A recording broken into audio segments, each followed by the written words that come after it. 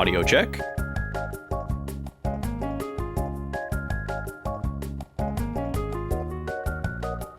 Audio check 2.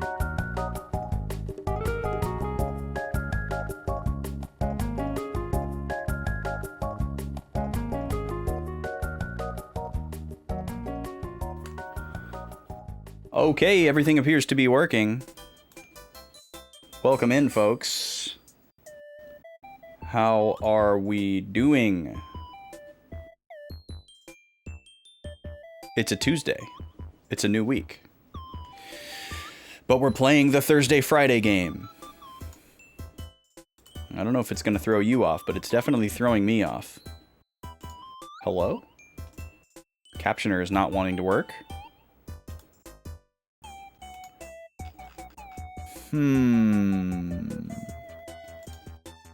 Well? Oh, there it is.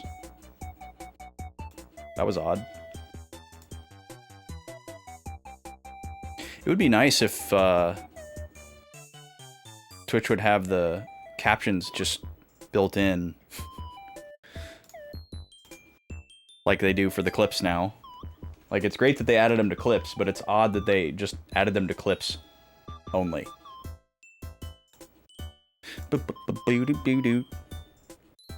All right. We're looking good. We're looking good. We're looking good. We got the things open that we need to have open. My glasses have been cleaned.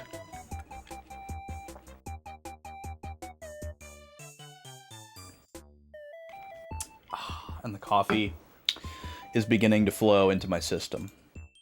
Okay, well, I think we're ready. Let's go over here. Oh. Unceremonious, no transition. That's fine. That was funny. I know why that happened. I have a separate layout for the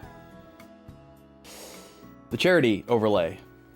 Because in the past, when I've done the charity stuff, I'll like change around my main scene to include and accommodate the charity thing.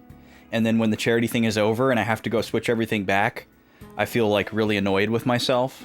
So this time I just made a separate scene. So because it's a separate scene, when I click the button to transition, I haven't told it to play the thing that normally plays when going to that new scene. So I'll have to set that up for the rest of the month.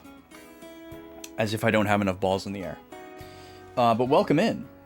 It is the first day of our jumbled around 2 weeks today. we're technically not doing anything out of the ordinary. We're streaming at a day and time that I would normally stream. We're streaming a game that I've been streaming for a while. We're not doing anything differently with it other than just putting it on a different day than it normally belongs. So instead of Tuesday being its own thing this week and then Thursday, Friday being its own thing like normal, we're going to just kind of shift everything to the right one day, or to the left, however you want to think about it. Because we need Pokemon to be on Friday. That's the bottom line. Because Friday is Pokefest. And Pokefest is a really cool thing, a really cool idea. We're going to have 8 different streamers, each with a watch badge event tied to one of the Kanto gym badges. And if you watch the corresponding streamer for 1 hour at least on that day, you will earn the corresponding badge in their stream. So you're incentivized to go and meet these 8 streamers, check them out, see what's going on, say hello if you want. You don't have to say hello. You could just lurk 8 times. But it's an icebreaker opportunity for you to either mix it up and meet some new streamers, whether it's one way or two way, you know, however you want to interact. You don't have to chat in order to get these badges. You just have to be in the chat, if that makes sense. You just have to have the stream open. And everybody's streaming a different Pokemon game, but it's all Pokemon, and everybody's streaming at different times. So I personally feel like earning all 8 of these is fairly reasonable, fairly feasible. Obviously, if you can only earn a couple of them, that's great too. It's just a fun idea, a fun little incentive. I don't know if VK is the one behind this whole thing. Shout out VK. And I don't know if she's cooking up anything for people that earn all 8. It would be really cool to have something for people who go to the effort of earning all 8. The problem is it's very like messy to prove that you earned all 8. You would have like there's no like easy way to check that or show that. You'd have to go into all 8 of these chats and like screenshot your chat username and then like figure out a way to combine all 8 of those screenshots together, because there's no way to get them all on the screen at the same time. So I guess that's like the only bummer thing, is that we can't like, you know, somehow reward people who get all 8. I'm planning to try and get all 8 on my BB Austin account, because I think it'll be pretty reasonable for me. Like a couple of these I'll be able to get before I even go live. And then the other ones I can, you know, get while I'm live lurking. Shout out live lurkers, I guess.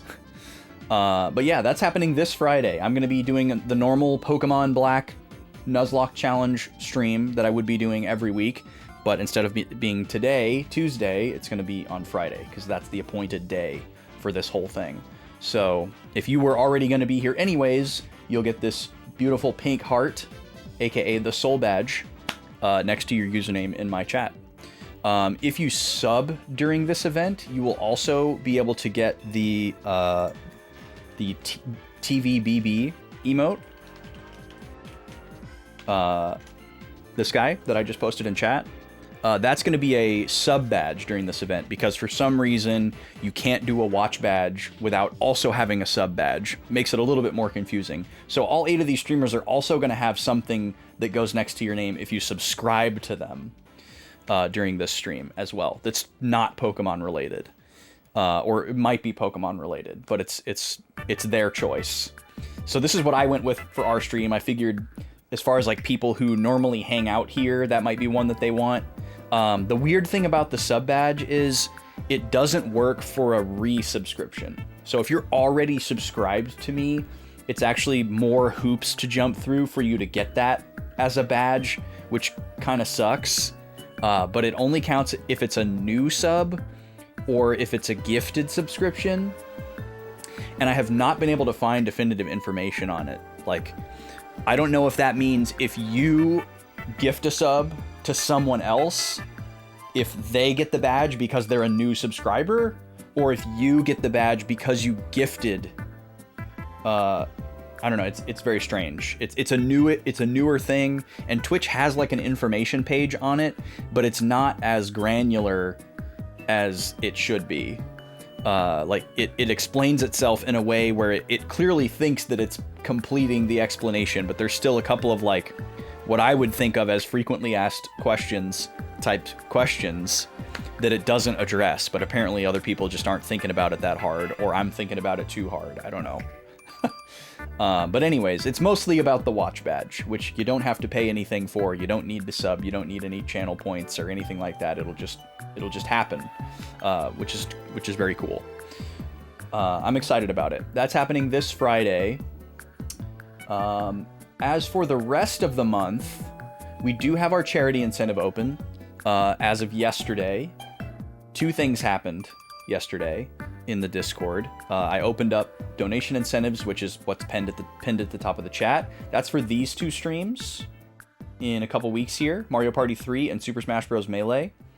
If you click that link at the top of the chat, it'll take you to the page that has like a ton of information. It'll show all the different incentives that I have for the campaign, and you can basically click on the one that you want to donate towards. It'll show you what the milestones are for the total dollars raised as this kind of global bar fills up. You don't have to specifically donate towards a milestone. Any donations made towards any incentive or no incentive goes towards milestones. So you don't have to specify that. But what you should specify, first priority, is voting for the character selection in Mario Party 3. That's the one that should be front-loaded. If you really care about Smash Bros. More, you can go for Smash Bros. But Mario Party 3 should be the one to front-load. If you are, let's say you want to make a donation and you don't really know what to put it towards, or you don't really care about putting it towards any specific thing, put it towards the Mario Party 3 character selection, because that's going to cut off at a certain point, and none of the other incentives are going to cut off. We have to select a character for this before we start, and once we start, we can't change the character. So you have basically until this day, until the beginning of this stream, to vote for which character we should use. And it's not just a throwaway choice, unlike what I said before. Welcome in, Dreambound. How are you? There are 4 characters that you have to choose from for Mario Party 3 Story Mode, and for the most part, it doesn't make a difference, because the characters don't have like different movement speeds or stats or anything like that. But there are actually 2 factors that are important, and I have updated the poll in Tiltify to reflect this. The first factor is actually very important. The second factor is extremely minor and not super important, but I'm going to explain it anyways. Oh, bad headache today. Sorry to hear that, dude. Slept through the day? Well, that's a good cure for a headache. Also, sometimes headaches don't let you sleep, so I hope you were able to get some sleep. That's a silver lining of a headache, is if it lets you sleep. To try to get through it. So the 4 Mario Party 3 characters are Donkey Kong, Wario, Peach, and Yoshi. I have removed Mario and Luigi from the character selection pool for 2 reasons. Well, actually 3 reasons. Number 1, I've already completed story mode with them.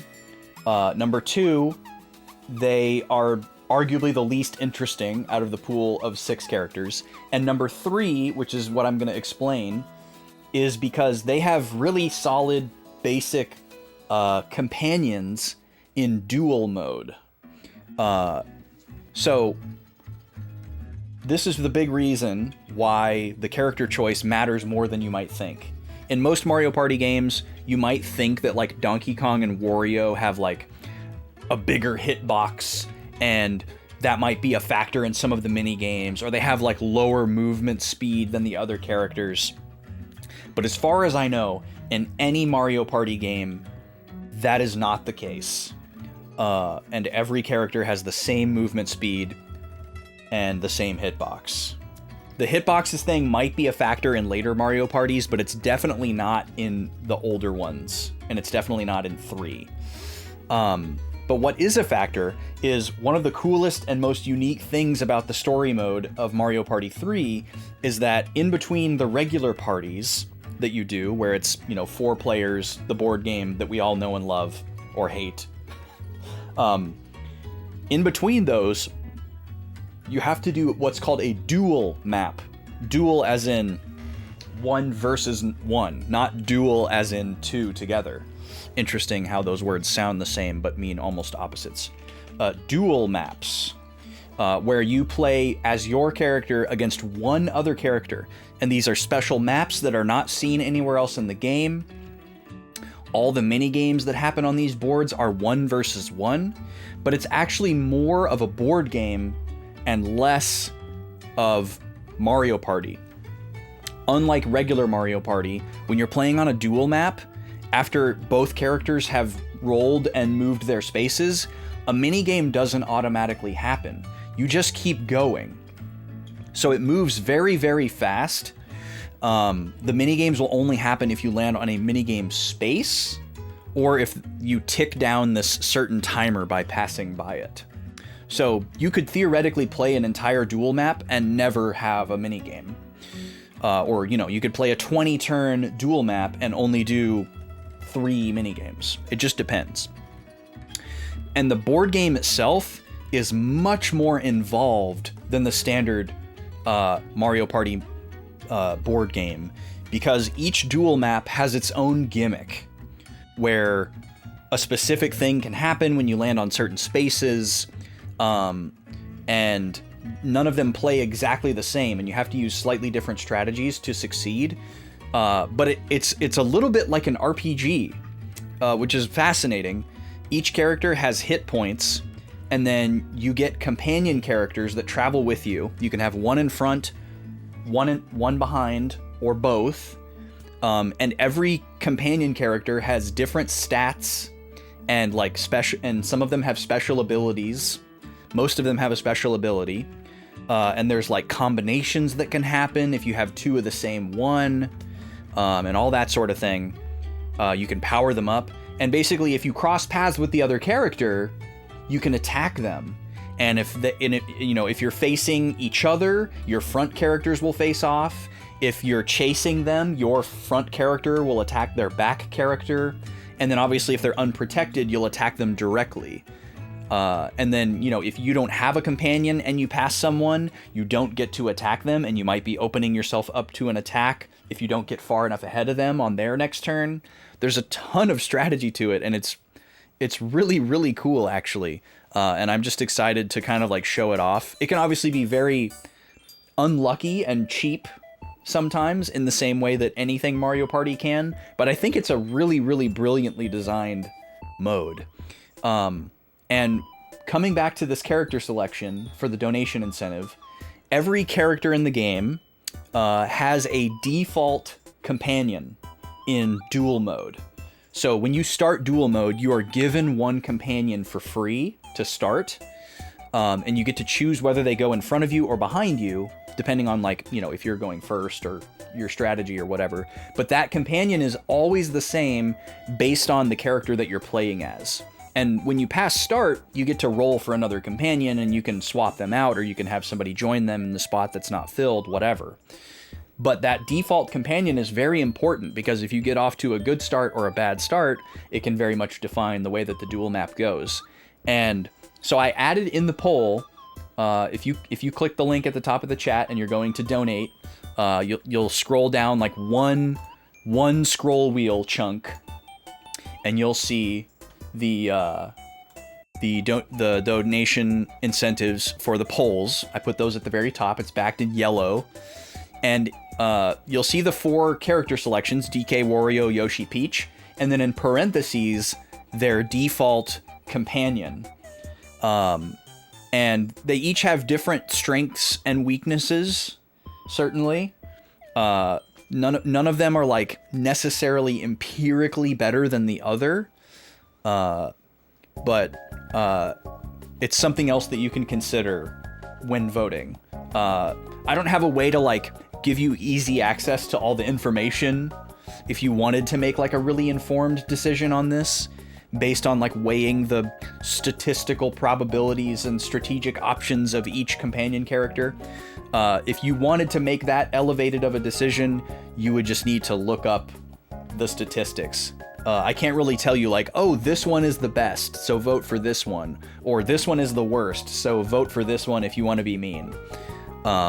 I just figured I would put the names of the companions there if people wanted to look them up, or if they just, you know, want to vote for a companion character based on vibes, even if you don't know what they do. You know, like maybe you think Boo is a really cool character. Maybe Boo is your favorite Mario Universe character, so you're going to vote for Yoshi just because you want to see Boo. You know, you can do that. So that's all there. That is my recommendation to you to put your donation towards. If you're going to make a donation and you don't know what to put it towards the Mario Party 3 character choice. And even if you have no opinion whatsoever on who it should be, just randomly pick one. Make it interesting. You know, vote for the one that's in the lead to further the lead. Vote for the one that's in last to make it more interesting. Try to make the poll a dead tie. Whatever you want to do. Just be chaotically neutral, chaotically positive is my recommendation to you. Otherwise, there is a bid war for the Super Smash Bros. Character that I play as, but that will be an open, rolling bid war while we're playing the game that can change on the fly. There's no cutoff for it. So, you know, you can decide what you want to do there. You can see the milestones down at the bottom of the page for what they're all just to increase the difficulty of these two games. So, it's pretty straightforward. And there are some stretch goals if we go beyond this $500, if y'all surprise me. But right now, that is the ultimate goal. And that if we were to get to that 500, it would push both games to max difficulty. So, that is your reward for meeting all of the donation milestones. But I've got 2 stretch goals in the back pocket if we get there. Hello? Oh my goodness. It's Jinzy. And they have knives. Please excuse me while I run away. Jinzy, welcome in. How are you doing? Is this an early end time for you? I guess I never see the end of your streams because I'm live, perhaps? Thank you so much for the raid. Welcome in, everybody. How was the rest of Oracles and Yapping? Ice Save, welcome in. Ice, how are you? Alvaniel, very cool name. Welcome in. Foe, Gressy, how are you? Crazy Tyndall, nice to see you. Ones, hello. Nice to see you. Robertson, hello. Nice to see you. Is it Iocals? Welcome in. It's a very late end time. Oh, okay. So apparently I usually am there at the end of stream time. Very early, yes. Jinzy plot. We made essentially no progress and yapped a lot. That sounds like a good stream to me. Well, thanks for bringing everybody over. I appreciate it. I'm just getting started. I was doing some yapping myself about some charity streams I'm doing next week for National Children's Alliance. And I was explaining some of the incentives that we're doing for Mario Party 3 and Super Smash Melee. And then we're going to play some .hack Quarantine in just a moment here. Yes, get that dinner. Take care of the hunger. Don't keel over and die, please. I would like to come see more streams. So please feed thyself. Thank you again, Jinzy. I appreciate it. I really do. Get some Namis. Get some Namis in ya. Yeah, we opened donations yesterday, so I'm just explaining to everybody what they can donate towards beyond just a great cause. We've got some fun incentives to make these two games more difficult, and what character I use is essentially what we've got going on there. But there's a link at the top of the chat if you want to check it out. No pressure, obviously. Donate responsibly, but that's what we got going on. In the meantime, there's a bunch of cool stuff happening in between now and then, which is what I was getting to. Normally, I don't play my RPG playthrough on a Tuesday. I usually play it on Thursday and Friday. And I would be playing Pokemon today, doing a challenge run.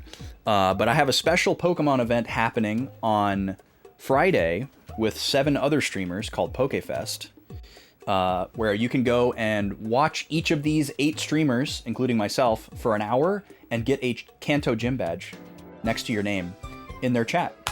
I'm hosting the Soul badge, the beautiful pink heart, and I'm very excited about that. But they're all cool people that I can vouch for, and we're all going to be playing different Pokemon games on Friday. I'm in like dead stock in the middle of a challenge run of Pokemon Black version, Generation 5. Shout out, best generation. Well, I'm old, so I like Gen 1 and Gen 2 the best, but I kind of acknowledge that Gen 5 is like the best one on paper. Like I feel like that's where they peaked, personally. That's the best vanilla Pokemon generation for me. Pops, welcome in. How are you? Thank you for backing me up on Gen 5. So we're right in the middle of this challenge run here. It's a custom Nuzlocke. Nuzlocke is the one where if your Pokemon die, you have to release them. And then I have a special rule set that I came up with many years ago called Boys Lock. So we're doing the Generation 5 Boys Lock. And we're going to be doing some really exciting stuff on Friday. We're going into a very key area to capture a very important Pokemon that's being decided right now by a community member. I don't know who we're catching yet. That community member gets to decide because they paid to buy out the decision, which is something that we can do. Every time we do the Boys Lock, I usually set aside a couple of like key decisions that people can buy out if they want to have a big influence on the playthrough.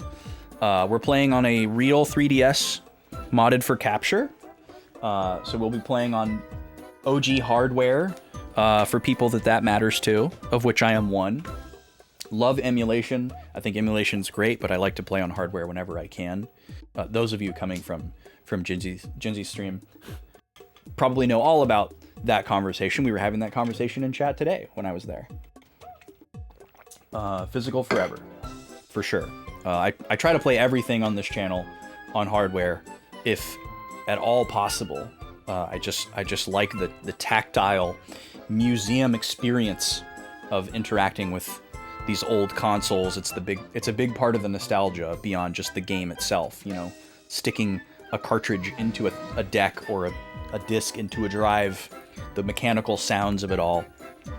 It's a big part of the experience for me. And I want to do that for as long as I can, you know, either until all this stuff breaks and doesn't work anymore, or, you know, God forbid I have to sell it or whatever, you know, and then I'll just emulate or whatever else. Moles, welcome in. The DS is still your favorite handheld? Thank you. Yeah, I mean, obviously it's not the most accessible way to play a 3DS game, but it's great for streaming. Not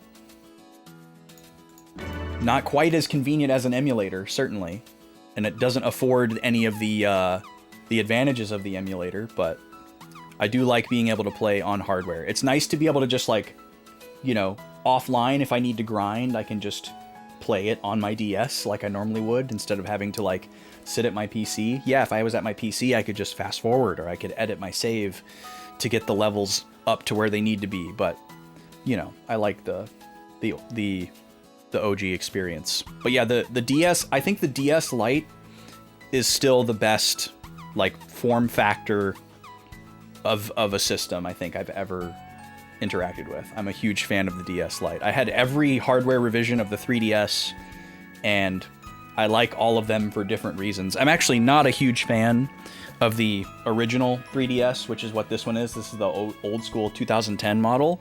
But the reason why that one is my Capture 3DS is because that's the only version that Loopy would mod back when I got mine made. So I specifically had to seek out a Model 1 3DS to send to them to get modded. If I'm playing offline, I have my new 3DS XL Pikachu model, which is much more comfortable and aesthetic to play on. Yellow's my favorite color. But I can just swap cartridges, which is a beautiful thing, and play on the more comfy system. Or I can play on my DS Lite, which I have been doing as well, because it's smaller and easier to carry around the house. And thank you for those follows, by the way. Welcome in. But yeah, I guess I didn't really introduce myself. If you've seen me in Jinzy's chat, I've been BB Austin. BB Austin is the username that I chat with people sub to people with. This is the channel that I stream on. I'm a weirdo with 2 accounts. The short version of that story is that there are 2 Backlog boys, and we used to do YouTube together, doing old school Let's Plays for many years. And then we moved to different places, and then during the pandemic, we thought it would be fun to both stream on this Twitch channel at like different days, different games, different times, and we like shared this Twitch channel, and it was really fun. It was awesome. We did that for like a year and a half. And then eventually Vaughn, the other Backlog boy, was just like, he had to move like across the world as part of his career path. And he's like, I'm not gonna be able to stream anymore. Bye, guys. And it was, sad to see him, not be able to stream anymore, obviously, but very excited for him to be doing what he was doing. He went to Bulgaria for a year, or like 18 months, did his thing. And then when he came back, he was like, maybe I get back into it. But that never happened, and probably never will happen, to be frank. But, Vaughn and I are very good friends. We're very close friends still. We work together on stuff all the time. It's not like our friendship petered out or anything. He just doesn't stream anymore. And so now I just stream on this channel, and obstinately decided that, well, I don't want to give up my like follow age and like sub history on BB Austin and then just like try to switch over to having only this be my account. And I obviously don't want to get rid of like my sub history and followers for this account to like stream as BB Austin. So I've just committed to having 2 accounts and suffering the consequences of people not understanding or being confused when they get raided by Backlog boys, and then Backlog boys never chats in their chat, and it's just BB Austin, and I have to be like, I have 2 accounts. So I'm just one of those annoying people, I guess, that refuses to do things the normal way. Anyways, yeah, never let them know your next move. Pops gets it. Anyways, I was trying to get through explaining this calendar so we could actually play video game. We talked about PokeFest. That's this Friday. So come back and get a beautiful pink heart next to your username on Friday. On Sunday, it's probably too small for you to see what this is. But the lady and I are working our way through our first playthrough of a really cool point-and-click game called Locomotive. And we only do these Sunday streams whenever we hit a sub goal. And we hit a sub goal a while back, but we weren't able to fulfill it right away. And we're finally getting to it. Normally we just do it like the following week that the sub goal gets met. But we had to postpone it for some important reasons. So we're finally doing that sub goal stream this Sunday. That'll be at noon US Central Time. Different stream time than I normally do. But we're excited about that. This will only be our 3rd time playing it? 4th time? We're still pretty early on. It's very cool. It was made last year, but it looks and feels like an old LucasArts game from the 90s. But it has all the like modern polish, and it's like fully voiced. Super snappy, hilarious writing. Ron Gilbert's in the game. It's really cool. It's really, really great. Yeah, isn't that really, really upsetting that I do that, Fo? I'm so sorry. I've started making a habit now. I've decided that when I raid into people, even if it's like a cozy raid where I raid into them all the time and like the streamer understands who I am and whatever, I've just decided that no matter what, now, whenever I raid in, I'm just gonna send a chat message as Backlog Boys and be like, hi everyone, this is the account that BB Austin streams on. Just for like maximum clarity. Even if the streamer's like already explaining it, I'm just gonna do it. Just to make myself feel better, I guess. So that's Locomotive happening this Sunday. And then next Tuesday, a week from today, I'm gonna be playing a Zelda Ocarina of Time randomizer. OOT is my favorite game. It's my favorite Zelda. It was my first Zelda. It's a very, very important experience to my upbringing, my gaming upbringing, etc. And my first solo stream ever on Twitch. I specify solo because Vaughn and I did a handful of streams together when we were still mainly doing YouTube, and streaming was really hard and we didn't know how to figure it out. But my first ever solo stream was July 14th, 2020. And I did a Zelda Ocarina of Time randomizer because that's what initially got me to start streaming on Twitch. I was streaming Zooters on Facebook to my friends, to like my IRL friends, because I was bored during the early months of the pandemic. And then after I did it about like 5 or 6 times, I was like, well, I could like try streaming it on the Backlog Boys channel. And then I did that, and it was really cool. It was way better than streaming on Facebook because streaming had finally gotten easier for noobs around that time, which it was not in like 2017 or 2016 when we first started doing it. Started trying it. So I'm going to celebrate that anniversary by doing another one of these. I speed ran Zooter for the first year that I was on Twitch and a little bit more. And then I got a little burnt out, had to take a break, decided to pivot to first playthroughs. But we do these every so often. I love them. It's a lot of fun. I like to show off the tricks and the routing and the logic and all that kind of stuff. And we haven't done one in a while. So that's what we're going to do a week from today. And then circling back around to the charity streams that we talked about, Mario Party 3 Story Mode on Thursday, July 16th, and Super Smash Bros. Melee single player challenges on Friday, the 17th. Donation link is at the top of the chat if you feel like contributing. We have some character bid wars for both games, and then the overall donation milestone will push the difficulty of each game higher and higher. The Mario Party 3 stuff does cut off when we start, because once we start story mode, we can't change characters or difficulties. So that's going to be called at the top of this stream. But the Smash Bros stuff will continue to be evaluated as the stream goes on, because we can change our character and our difficulty on the fly. So if new milestones are crossed, or the lead changes in the bid war, or people donate for a specific character, we will change on command, as it were. So that's going to be fun. I'm looking forward to that next week. But it's about time we shifted into the game. So let's go back over here, and I'm going to pause this music, and we're going to hit X on the PS2 browser.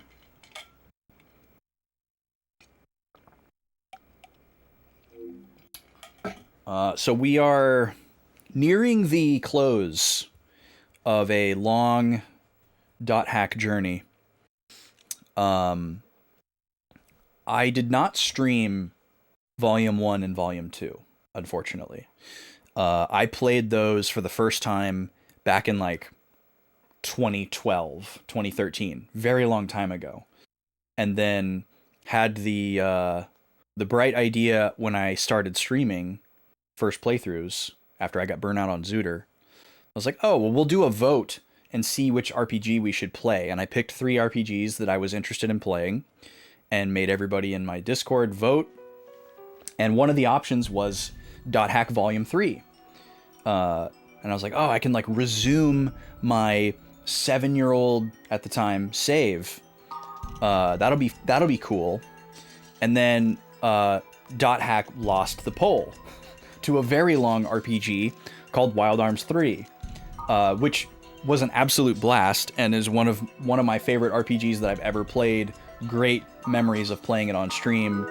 I learned a lot of things about like RPGs and Twitch and all kinds of stuff while playing that game. So there's a lot of great memories attached to it. And then I basically committed to adding .hack to every single RPG poll until it won, which took 5 years, almost 6 years. So we resumed a 13-year-old save file and streamed Volume 3 a couple of months ago. And I decided I'm not going to wait another however many years to stream Volume 4. We're going to stream Volume 4 right away, because these are pretty short. It's really like a 4-disc RPG released episodically. It's not really 4 different games. It's kind of all the same game. It's very much like pick up right where the last thing left off, just like a disc change in an RPG. We're gonna start the same way that we always start, Pinky, and that is by recapping what happened the last time that we played. As I said before, we're kind of near the end. It's a bit loud in my room for me. Hopefully not too loud for you. Let me know. I can bump it down.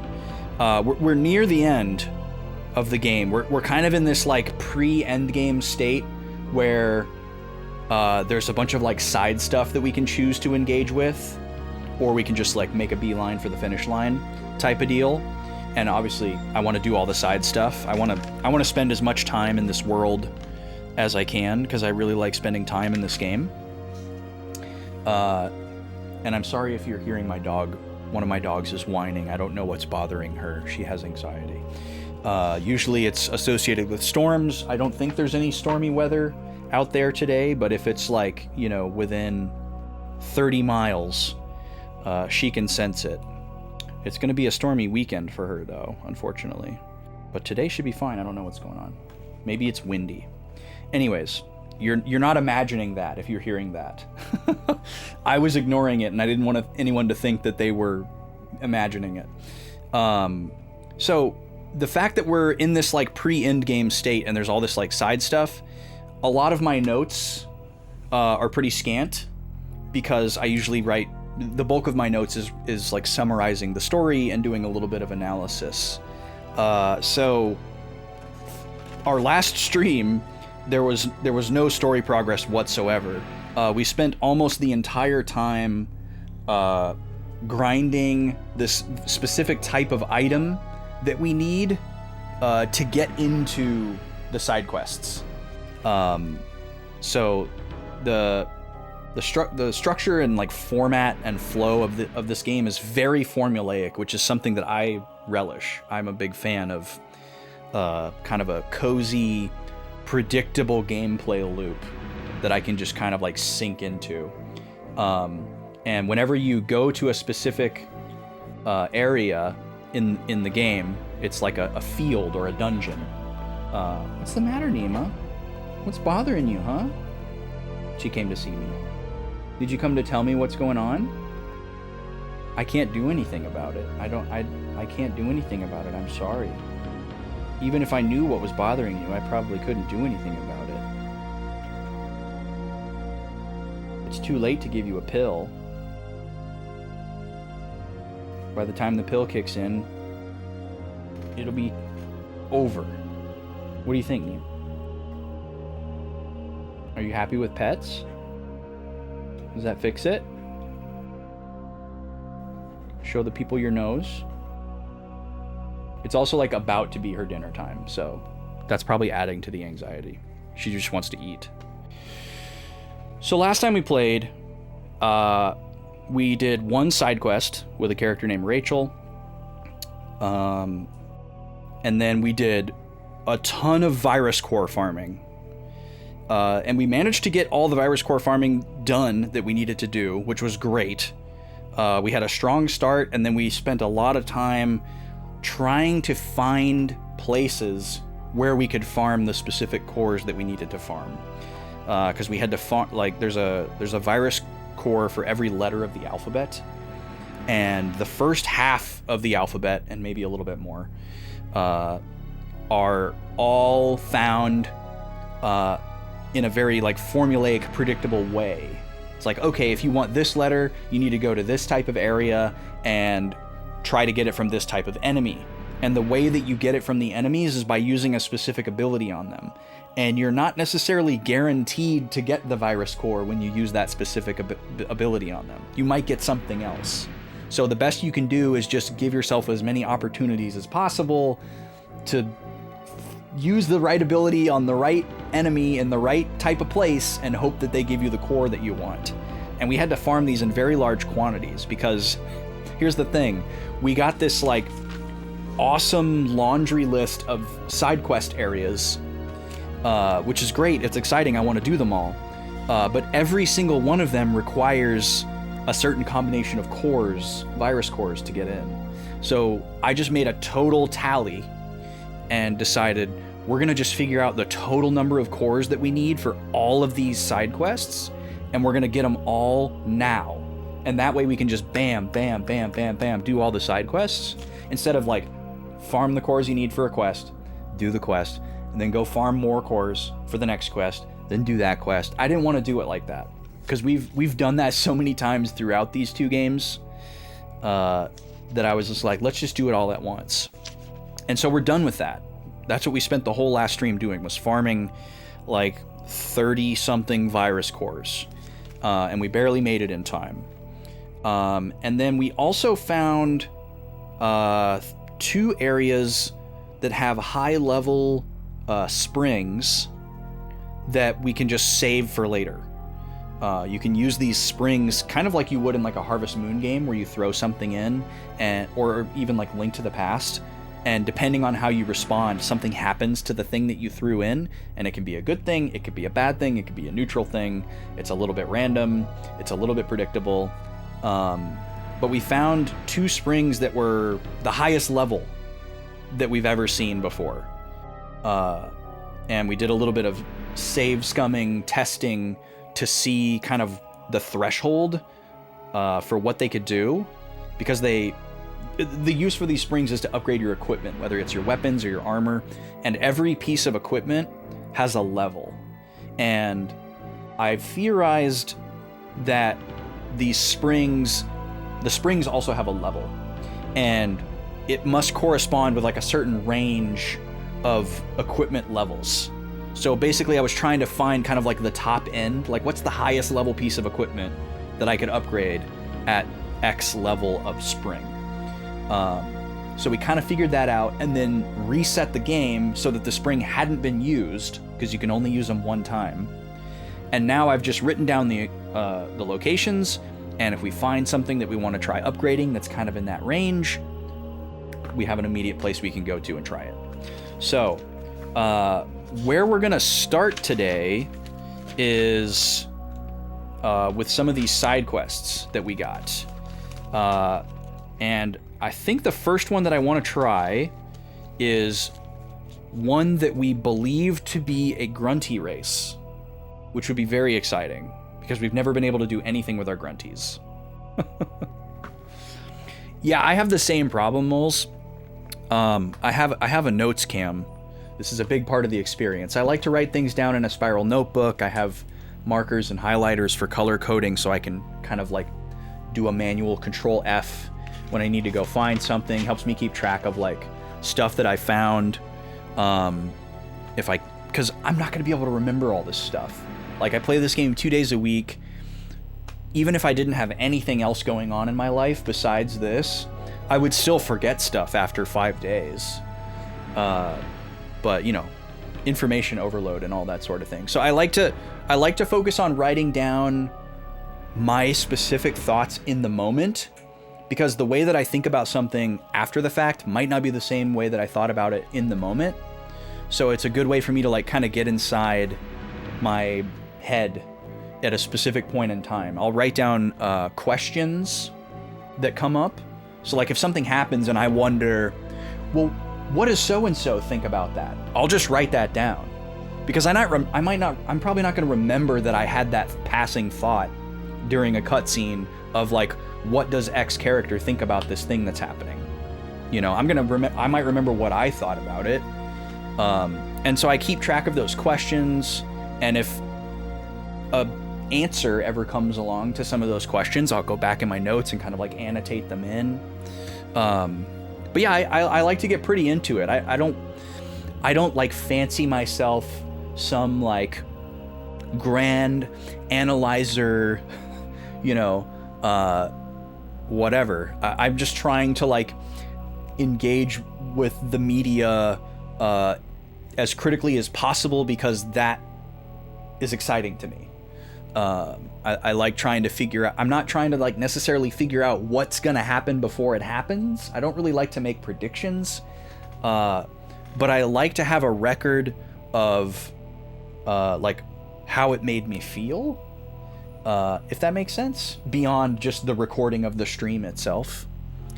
But I have found it to be very helpful. So I did this for one specific playthrough, which was Final Fantasy Tactics.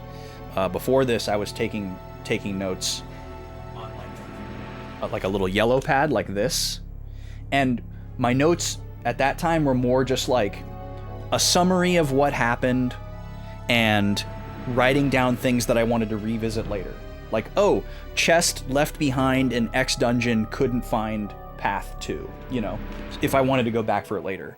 Or like, oh, collectible number blah blah blah found here, in case I thought it was relevant later. But when it was time to play Tactics, I was like, this game's notorious for being confusing. I'm gonna step it up to the spiral. We're gonna color code. And it was so much fun, and it made the playthrough so much more enjoyable. I was just like, okay, we're gonna do this for all my RPG series now. So yeah, I'm on my second notebook. And I love the hair splitting of it all. Anyways, let's play some .hack, shall we? We've got some mail. If you're not familiar with this game, this is a game within a game. We are currently on the desktop of our computer. We're not actually in the game yet, because we're like assuming the role of a kid who's playing this video game, and there's some very strange, mysterious happenings surrounding this video game that are kind of like bleeding into the real world, and we're trying to figure out what's really going on. So this is a message that we've received from another player. And this is like a thread within a thread of a conversation, so it's going to sound completely nonsense out of context, most likely. Well, Mr. Mufune makes an appearance in this film as well. It's a period piece, but he isn't a samurai in this one. He's a doctor named Redbeard. I love samurai movies, so I was disappointed at first, but he was oh so cool. So this guy is really into samurai movies, and that's why he's playing as the samurai class in the game. And you get to know these people in kind of their real waking lives, as you do missions with them, if you choose to do so. A lot of these recruit characters aren't required. And then I get to choose how I want to respond to him to kind of like further the conversation. This is my character, Kite. So basically, I can ask him a question about the movie. I'm going to ask him the better question of what the story is like, and then he'll probably send me another email a little while from now with more information about this movie. But yeah, we get all kinds of mail from all different types of people that we play with, and it's cool because you get character development for the person who's playing the game, not Sanjuro, the samurai persona, you know. And you get to, it's like, oh, that's why he's playing as a samurai. He likes samurai movies. Or, oh, this is an interesting little you know, these are the kind of quests that he likes to go on because he's a very matter-of-fact, no-nonsense type of person. You know, he wants to get high-level items. He's not interested in, like, the whimsy of it all.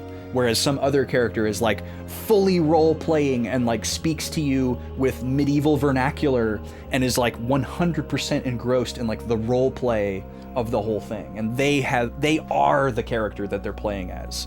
You know, and you get all kinds of different people, and it's really cool.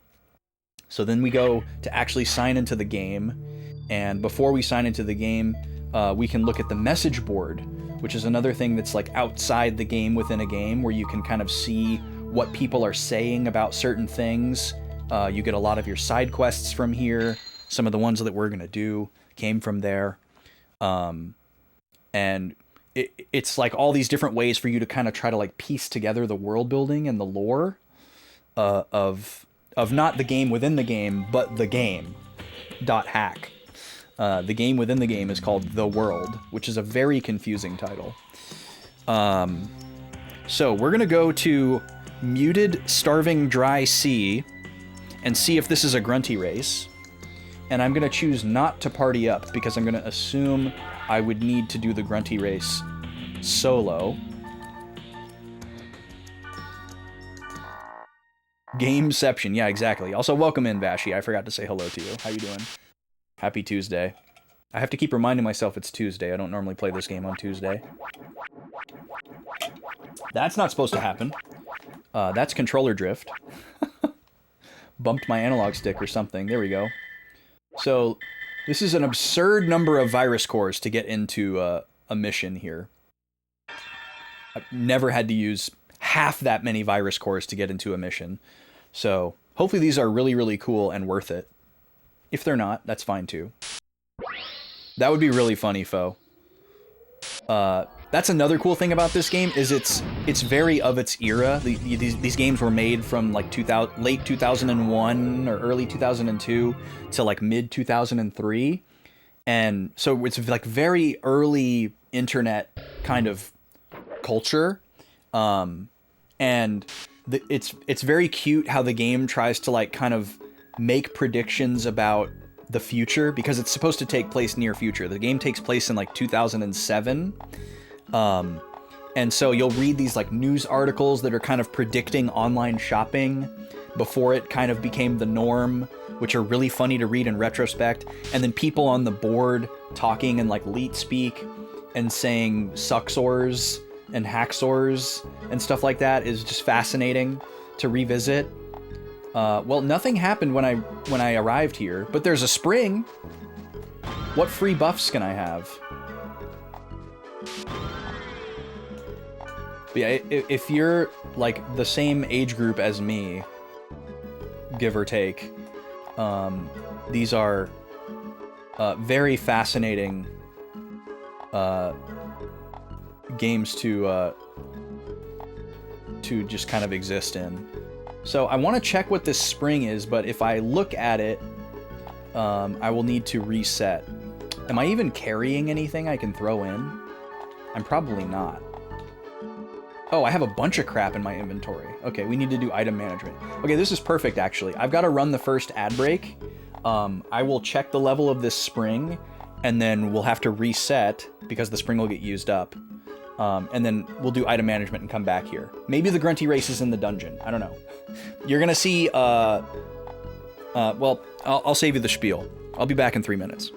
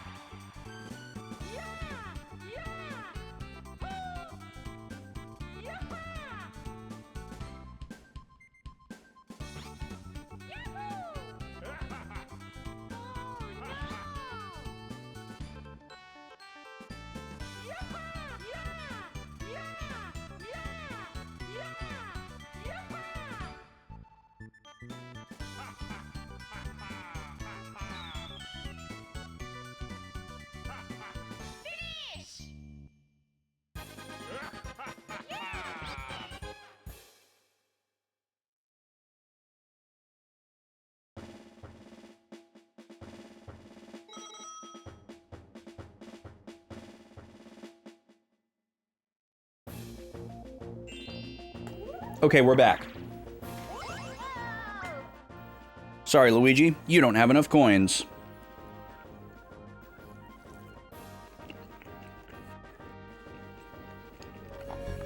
Okay, so we're gonna check the level of this spring.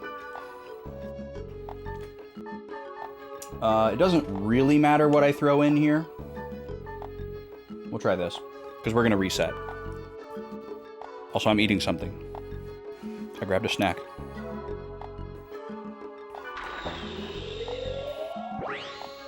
So what do we got here? Did you lose? Okay, another level 5 Monswar. That's good. What? That's what I was expecting to see. That's But still good to get confirmation. Okay, this is actually good information because this is a higher level piece than anything else we've upgraded at a level 5 so far. But they made it worse. Which is funny. Bean and cheese burritos with salsa and ranch. Dang, Vashi. Going off.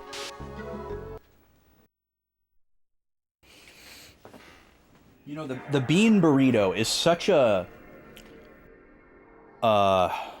pedestaled Tex-Mex item. But I've never been a fan. I'm a huge fan of Tex-Mex. I'm from Texas. I live in Texas, so obviously I'm a fan of Tex-Mex. What most people know as Mexican food is Tex-Mex. It's some of my favorite food ever. But I just have never enjoyed refried beans. I recognize their utility in Tex-Mex cuisine. You know, like an edible glue to connect other things together. It's pretty useful. Not many cuisines have that. You know, like the double-decker taco doesn't really work without the refried bean layer in between the crunchy shell and the flour shell. But I just don't like refried beans. I'm mostly okay with beans. I'm just not huge. I'm not huge for beans. I really only like black beans. But I also like charro beans, which more places are starting to have. Big fan of charro beans. But that's pretty much it for me. No refried beans for me, ever. And there's that like running joke that like the rice and refried beans that you get with every Tex-Mex plate are like recycled. I forget which comedian that was that made that bit. But it's like everybody eats like, you know, the enchiladas or whatever they ordered and just kind of like leaves the refried beans and the rice, and they get like scraped back in and like recycled back into the the Tex-Mex ecosystem. It's very similar to like the candy corn joke made at the expense of people who don't like candy corn, which I do fall into. I'm not a fan.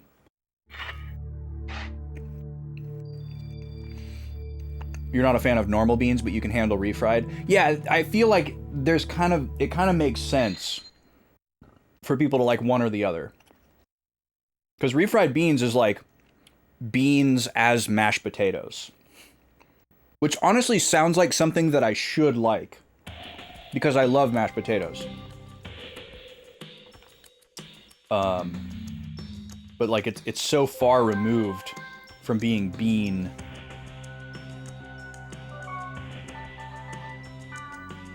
And I'm already very picky about beans. Okay, so we got to do some item management here. I'm playing with one hand. Because one hand is sticky with snack. So, is there anything we want to store here?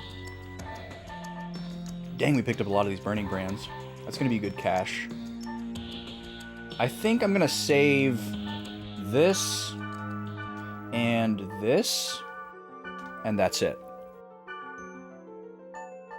Everything else is low level enough to not matter, and we can just sell it.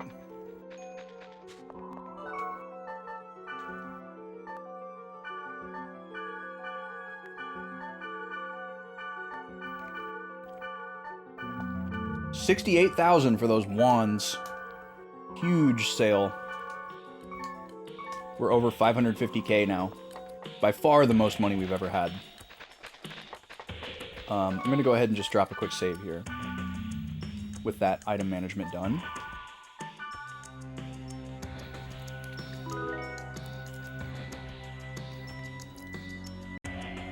You don't like candy corn, but your family likes candy corn. And circus peanuts, wow. Circus peanuts, I would say I understand the appeal precipitously less than candy corn. Like, even though I don't like candy corn, I can, like, see a path. I can see a path to candy corn. Like, I can understand why somebody would enjoy the texture of it. There's a nostalgia to it. There's a novelty to it. Circus peanuts, I don't see any of that. I guess if you like grow up with it, then that's like the ultimate cheat code, but there's just nothing appealing about those to me. I don't get it. But I guess there's probably something that I like that a large swath of people feel similarly about. I don't know what that would be, but maybe it's refried beans. I don't know. Oh, we're making Dreambound hungry. Sorry, Dreambound. Alright, let's go make a beeline for this dungeon. I'm also going to throw out a fairy orb.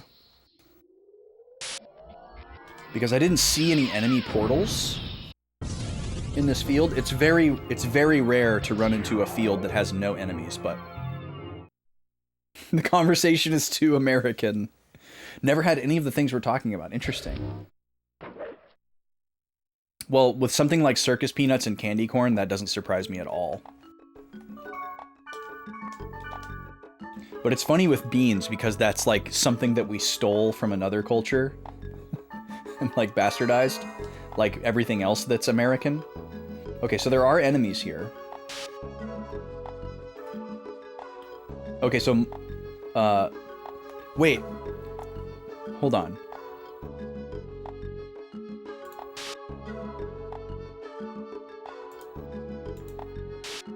Oh, okay.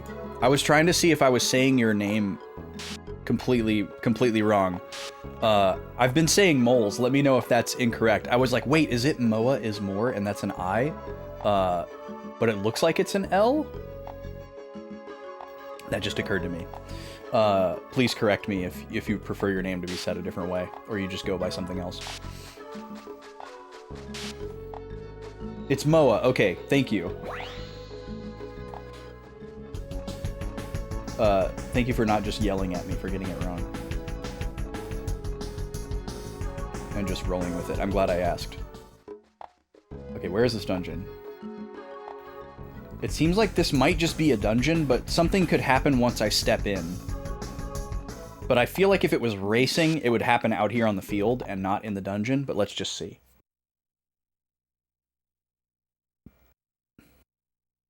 Happens all the time. Thank you. Okay, nothing happens upon stepping in. And the first room is an enemy. Okay, interesting. Well, we're gonna go back to town then, and we're gonna party up. I thought this might be the one of the side quests that I've listed out that was something unique and not just like do a dungeon. But it looks like they are all going to be do a dungeon. So let's reassess here, actually. And maybe we'll go in order of level. So I'm going to summon a couple of my characters here. I get 2 party members. And lately I've been bringing Mistral 100% of the time. Black Rose is like my story character. But my other characters all level up, even if I don't use them, which is great. The implication being that, like, they are real people playing the game on their own, and therefore level up as well. A lot of the quests we've done recently, I'm required to bring a specific third person, because a lot of times they're attached to people. But these next swath of quests that we're going to do aren't attached to anybody, so we can bring whoever we want. So maybe I'll just bring Black Rose and just keep it really simple. And just use the party that I'm going to use basically for the rest of the game unless they make me use someone else. Because this way, if I find specific equipment that is good, I can compare it against what they have. These are the two people that I want to give the best stuff that I have. So first order of business here is, let's look at those that thunder robe. Oh, the celestial robe is level 92. I feel like this is what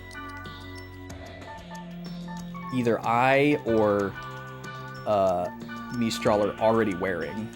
But let's just double check that. And then the other thing was this heavy helmet here, the Dark Dragon.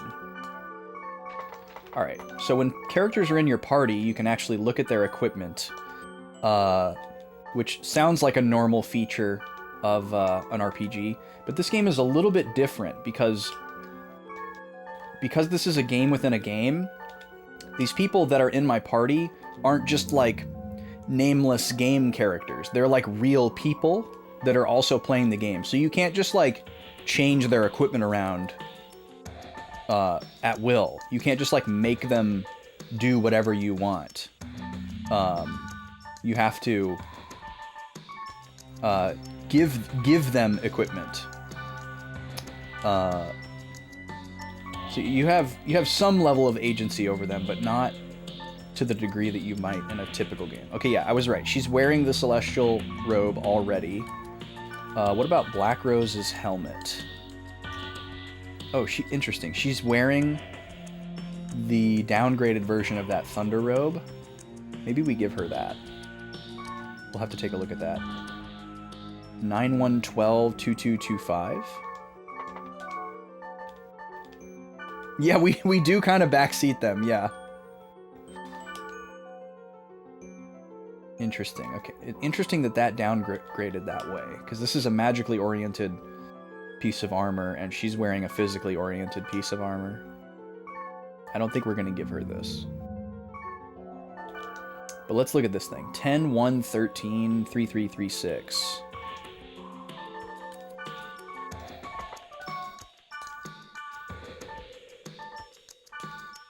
Oh, she's literally wearing this. Okay, well that makes it very easy.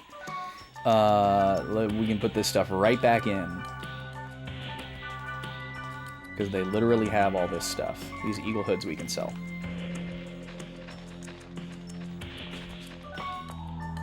But yeah, I actually quite like how they did equipment in this game. I'm sure a lot of people find it incredibly long-winded and annoying, which admittedly it is.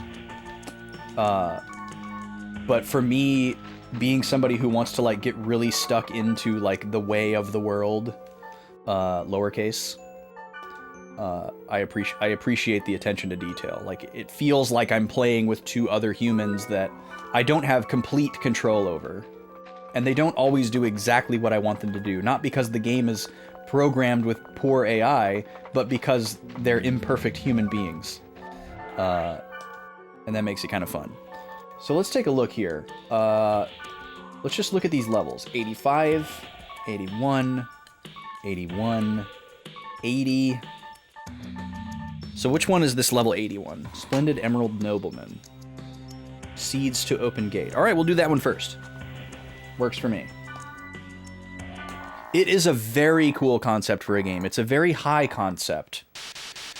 And this was the first, like, high concept anything that I ever interacted with as a kid. You know, way before I understood what that meant, obviously. I didn't know what a multimedia franchise was at the time. Even though I was engaged with them, you know, I was engaged with Yu-Gi-Oh! And Pokemon and Dragon Ball Z, which are like technically multimedia franchises, Star Wars. But this was just a very unique project, and I feel like it inspired so many copycats And like still to this day. Oh, this is one of these dungeons. Interesting. We haven't seen one of these in a very long time. Every once in a while, we encounter one of these dungeons where like the field is the dungeon. Very, very rare. Thanks for the follow. Welcome in. Let's get some buffs going here. We love our buffs. I love this song too. This is like the dungeon field combo is very Dark Cloud, and this song is also very Dark Cloud. But yeah, to have like a TV show and a video game, and like manga books, it's not, you know, we couldn't really say that that hadn't been done before, but to have the idea that they would all kind of like talk to each other and like build a larger story, that feels very fresh at the time of this game. These guys have magic tolerance? Yeah, they do. Okay, so attack, and then Mistral, you focus on first aid.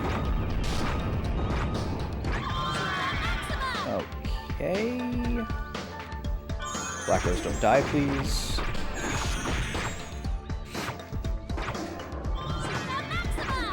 But yeah, I remember seeing the anime on Toonami back in the day, and I don't know exactly how I got a hold of Volume 1 Infection, if I felt like I knew enough about it from like TV and magazines to where I like convinced my mom to buy it for me, or if we just rented it. I don't remember. Probably a rental, but not sure.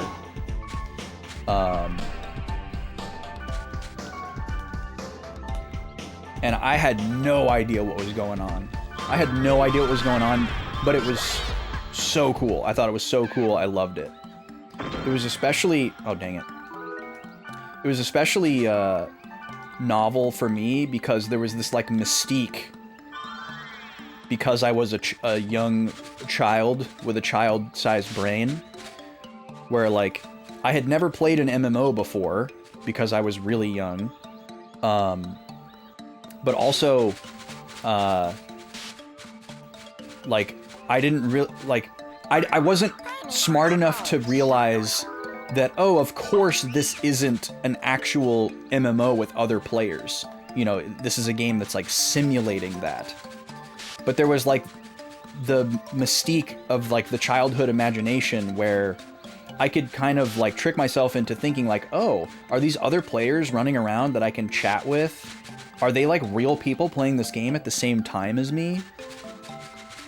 And it wasn't even like I was lying to myself because I wanted to believe that. Like, I legitimately wasn't sure. So that added, like, an extra layer of excitement to this game. Like, oh yeah, these are, like, other people playing the game at the same time as me. Even though there was no way that that was possible.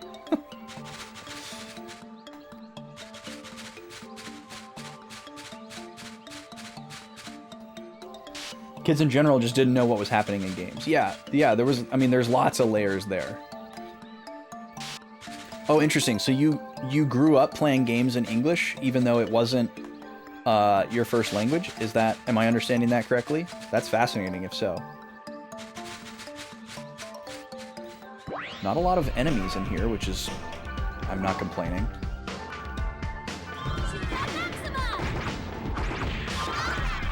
Ow.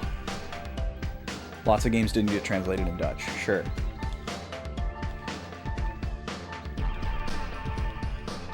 Well, that's one way for immersion learning to happen. But yeah, man, I got to imagine, like, for like various European countries in general, it's probably a really common problem still, but was probably a huge problem back in the day. Like, a lot of games wouldn't even make it to Europe. And then if they did, they were probably in, like, you know, French and Spanish and German. You know, like, all the big countries would get their localization. And then all the, like, medium to small size countries were just, like, on their own probably most of the time. It's like, well, you gotta just know one of these or English.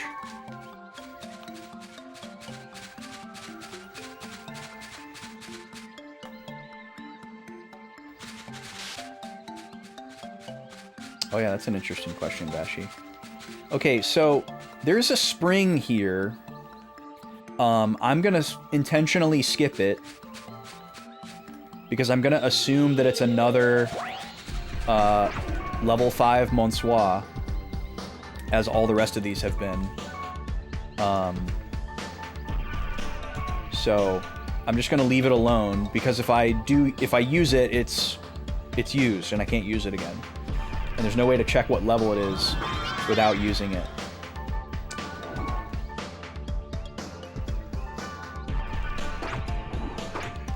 Oh, Black Rose is attacking me. Oh wow, this is a very small dungeon. Wow, okay, I wasn't expecting that at all.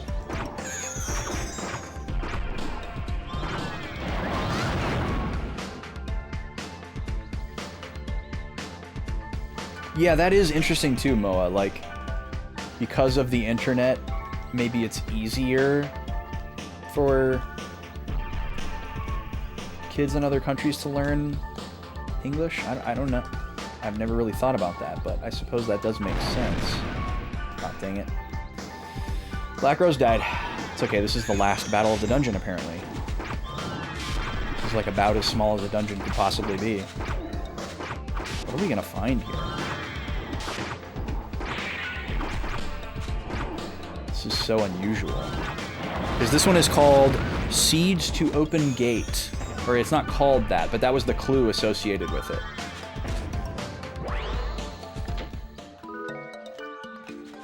There's another floor, because that says down up there. But when we fought that last enemy, it said that there were no more portals. So either there's a bunch more floors with no enemies, or there's just going to be like one room on floor 2 with like a cutscene. That little portal alert doesn't include bosses, though. There could still be a boss of some kind.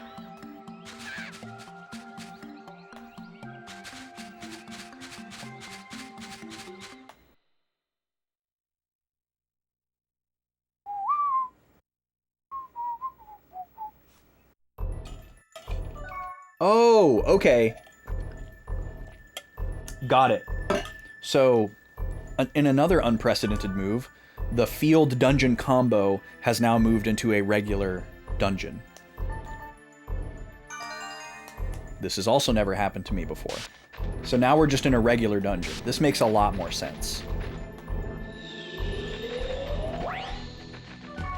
Oh, not these guys. Okay, these guys only take damage from magic, which is really annoying. It's so much easier to attack enemies physically than magically in this game.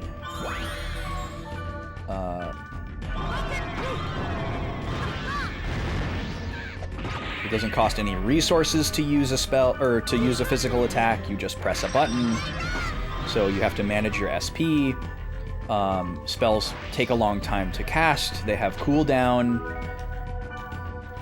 There's a lot of disadvantages to being forced to cast magic. And then you also have like elemental weakness and resistance that can apply.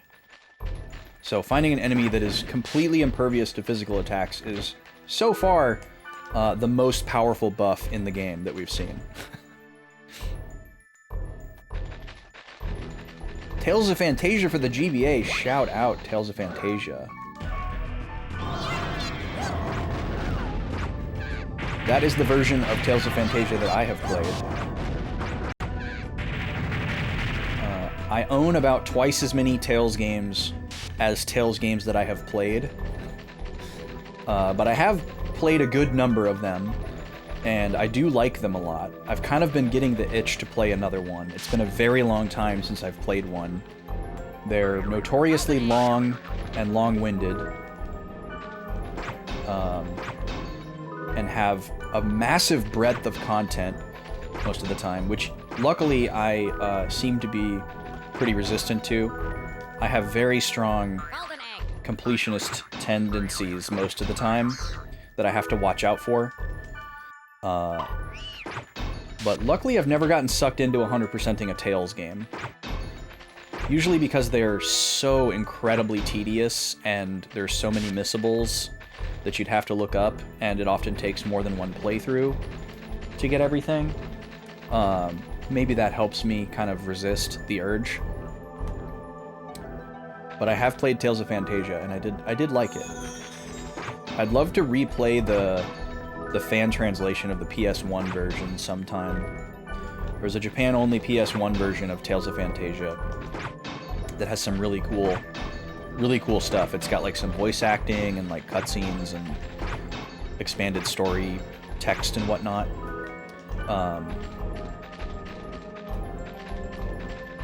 Would I recommend you trying it again? That's an interesting question, Moa. I would need to know more about you to answer that effectively, because like Tales of Fantasia is the first Tales game, and it is unique in that it shares more qualities with other series than any other Tales game, because, you know, in a very kind of like Zelda 1, Zelda 2 kind of way, it hadn't like settled into a formula yet. So like if you took a handful of Tales games from like you know, the PS2 era or the PS3 era, they would all be very similar to each other. You know, they would feel like planets in the same solar system. But Tales of Fantasia is like pretty far removed, depending on how specific you want to get. And it also is just the oldest Tales game, so there are some issues there as well. You know, it doesn't have perfect telegraphing of where to go and what to do.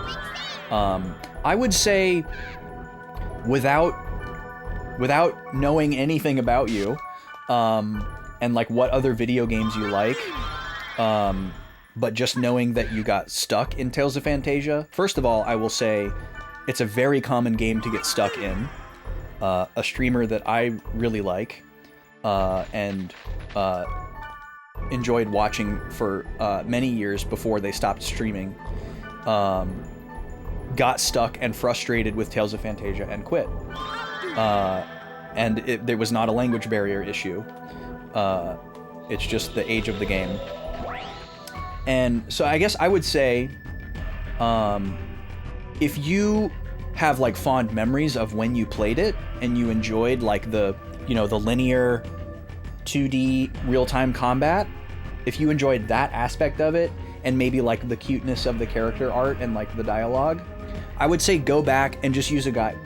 You know, like whether that's maps of the dungeons so that you know where to go in the dungeons, or just a full-on guide that's like super step-by-step. I would say if you have those feelings about the game, it would be worth revisiting. If you don't, maybe just try a different Tales game, is kind of what I would say. You don't have a lot of experience with RPGs, so you don't know the usual tropes they go through, and you're really stubborn. Okay, interesting. Yeah, I mean, as somebody who has played like probably somewhere around 75 to 100 RPGs, Japanese RPGs specifically, I don't know that I would ever recommend someone a Tales of game as a first or near first RPG experience. Or I would not recommend it to them as a way to like get into RPGs. If that makes sense. Because I don't find them to be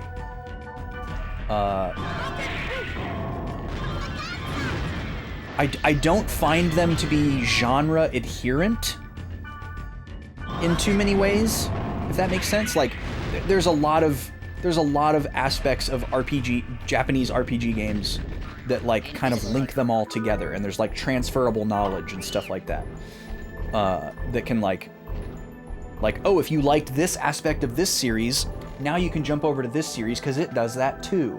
Or because you learned this aspect of the combat in this series, now you will also understand that same aspect of combat in this. You know, there's like these common elements that carry over from, say, like Final Fantasy or Dragon Quest back and forth to each other, or to other RPGs, like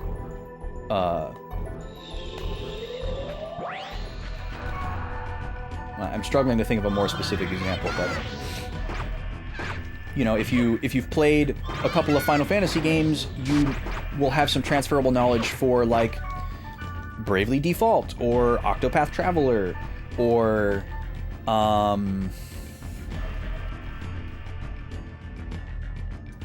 maybe even something like Wild Arms. You might have some transferable mechanical knowledge, even though the game is otherwise very dissimilar. But the Tales games are just very unique. Like, no other RPG I've played has a similar battle system. The way that Tales games deliver like narrative information in like the cutscenes and like the flow of the story is very unique unto itself. I've never played a Trails game before, but just from what I've seen of other people streaming them in very, very small bursts, it seems like maybe there's some similar long-windedness in the narrative, and like similar like anime tropes in the character archetypes and storytelling. There's a lot of anime tropes in Tales games.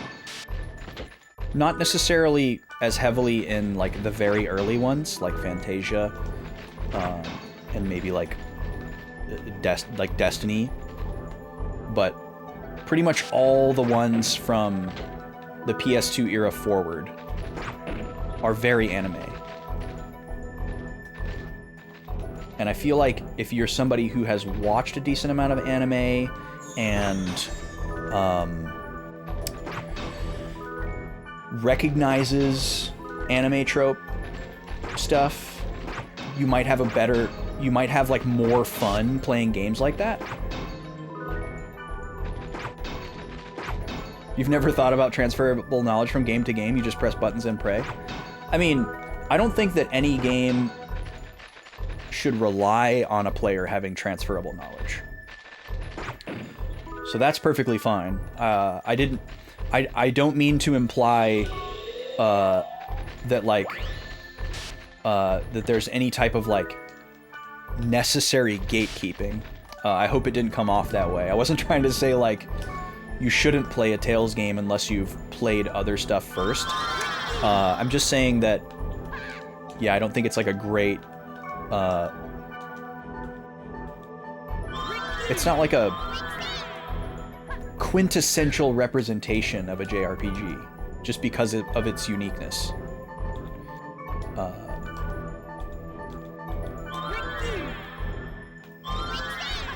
yeah, I really like the transferable knowledge thing, because it can like enhance your experience a lot of times, but it's interesting to like compare. It's interesting to compare like a first playthrough of someone with and without.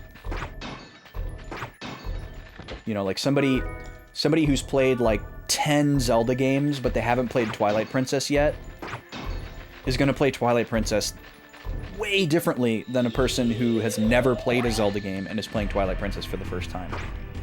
Oh my god! What? The Guardian? Excuse me? This is a very big deal. This is a character from the Dot Hack Sign anime that has just appeared very unceremoniously. Should I data drain this thing?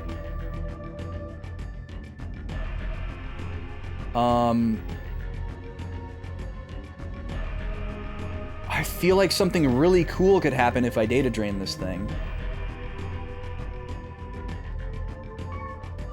Okay, I'm gonna do it. This is so unexpected. This is like monumental for this to happen.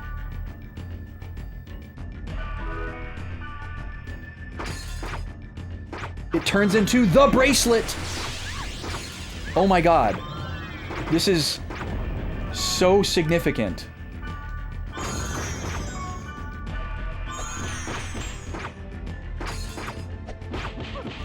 It's so strong. Holy crap. After being data drained, it's so strong. Thank God we have Mistral. What is that? Is that a summon? I think it's a summon. Okay, we killed it. That was so much EXP. I'm shook. Why did that happen? Why is that here? Just like randomly in a room. Not at the end of a dungeon. No cutscene.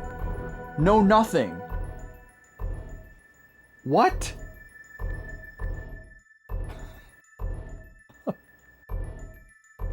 That was wild. Okay, let's look at this armor that we got from it. Is this any good? Oh, it has rigged game. Very cool.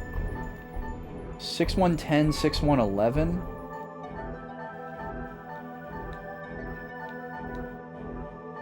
Interesting.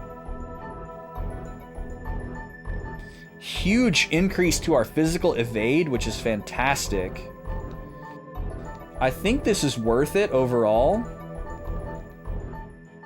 We lose a little bit of potency on the magical side, but we're primarily a physical character, and also our magical defense is way higher than physical defense, which is odd for our class. And it's probably due to some specific thing that I'm wearing. In addition to that, I'm glad that it has this spell specifically attached to it, because this is on a pair of shoes that I'm wearing, that I've been wearing for my entire playthrough, that I'd love to graduate away from. But these two spells and this added effect are so incredible that it's been impossible to let them go. But now that we have a Wave Master with this one, and I have a different piece of equipment that gives me this one, all that I'm holding on to these shoes for is the no damage thing, which is reasonably common, and we might be able to get from something. So I'll have to be on the lookout for that. I'm gonna put this demon mail on.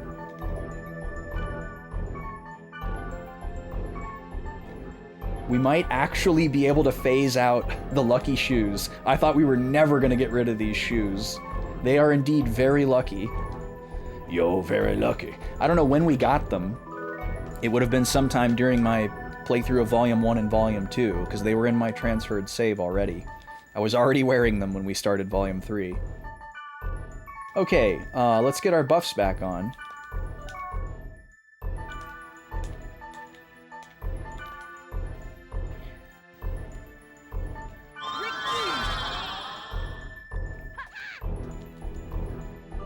Yeah, okay, so you've had kind of a first person window into that type of experience, Moa, where like you had some gamer acumen that your sister didn't have.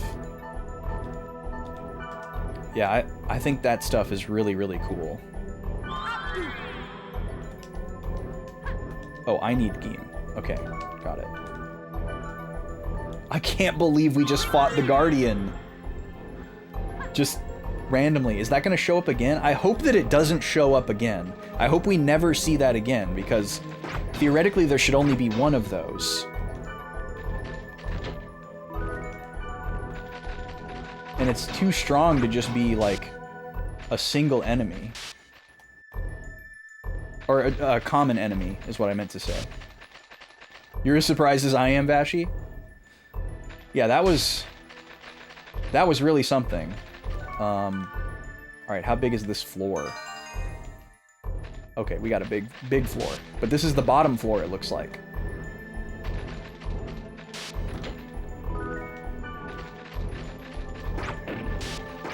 I think we made the right decision to data drain it, but maybe something differently would have happened if we had just killed it outright.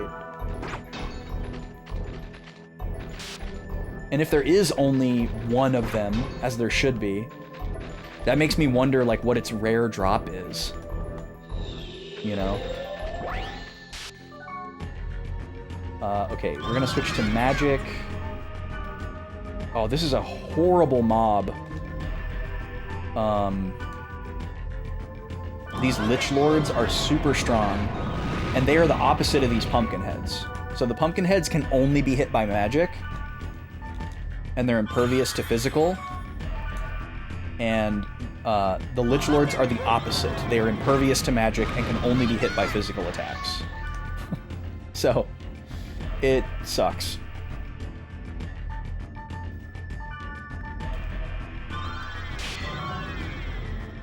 Oh, nice. Okay, we got somebody hit the pumpkin head really hard. Probably Mistral. All right, now we can switch to attacks.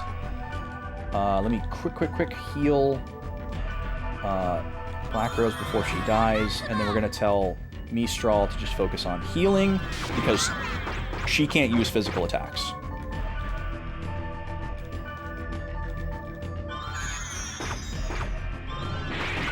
So now, okay, you don't have to answer any of my questions, Moa, but because you've kind of opened Pandora's box here, I'm curious, like, what are some of your favorite games?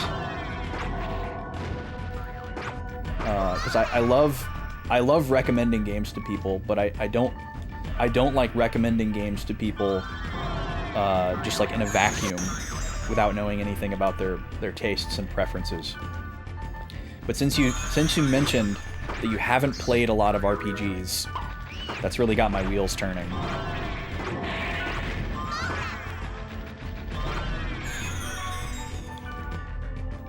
Vacuum-themed games.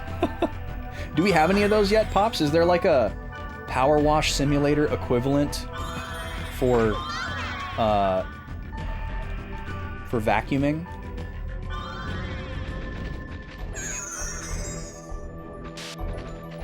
I love vacuuming. Vacuuming is so satisfying. Yeah, there's gotta be one, right? There's gotta be a vacuuming video game. There's probably like a sick vacuuming video game that's like really, really good. That's probably on some like mega indie sale right now, and we're missing out on it.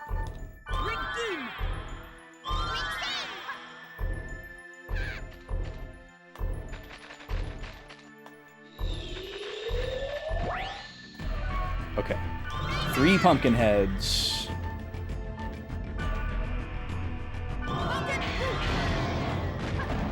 Nice. Oh my god, Mistral is a godsend. She's so strong. And this spell that we have is like no slouch. But she has so much more SP than we do. I'm just gonna rely on them to finish this thing off while my SP recharges. Cool. And then heal with magic. Oh yeah, and the Guardian gave us 520 experience points, by the way, after being data drained. Which maybe that's the reason to kill it without data draining it, is to get the full experience value. It costs 1,000 EXP to level up, no matter what level you're at. So 520 is a lot. And the EXP that you gain is based on like a calculation that happens between, you know, your level and the enemy's level. So if you're killing enemies that are at or around your level, you'll probably get like, you know, 100 experience on a good roll.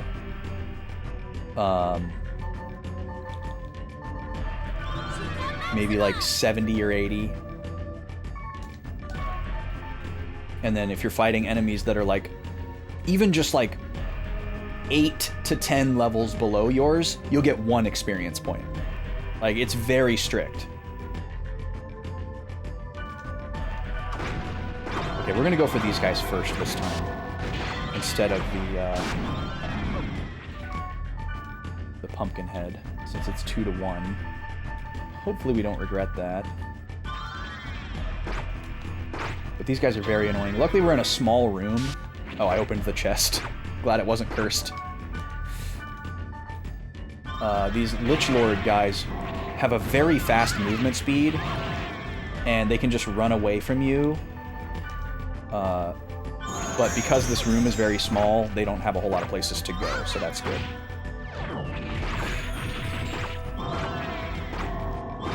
On the field, these guys are a nightmare, because they can just outspeed you and run away. Because when someone uses magic on you... oh my god, she still died. When someone uses magic on you, you can't move. You have to just stand there and take it. Once the magic, like, locks on. There's nothing you can do. So, they're a real nightmare out in the field. But in this scenario, it's not too bad. Man, this thing is absolutely obliterating Mistral. Just so much damage. Okay, now switch to magic, please. I'll get rid of this confusion. Status is also really annoying in this game. Basically, if you don't like menuing, you should not play these games.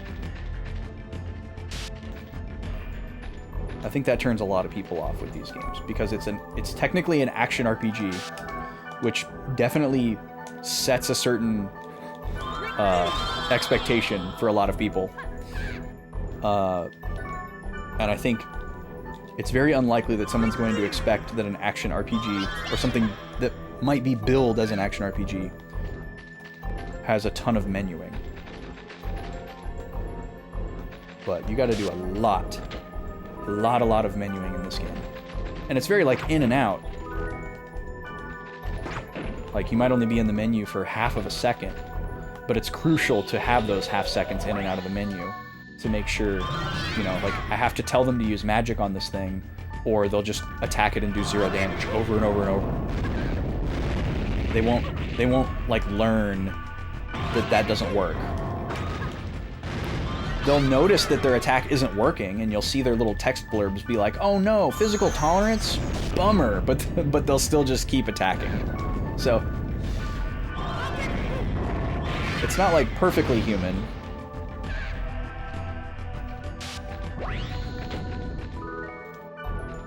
But I do appreciate that it's not, like, perfect, quote-unquote perfect AI either, because that wouldn't seem human either. If the other player just, like, always knew exactly what to do and always used the perfect action for every enemy. Sounds like something you would do. I mean, I am a big fan of the stubborn, bullheaded approach.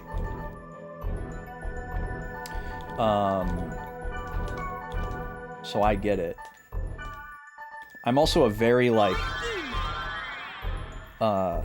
it's very easy for me to fall into a pattern in a game. Like, if I find a strategy that works against most things, I will just settle into that pattern and use it against everything. And even if there's, like, a more efficient way to tackle a certain thing, if my pattern works, I'll just keep sending it until I get, like, checked by something. Oh no. Fairy Zone. Okay, is this gonna be the bottom floor? Nope, there's a 5th floor. Okay. We need to stay specifically attack, and then Mistral heal. Because there's nothing you can do physically. Okay. Black Rose is in trouble.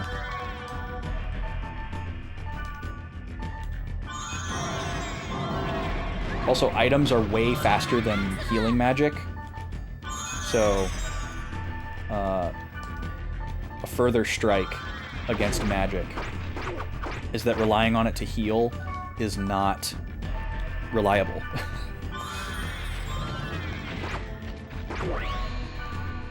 You pretty much have to burn up tons and tons of consumables to stay on top of a fight. There's pretty much no two ways about it. If you're trying to play the game where you only heal from magic, you're just going to die. You will be too slow. I don't think even if you like power leveled to max level, you could avoid using consumables. You just have to.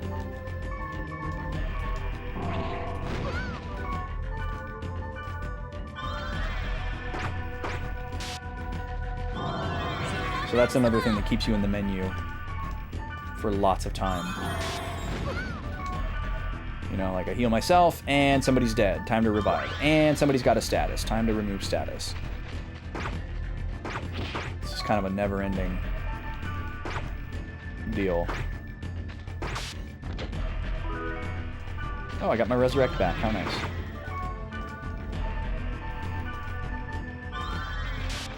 And another thing that a lot of action RPG players might not like or might not be used to is instead of looking at the enemy, you spend a lot of time just staring at your HUD and like seeing, oh, do I need to heal right now? Oh, does someone have a status effect?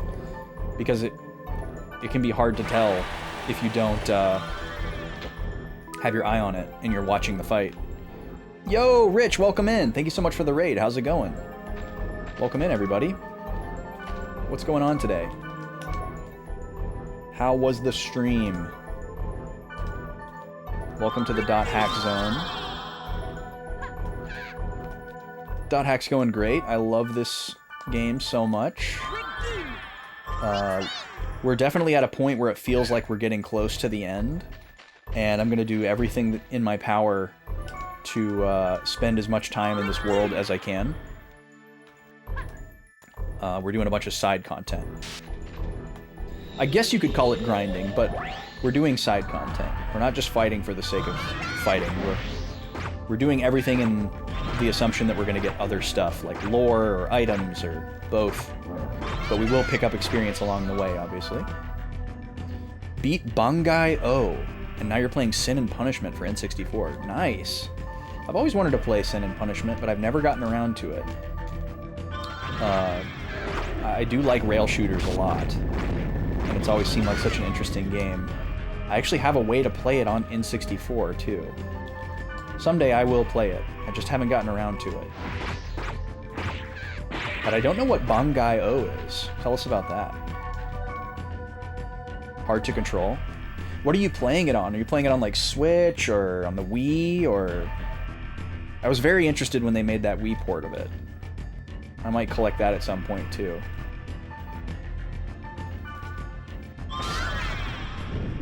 Move with the D-pad and aim with the left thumbstick. Yeah, that's pretty bizarre.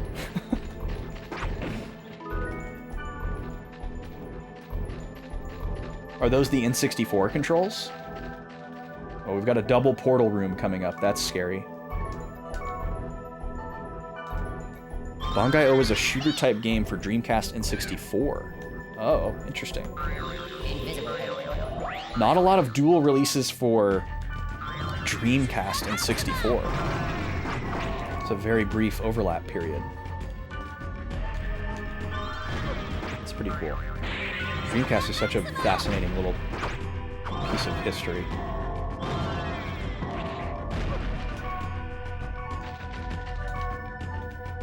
Okay, Mistral, can you go ahead and start ripping some healing, please?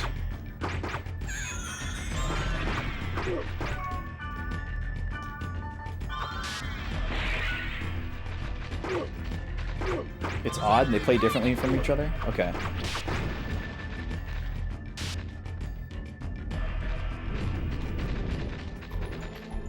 Whew. We're getting close to getting hit with an ad here. I should be able to get through this next room before we have to run it, though. We got 2 portals. Hopefully one's a chest.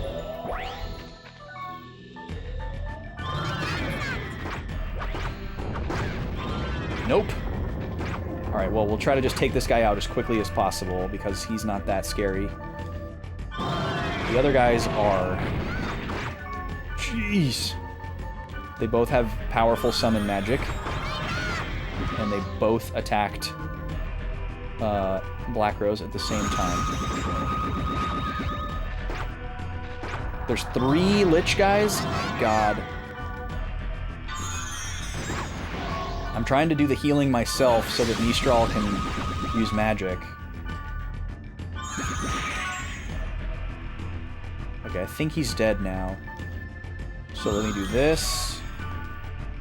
Let me do... this. And then switch gambits here. And this is gonna suck, but nothing else we can do. We gotta chase these guys down. These enemies are buff. Yeah, there's a really annoying status in this game where enemies can be just completely immune to physical attacks. And it is easily the most powerful buff in the game. Just because of the skew of magic versus physical in this game. There are enemies that are impervious to magic as well, but they're just so much easier to deal with than the opposite. It's so much easier to attack physically than magically. And then, to add insult to injury, these guys just run around and make you chase them, which is very difficult to do when you're getting hit with spells, because spells make you stop moving. So, really annoying mob to deal with. But we're getting through it. And there's the ad kicking in. I was wrong. I'll go ahead and finish up this fight.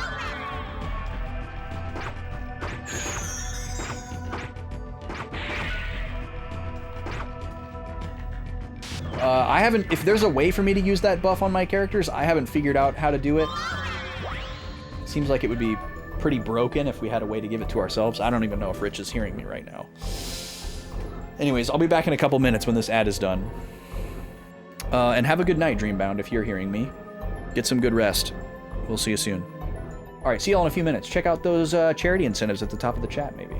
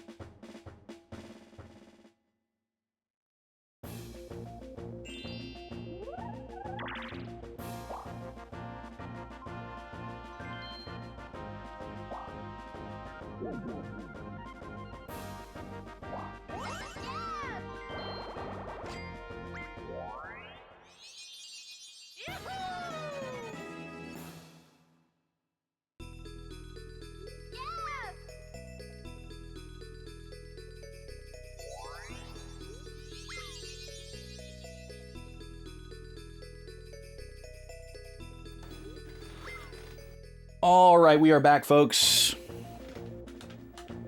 Thanks for waiting for that ad to run. And thank you again for the raid, Rich. Everybody go follow Rich Lich Glitch. Have good foods. Take care as well. Holy crap, there's a lot of treasure chests in this room. see what we got here. Rising Sun? Oh, we're out of buffs. Hold that thought. Get all these back on, because everybody died.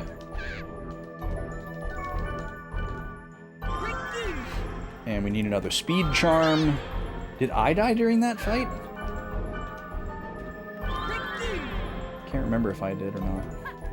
You lose all your buffs when you die, so... even though it's really easy to come back from death, and you might think, oh, dying's not that big of a deal. It's really not, unless you care about having active buffs. And then dying is really annoying. Or if you need to use magic, which we do a lot, because you lose all your SP when you die. The resurrect item brings you back with full health, which is fantastic, but you still have 0 SP, which is a problem. Man, what are we gonna find at the bottom of this dungeon? Are we gonna meet Tsukasa? I feel like Tsukasa would definitely not be in the game. Okay, we got these guys again.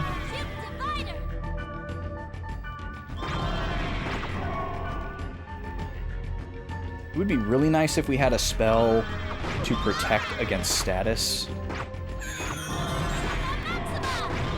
But I guess that would also be kind of broken.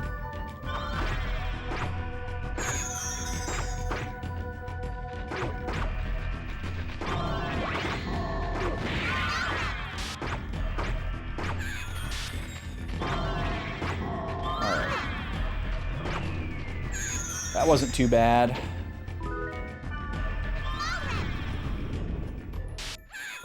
And then we've got a bunch of chests coming up here. I'll wait to recast buffs until we go down, because there's no more threats on this floor. No reason to replenish the buffs immediately, because there shouldn't be any more threats.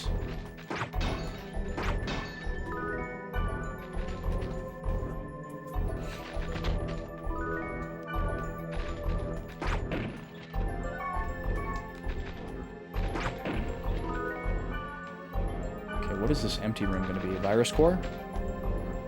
Yep. An H. Nice. We're going to end up with some extra cores. I hadn't even really considered that we were going to get virus cores from a lot of these optional dungeons, because that's a fairly common thing.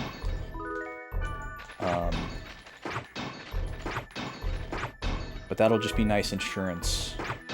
I don't regret the farming that we did. It was arduous, but it was fruitful.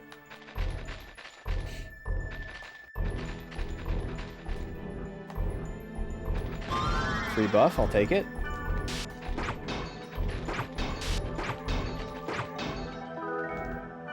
I really love the way they did the element system in this game too. It's so simple, but also unique. You have an individual stat for each of the 6 elements, and as that number goes up, your attack prowess for spells of that element goes up, and your resistance against spells of that element goes up. Yeah? And obviously you still have like a magic attack and a magic defense that are part of the calculation. But it's just nice that like in some RPGs, your thunder attack and your thunder defense might not be based on the same parameter. And I just find it convenient to have them co-located. I like how they chose to do it. Let's get... Oh, we're getting wide. Folks, stretch it out to the lateral side. Stretch it out real nice. Ah, I actually have a pretty bad crick in my neck today, so I could use the stretch. Thank you, Gad, for wide. If you've ever felt like your aspect ratio is slightly off, folks, just know that it'll return back to equilibrium soon. Thank you for wide, Gad. We love to get wide. It's the wrong button. How you doing today, dude? Happy Tuesday.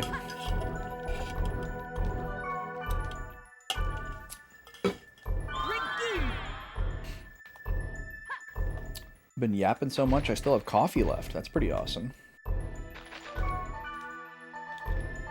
So these healing elixirs we're picking up, those are the hot potion that heals full health. Second day of new job, just trying to learn all the things. I know that feeling.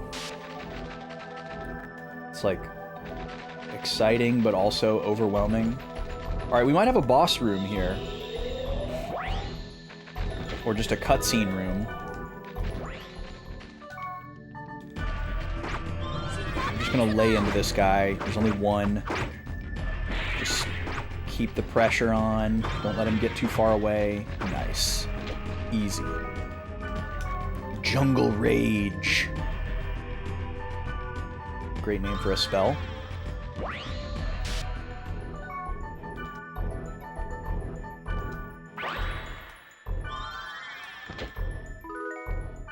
Professional. That's such a funny name for a set of daggers.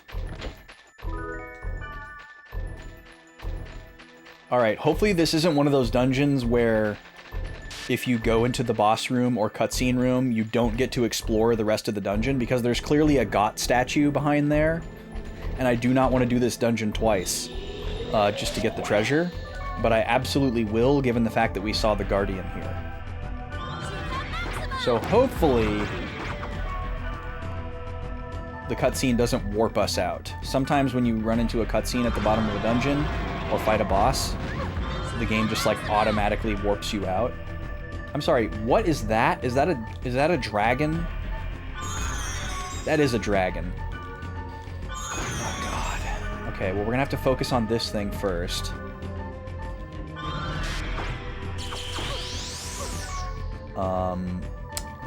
Just rip whatever you got on this thing. You're gonna have to ignore the, my god, this thing is so strong. Holy crap. Actually, I'm just gonna rip one of these. These aren't rare. They're buyable.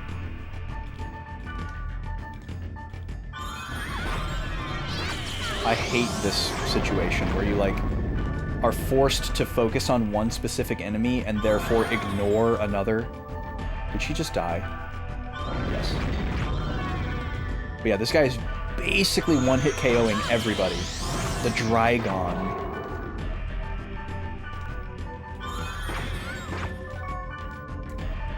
And we're just getting, like, chip shot after chip shot from the, oh my god.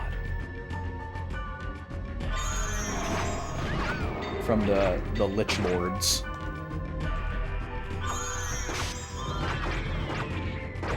We gotta just get this guy off the screen.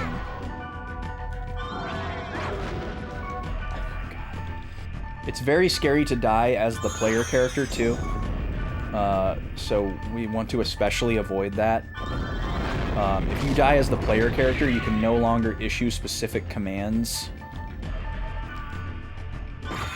And you have to just tell your party members first aid and hope that they bring you back. And, okay, finally. He's down. If your other characters don't have consumable resurrection items, you'll just get a game over if they don't win the battle, because they won't be able to bring you back.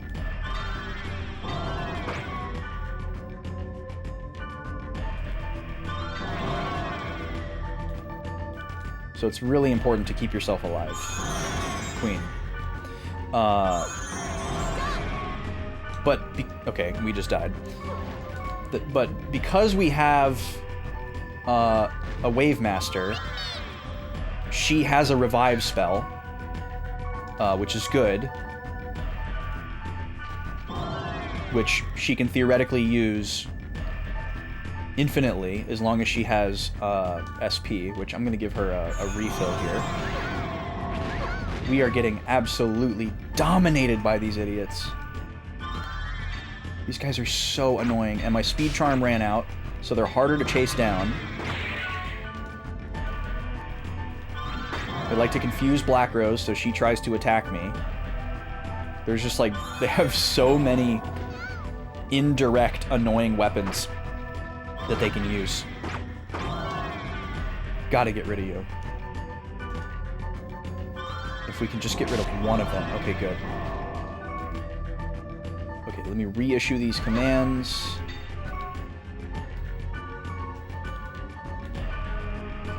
I know she's dead. Okay, I have to revive her before I can tell her what to do. Fair enough, I suppose.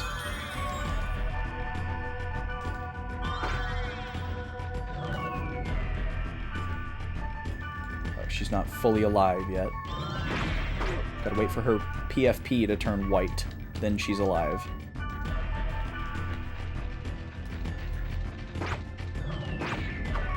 She has no SP, so she's just standing there when I tell her to do first aid. Because she's got to wait for her SP to recharge. Oh my god. This is like such a worst case scenario to be in this like giant room with these idiots. Okay, there's only one left. There's only one left.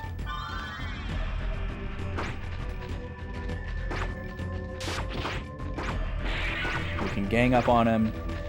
He can't really run away. Oh, but he gave me the shake and bake. So yeah, normally he's faster than you, but I usually have the speed charm on. Not necessarily for them specifically, but... Whew! That sucked. Worse than just about any boss fight.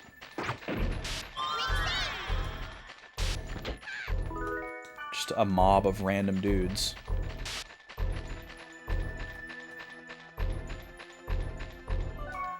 Strengthening skills are not out of stock. Thank you. Ooh, new keyboard and mouse and extra monitors. Very nice. Okay, I gotta get my buff spell on everybody, and then we'll get back to full health and everything. Do a little first aid here, because this might be a boss fight.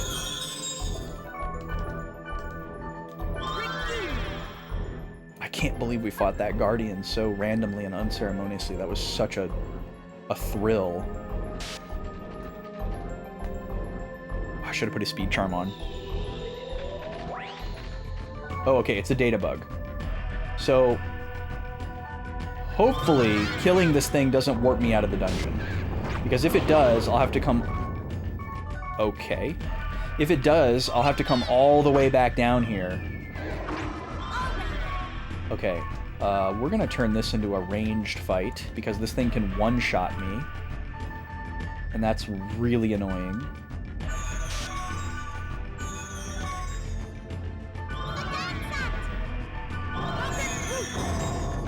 This is a data bug, which you can tell it's a data bug because of the way it is, meaning, oh, it has fire tolerance, okay, that's fine. The little green hologram scale stuff around it is what makes it a data bug, and what that means is we have to data drain it before we can actually do damage to it. See how it's like a Cerberus? But its enemy name just looks like gobbledygook, and you can only make out some of the letters. Okay, I gotta get Redeem back on.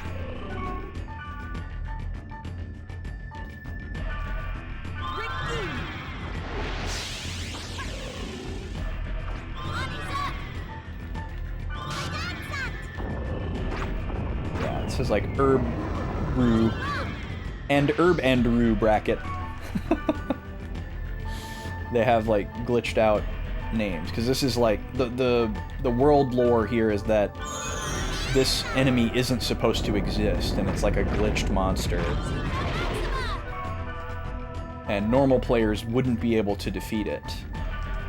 But because we have this special skill called Data Drain,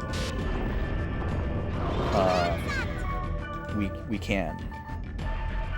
And we can basically level the enemy down from its special state there. And when we see that big protect break orb, that means we're clear to use data drain. Virus Core W. And now it's an enemy, and we can like attack it and do damage to it. Sometimes it gets significantly weaker, and it becomes easy. But not always the case.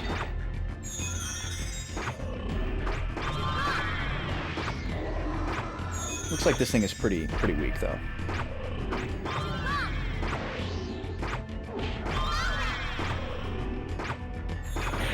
Especially with constant healing coming from Mistral. Okay, now don't warp me out of here. Okay, good. So we're gonna go to this side first. We have one more room with 2 portals. And hopefully this isn't like another Drygon and 3 Lich guys, but it probably is. That is probably just our luck.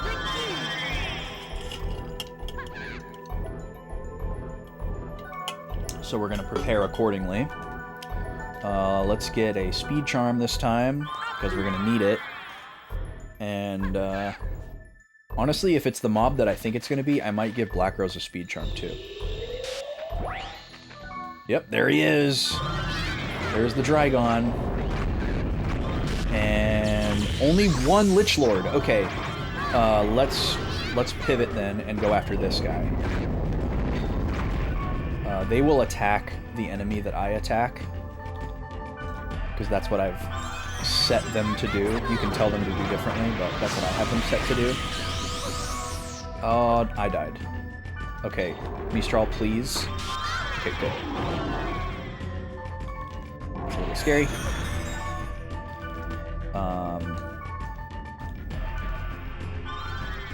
This guy's almost dead. I lost my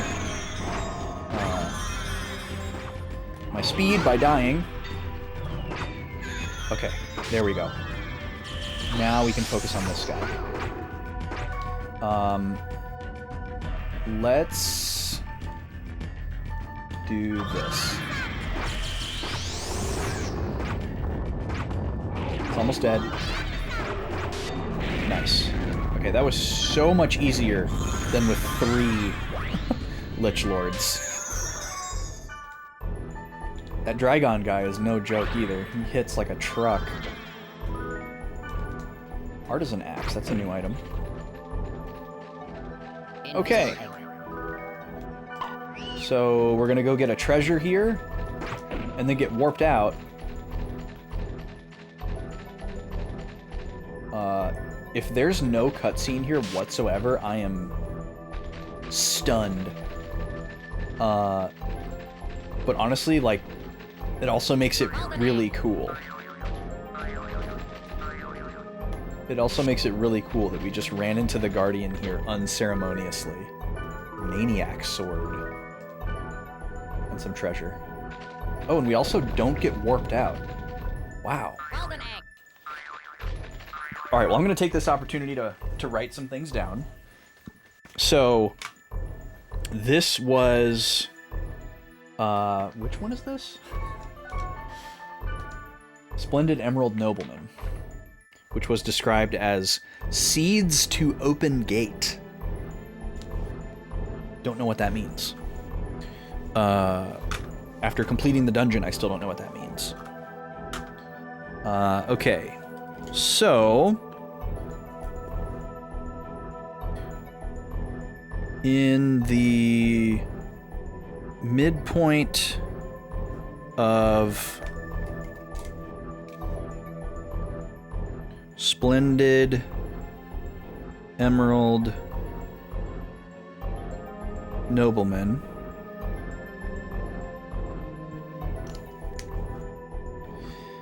in a random room, we fought the Guardian.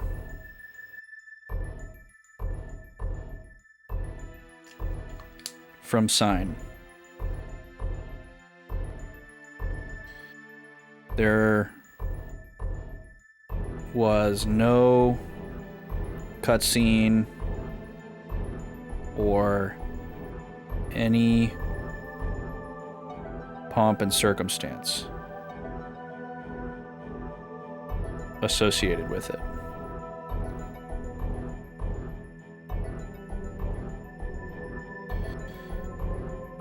We used data drain on it, and it became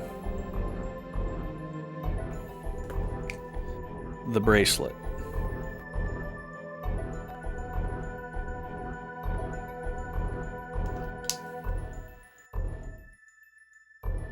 There was no cutscene or dialogue anywhere in the dungeon.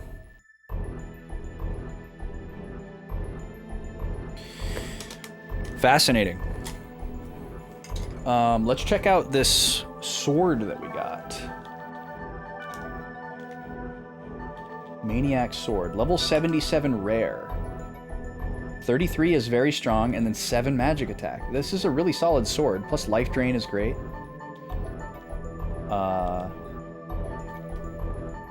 Couple of solid skills here. 2 different elements is nice. This would be for Balmung. Balmung is our blade master.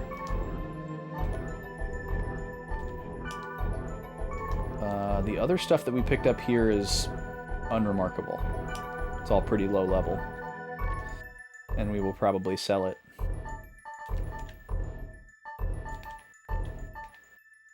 Huh. Fascinating. Alright, well, I'm going to use a Sprite Ocarina here.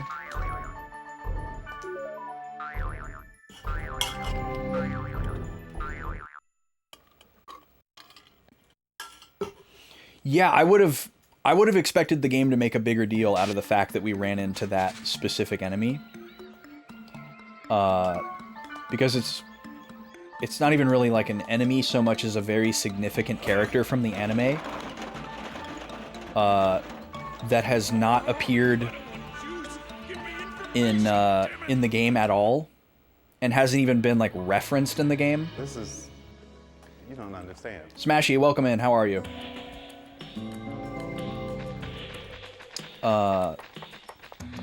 Yeah, like the fact that there was like no pomp and circumstance to it is really cool because it kind of speaks to the fact that none of our characters would know that that was a significant creature because they've never heard of it, they've never seen it. But like we as the player understand that it's significant. But we weren't expecting it to see there. We don't know that it's this like you know, and then it just becomes this kind of thing where they're like, oh yeah, that was kind of weird, remember that? Or maybe they don't even make a memory out of it. So it kind of makes it more exciting, the fact that they didn't comment on it at all. But it was just so unexpected. I'm gonna sell all the rest of this. Thank you for Heya.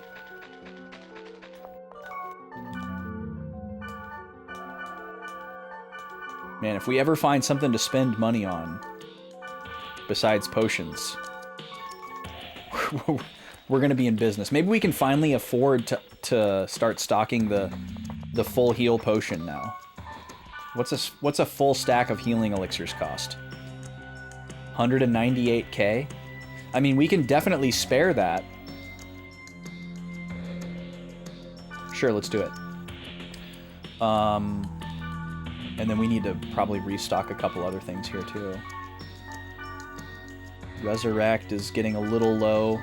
We'll go ahead and top that off. Fortune Wire is getting quite low.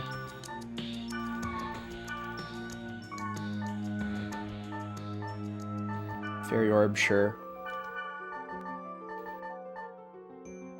How are we doing on speed charms?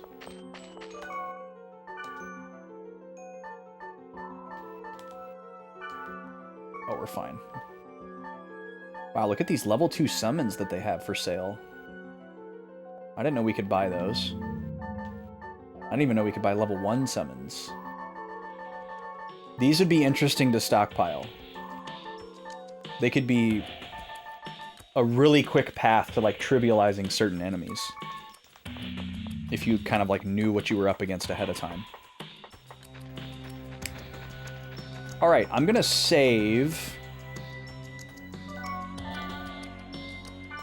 This will be slot number... Oh, I need to make one more note here. There is also an unused spring here. There was a spring in that zone that we didn't use, so we're like stockpiling upgrade springs. And we'll just save in slot 5 here again because I didn't write down the last time we saved in slot 5. And then we'll just call this Guardian Area. Done. So because we didn't get any pomp and circumstance or like any kind of like fanfare from that area, I'm wondering if maybe we'll get an email or a board post from the person that we got that mission from. And we also have a mail to check, which is probably just Sanjuro chatting with us, but let's go have a look here. No new board posts.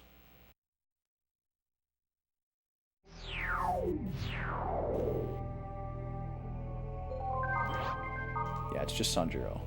It's hard to describe it in a few words. There's this poor doctor named Redbeard who treats patients with his young residents. Actually, it's too difficult to explain. I really recommend watching the movie.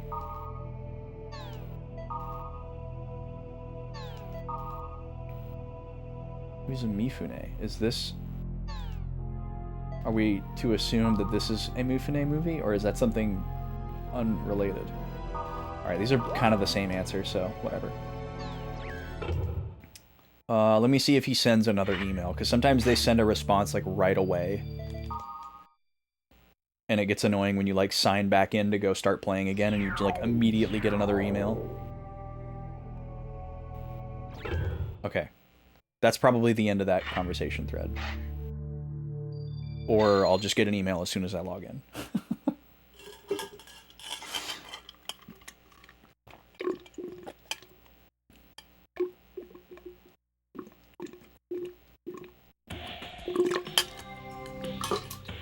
Alright. So that was one side quest down. And we're just going to go right to the next one. So we're going to party up again. Mistral. And Black Rose. Our goats. And item management. Not quite done. I need to go put these treasures away. And I didn't check to see if I had any scrolls to sell.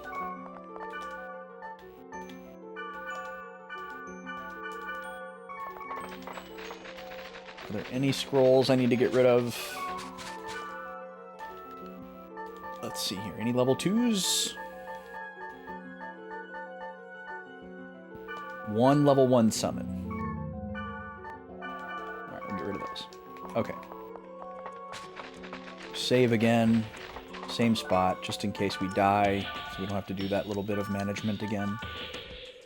And it'll take care of that email. Okay, and we're just going to go to the next side quest mission that is the lowest level. I'm not deriving any other type of perceivable order here. We're going to save this one, though. We're excluding this one, because this one feels very story significant. One of these might be story significant. Okay, so we've got 2 level 81 here. This is the grunty sounding one that is apparently just a dungeon. And then this one, Dreaming Moonlit Gravestone, is the only clue associated with this one was just data bug.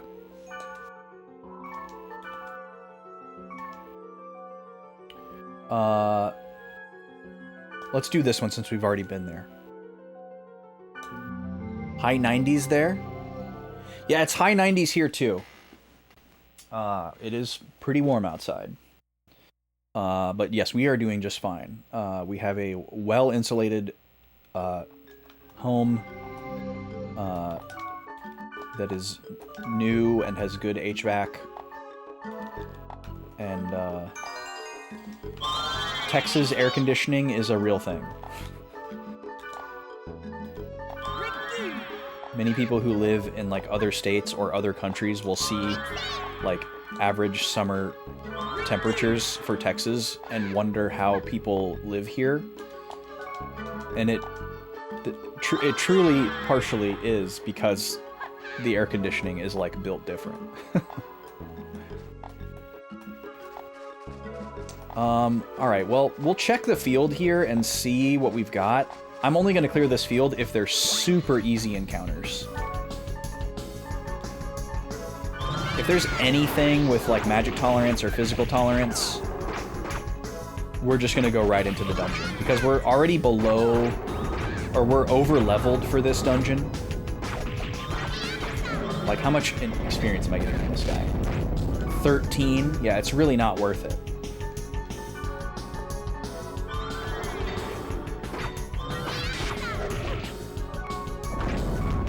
So let's just go straight into the dungeon.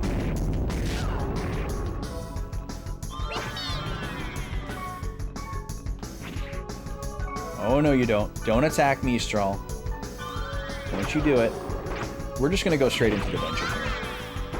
Because even just being like 4 levels up, we basically get no yield from these guys. So.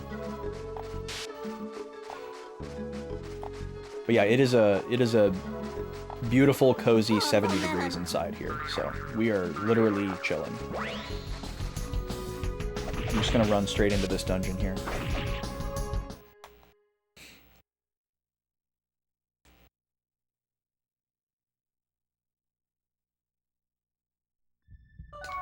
Alright, let's get the buffs re-spec'd here.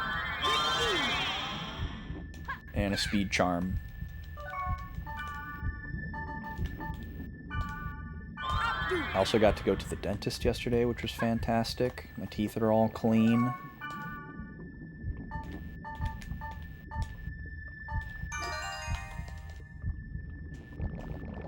I'm one of those people that enjoys going to the dentist. Alright, these guys are annoying, but they're pretty easy to deal with. And they're usually alone, so... They have magic tolerance, which is the highly preferable of the 2 tolerances. And so my 2 attackers can just attack, and I'll just tell Mistral to heal us, even though she doesn't really need to.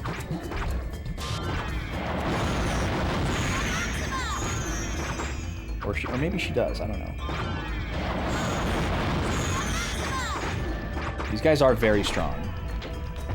It's not like they're a pushover, but any single enemy, it's very difficult for them to overwhelm us unless they have, like, perfect AoE.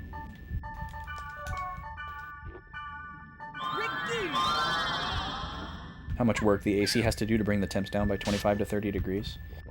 Yeah, I mean... There's a lot of, like... There's a lot of teamwork happening there as well, like... You could have the best air conditioner in the world, but if you don't have, like, good insulation on your windows and doors, your house isn't going to cool down. And if you don't have, like, the right type... Oh my god, it's the Guardian again. Very unexpected.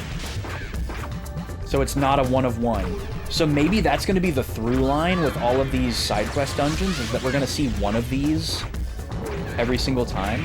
Okay, I feel like I should continue to protect break it. Or data drain it. Maybe I should use the one that gives rare.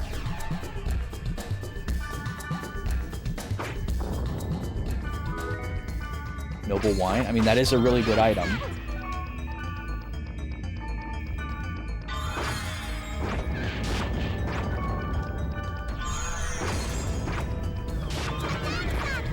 It's so nice to have my healing potions at the top next to my status heals. That's been a problem forever. Man, that thing gives a lot of experience. Well, I wasn't expecting to see that again, but it's kind of cool. But yeah, back to the air conditioning thing. Like, you gotta have good weather stripping on your doors and your windows. You gotta have good blinds or curtains. Like, it depends on, like, what direction your windows are facing, you know? Like, if your house has west-facing windows, it's gonna be harder to cool down. There's so many different factors. And there's, like, the pipe that connects your outdoor AC unit to the house. That needs to be well insulated. There are things that can leak, and if they're leaking, they're going to be less efficient. But, like, you might not notice, because, like, it'll still work. You know, you might not notice a 10% drop in efficiency, because that's pretty hard to measure with the naked eye. I remember this guy. We haven't seen this guy in a while. He's quite strong. He kicks you right in the face. A fellow dentist enjoyer, yes. Big time dentist enjoyer. I like look forward to it for like a month before it's gonna happen. Like, oh yes, finally.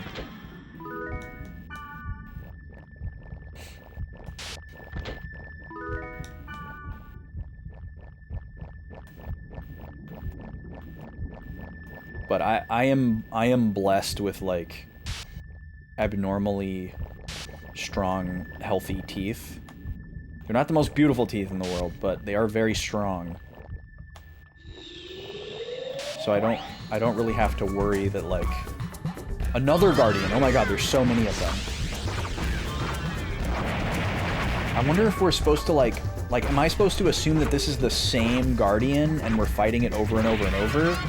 Or, like, is there more than one guardian and we just only knew about one of them in the anime? The Sun Fang. What is that?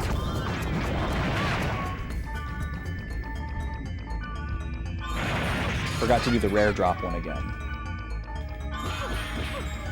Jesus, it's so strong. Even after being data drained, it's so strong.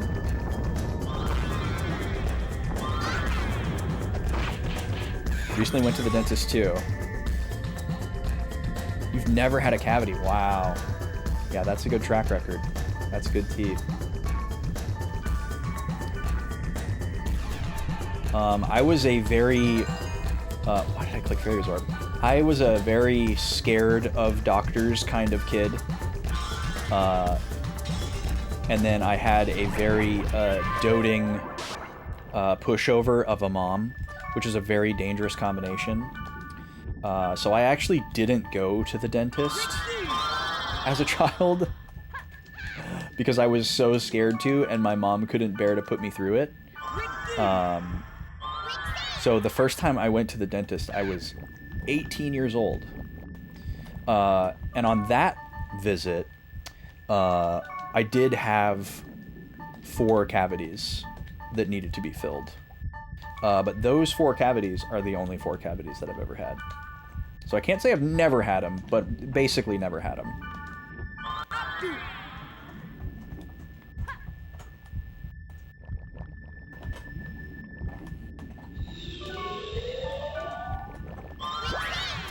But yeah, my dad was so mad.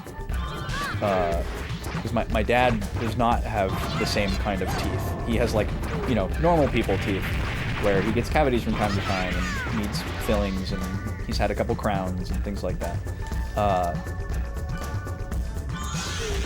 And so he thought, like, obviously every parent probably has the, like, your teeth are going to rot out of your head kind of moment.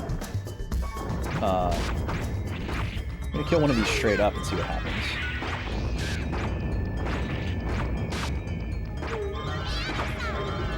Instead of data draining every single one, maybe it'll drop a chest.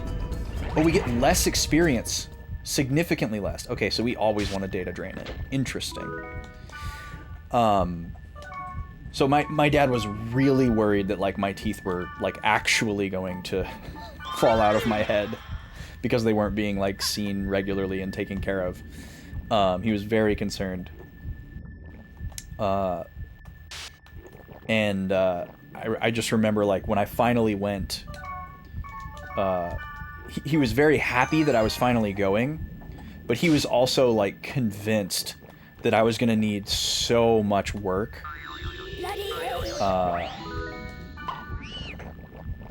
He's like, yeah, you know, you're probably gonna have, like, a lot of cavities and you're probably gonna have to do a lot of stuff. You know, he's kind of trying to, like, mentally prepare me for it, like, not being a good prognosis.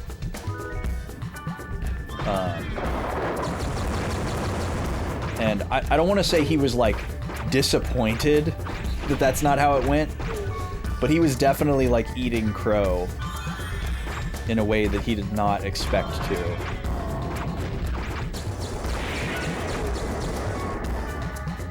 No, he was legitimately glad that it wasn't that bad. Oh, I lost 200 EXP. That's fine. We're gonna get 500.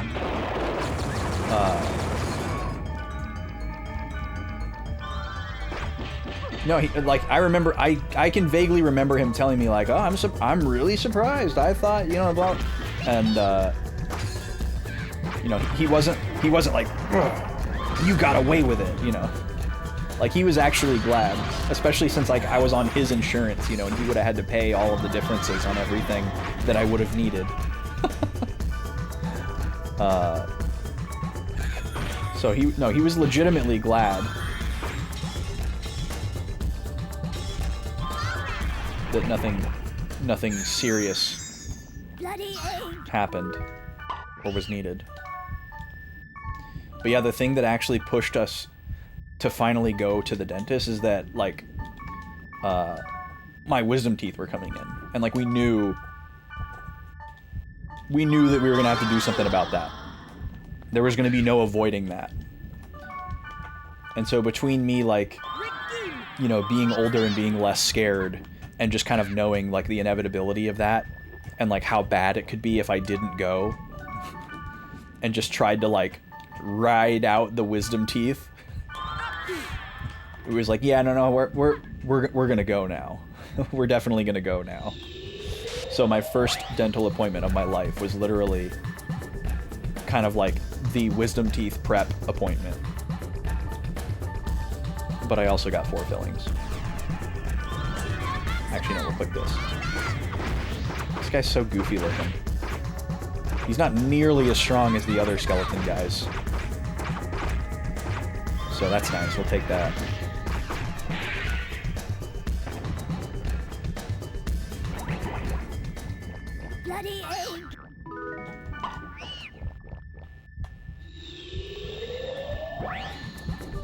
There he is again.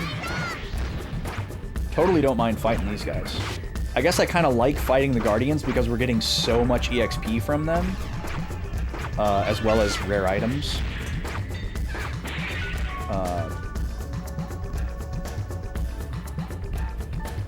Yeah, it is nice to look forward to.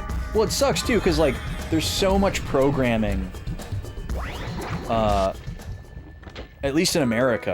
I would assume that it's like this in other places too, but, like, in America, there's so much, like, programming that happens to you because of, like, pop culture media, where there's always a negative association with the dentist. You know, it's like, it's strange, it's painful, it's, you know, nobody likes it, you know, and, like, at least in, like, the 90s, you know, it was a common subject matter for, you know, comedians and, you know, jokes in comedic media like sitcoms or whatever, you know.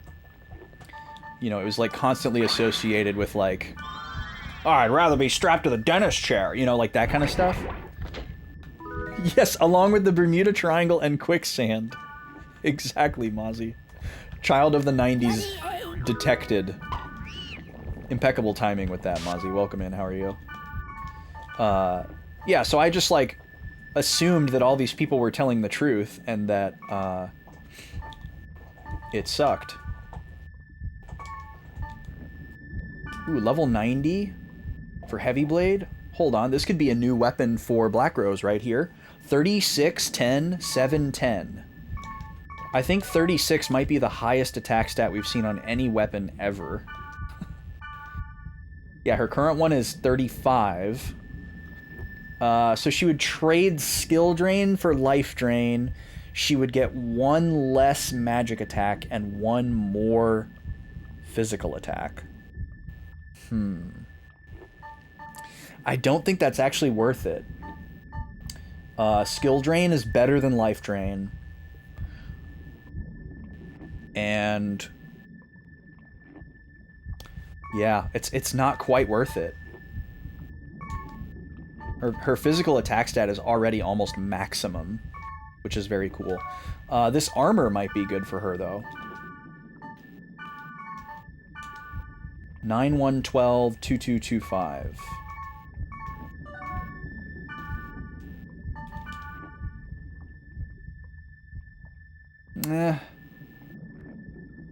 Well, hold on.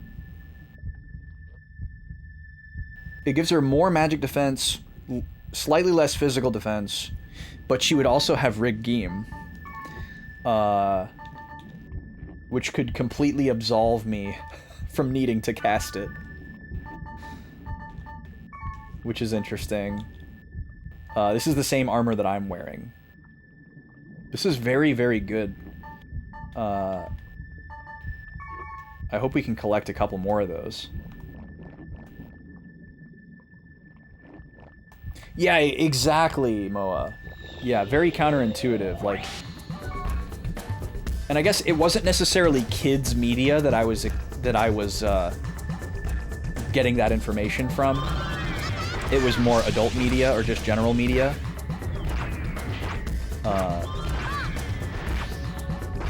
But still, very counterintuitive. Like, I mean, I guess maybe the alternative of them like lying and telling you that the dentist was fun and great, and then you go for the first time and you realize that it's not that either. Maybe that would be worse. But I guess those aren't the only two options either. So, like, there's the third option of just telling the realistic truth.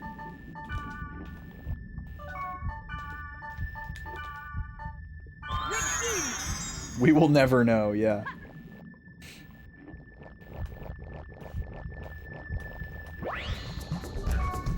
Oh, these are new. Look at these little guys. The Gob Machine. Oh my god, they died instantly.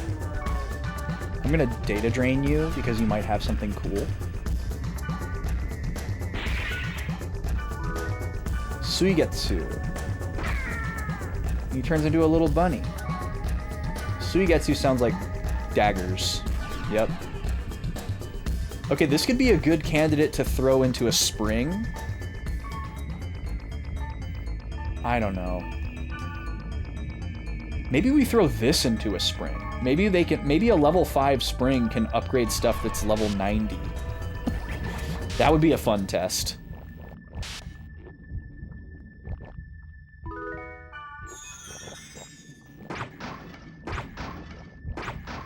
Nickelodeon lied.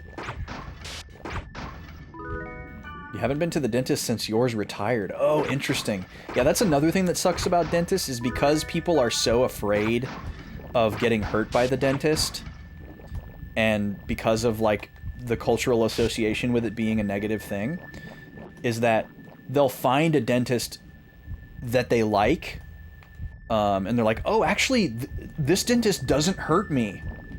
And they're actually pretty okay. They assume that that's like a super rare thing to happen.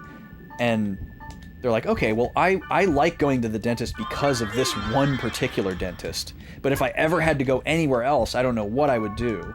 And then something like this happens that happens to Mozzie, where like your dentist retires and you're like, well, every other dentist is bad dentist and will hurt me. So I guess I'll just never go to the dentist ever again. That happened to my dad, too. My dad went to the same dentist his whole life. It was the only dentist that he would go to. And it was for the exact same reason. He was like, oh, every dentist I went to before this guy would, like, hurt me. And this guy was, like, really, really slick with it and was nice, blah, blah, blah. And so he only wanted to go to that dentist. And then when that dentist stopped practicing, it's like, well, what is he going to do?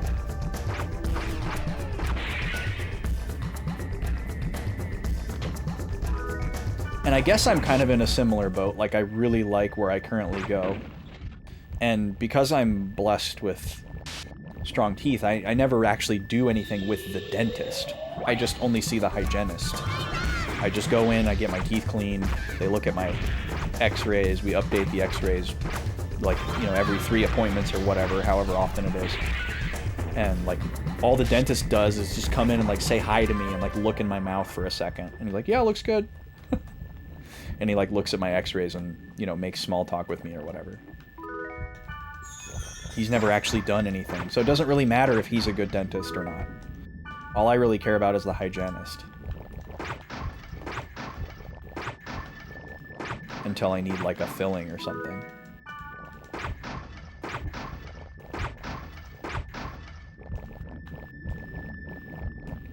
But I hear good things about him, that's why I went to his office in the first place. He's just never done anything for me because he's never had to. Knock on wood.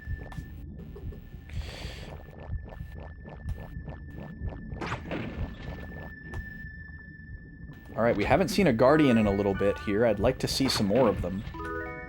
I'm very surprised by these weak little goblin guys that just fall over.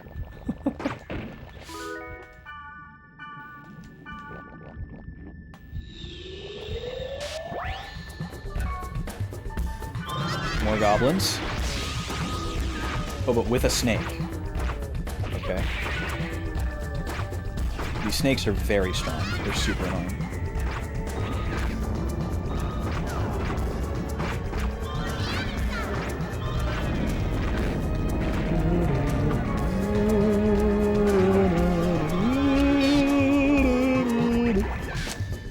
He's goated.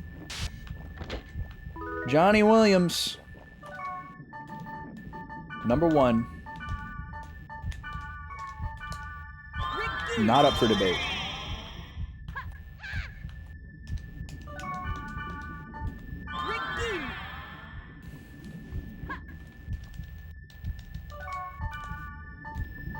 Okay, speed charm back on.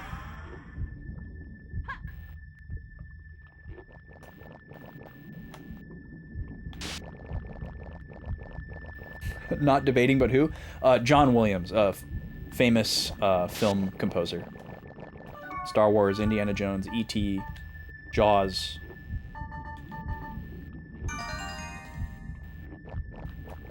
Okay, before this ad runs, let's do a quick check-in on the schedule. He is the GOAT. That is right, Mozzie. Family Guy. No. Incorrect. Let's do a quick check-in here. Let's go over here. There's a lot of special stuff happening this month, and I gotta make sure that you know that it's going on. First and foremost, donations are open for National Children's Alliance. There's a bar directly above my head that is currently empty. We have some incentives to donate towards for these 2 games that we're playing on the 16th and the 17th, but you should donate now, especially for the Mario Party 3 ones, because they're all gonna cut off when this game starts. You can donate towards which character we play as, which is what I recommend front loading. There's 4 different characters that we get to play as. You're choosing not only just who's going to be on the screen all day, but also which partner we get in all of the duel maps, which is a very important choice. So go in there. If you're going to donate, make sure that you put it towards the character choice for either Mario Party or for Smash Bros. I recommend Mario Party because the Smash Bros one you have more time to mess with. The Mario Party 3 one has to happen before we start the game. We gotta have something in there. So the link is pinned at the top of the chat if you want to take a look at that. It's got info about the great, amazing charity that we're fundraising for and why, what the money is going to go towards, and then, of course, specifically for my streams, what is going to be affected, or what can be affected by your donations. There's also a ton of other streamers participating. I just put a link in the chat for you for the full event. These 2 days that I'm streaming for charity are the first 2 days of the event. It's going to go till the end of this month. So bookmark that, follow and watch all those other people as well. We've got PokeFest coming up on Friday, where me and 7 other streamers, 8 total, are going to stream a Pokemon game of our choice. And we each have a watch badge that you can earn for watching us for an hour. I'm going to be hosting the Soul Badge, so you can get a pink heart next to your username in my chat if you watch me for an hour on Friday. We're going to be working on our Pokemon Black Nuzlocke challenge run. That's super hard. There's a bunch of stuff you can influence in that playthrough, mostly nicknaming Pokemon and helping decide who we should play with and have on our team, what move we should use in dire situations. If that sounds interesting to you, come check it out. We're about halfway through the game. On Sunday, we're doing a makeup bonus stream from a sub goal we met a few weeks ago. The lady will join me at noon on Sunday. We're going to continue our first playthrough of Locomotive. And the ad got me. Dang it. All right, I'll finish this when we get back.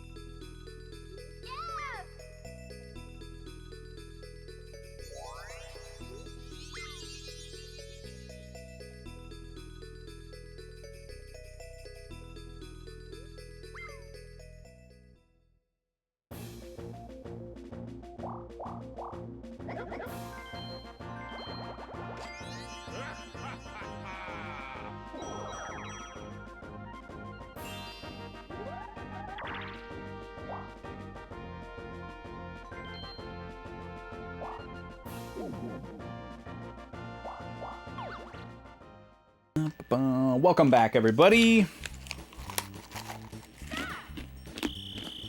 I have some almonds.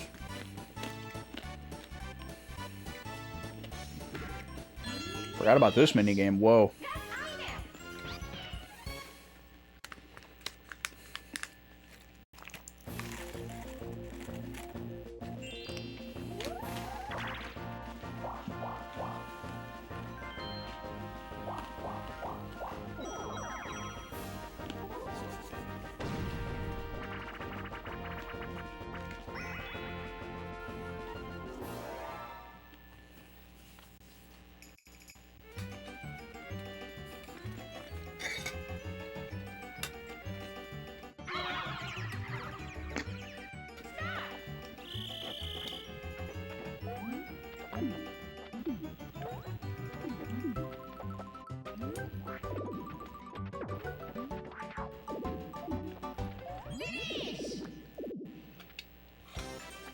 All right.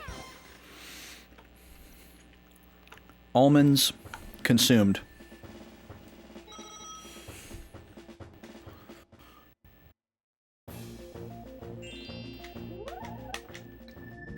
Oh, man.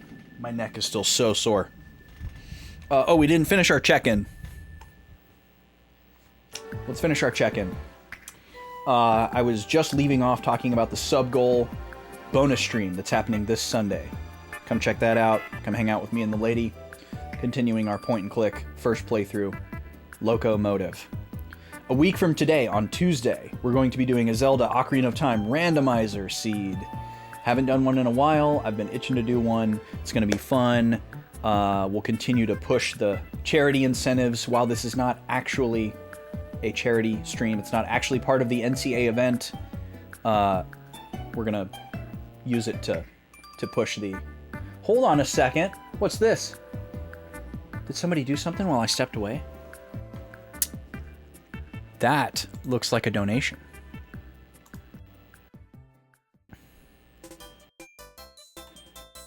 Moa, thank you for the $5 donation. That's so nice of you. I appreciate that. Going towards Wario as our playable character in Mario Party 3. Thank you so much for that. Really appreciate it. NCA is an awesome charity. This is my first time fundraising for them specifically, and I'm excited to be doing so. They are a fantastic organization that you should feel good about supporting. On that note, on the 16th and the 17th, these two streams are our big charity, kind of the finale of this 2 weeks of weirdness and excitement before I go back to normal schedule for 1 week and then offline for 2 weeks. We're going to be playing Mario Party 3 Story Mode on July 16th. This is exciting because even if you've played 1,000 hours of Mario Party 3, you may have never seen Story Mode before, and you might think that it's just playing all the boards in order. Now, while it is somewhat that, it is not entirely that. There are these very cool 1 versus 1 duel maps that are unique to Story Mode that you do not otherwise get to see. They have completely different mechanics than regular Mario Party, and it's just fun and interesting and exciting, and if the donation total gets high enough, the difficulty is going to get so out of hand that I will be getting my butt kicked, and most of the minigames will be unwinnable. So, you can look forward to that, potentially. On the Friday of the 17th, I'll be playing Smash Melee, which is by far my weakest, worst Smash Bros. Game in my wheelhouse, and I will be doing my best to complete all of the single-player modes with a smattering of characters, depending on how these bid wars go with the donations, or people that donate for me to use a specific character. And again, the higher this donation total goes, the higher the difficulty gets pushed, and the more impossible the game becomes for me. But we're going to try to do Classic, and Adventure, and All-Star, the infamously hard All-Star, at least once with one character, and then if there's more time, we'll go after events, break the targets, multi-man melee, and maybe even take on some of the modes with additional characters, depending on how well we do and how high y'all push the difficulty. So, that's what you can look forward to this month. The next 2 weeks are going to be very fun. I'm excited about it. We will go back to normal schedule here. If .hack finishes on Thursday, this week will be filler arc for RPG streams. Otherwise, obviously, .hack just continues. And then the last week of July and the first week of August, not pictured here, I will be completely offline, no streams. I will be traveling, playing shows with my band, and we will begin the follow-up RPG, if it's time, the second week of August, or we'll do filler arc that week. But we are selecting our new RPG this week. So if you're in my Discord and you haven't voted for the new RPG playthrough yet, make sure you go into the polls channel and do that. You have until the end of this Locomotive stream on Sunday to get your votes in for the new RPG playthrough. You've got 3 options on there to choose from. Go and vote. I'm excited about any of the 3 of them, so you don't need to play to my preferences. Play to your preferences. There's plenty of time to still vote. If you're not in the Discord and you want to influence what I play with this channel, or what I play on this channel, that's the only way to do it. So that's your incentive to join however many umpteenth Discords that is for you. I know everybody's got one and everybody wants you in theirs. I don't like to put a lot of pressure on people to join mine specifically, but it is the only place to influence what I play on this channel. So that would be your biggest incentive to join there. Otherwise, it's a very chill, high visibility, low activity, minimalistic server. So if you have streams or art or music that you want to share, it's a good place to do that. Or if you just want to talk with some people who like snacks and sodas and Nintendo, it's a good place to do that too. All right. Yes, I am in a video game cover band, and I will be playing some shows at the end of the month up in Minneapolis. Only one of which I can invite people to. One is a private thing at a school. Super Smash Band? Oh, no, wait, this is the command that I can't trigger because, yeah, somebody else would have to type in Smash Band. But, yeah, if you're going to be in or around the Minneapolis area on July 31st, you should definitely come see Do a Barrel Roll and Bit Brigade at Ice House, which I'm sure is none of you, unless you're already aware of it and going. But that's going to be a really fun show. A maiden. We haven't seen a maiden in a while. Not our favorite person to see. We were desperate to find these maidens earlier when we were farming virus cores. Now we're back to hating them. Yeah, I would assume you're not in that area, but I gotta plug it nonetheless.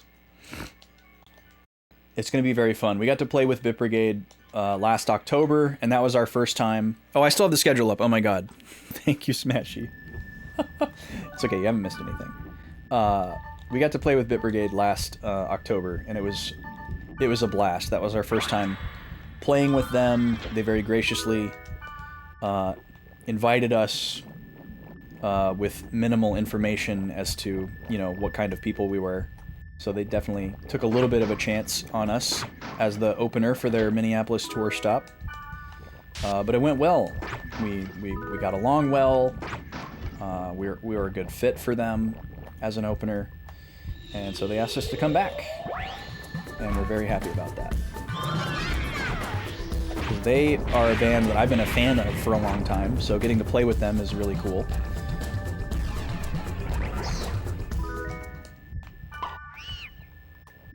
And obviously, just, you know, playing shows. We love playing shows. We don't get to play a ton of shows because all of my bandmates live there and I live here. So, not exactly conducive to actively gigging. We usually only play conventions, namely VGM Con, since I'm, you know, always going to be there anyways. And sometimes 2D Con, although not this year, unfortunately. 2D Con was ready to have us back this year, but we had a scheduling conflict, so we can't do it. So unfortunately, we won't be doing that. That's a really fun show to play. We love playing 2D Con, but we won't get to do it this year. Hopefully next year. But it's very rare that we play a freestanding show at like a bar or a music venue, which is usually something that a lot of our friends complain about. You know, like they want to see us play, but they don't really want to pay like $90 to go to a 3-day convention when all they want to do is just come for like 2 hours and see our show.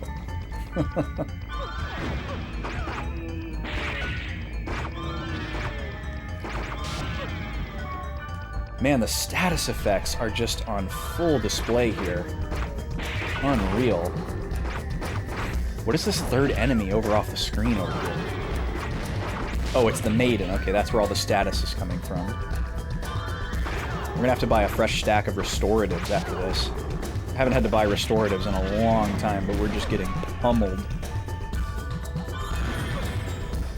Boy, it is nice having the full heals now, though. This is the way.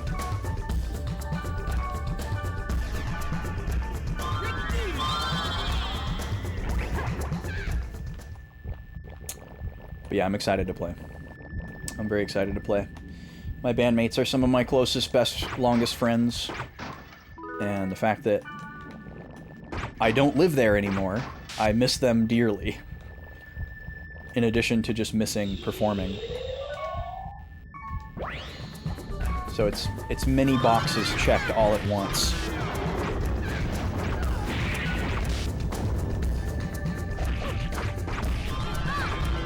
I'm not really worried about this goblin guy. Really weird to see a goblin outside of the context of a goblin mission. I don't think that's ever happened before.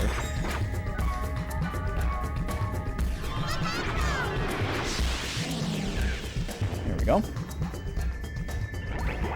We're getting like no experience from these fights whatsoever, but we have no choice.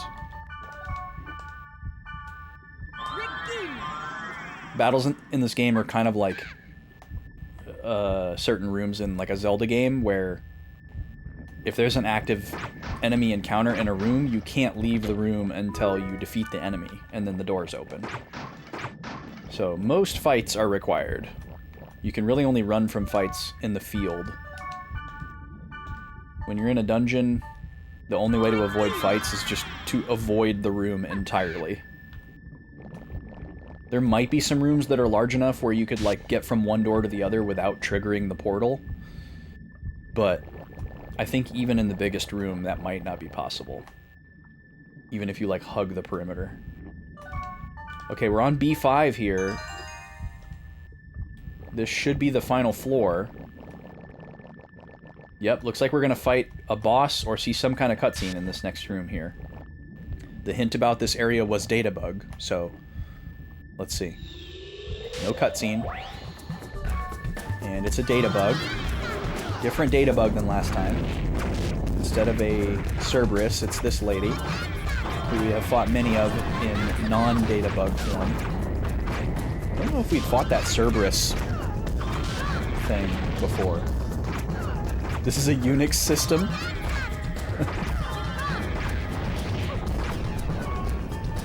Yeah, this enemy forgot to install DirectX 9.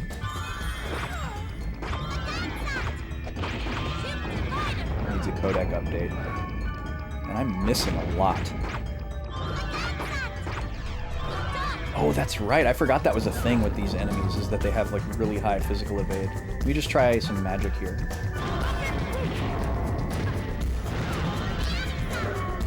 That's good damage. Was I a top student in school? No. No, I was not. I was the kid that excelled at some subjects naturally, but never studied and like rarely did homework. So at any time there was something where I like didn't like automatically understand it, I would not do very well. So I guess like early on, maybe like up through like 5th or 6th grade, maybe I was like, you know, in the top 20% of students or something like that. But once I got into like middle school, and especially high school, and they actually started like challenging us more, there started to be like that separation where you know, certain people that were like not naturally good at a subject had to like actually study, and I could just never bring myself to study. I just never did it. And it drove my teachers crazy. And a lot of times I just wouldn't do homework either. Because I was the kid that would like get the syllabus at the beginning of the semester, and then it would tell you like, here's the percentage of your grade that's based on the final, and here's the percentage of your grade that's based on homework, and here's the percentage of your grade that's based on quizzes and tests and all that sort of thing.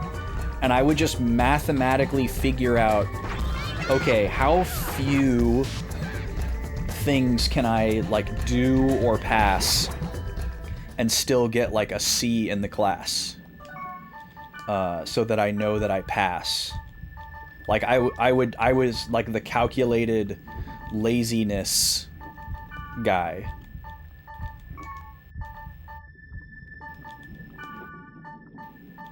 That's what I would do.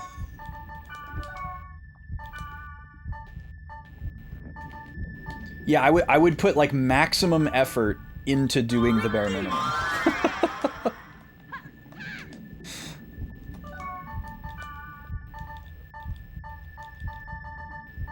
But yeah, by the time, especially like by the time I was like mid junior year in high school, I knew that I was gonna go to a music college, and like most of the like general education type stuff that I was doing, they weren't gonna care about it. And it, you know, it wasn't gonna like transfer in or like afford me anything, and it wasn't going to affect my like eligibility to go to the school. So it was just like, I only care, like there's no reason for me to care about these things beyond what I personally care about, which was like a little bit, but not a lot. So my senioritis was even more pronounced than many of my peers, because I was like in such a specific situation. I studied music performance in college, Mozzie. I went to a music school, so like I studied a whole bunch of different things within the context of the music program that I was in. But it was an all music college, so like there was almost nothing that I did that was not music related. There were a few things that were not music related. But there was like music performance, there was music business, there was music technology,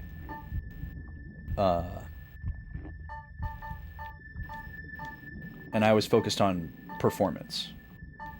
So I was like primarily in the guitar program of the school. So like most of my curriculum was guitar, but then there was like stuff that every performance major had to do, like music theory and ear training and sight singing, and then, you know, you could like electively take things that were like music business related or like music technology related if you wanted to learn like mixing and mastering and stuff like that. And I wish I would have done, you know, more music technology stuff. But what do I want to get rid of here? I feel like I should probably get rid of some of these scrolls. Let's get rid of these. Dark God's Axe sounds pretty sick. And we'll probably have to get rid of a few more things here before we're out of here, but... You were in a guitar ensemble at your engineering college. That's awesome, Smashy.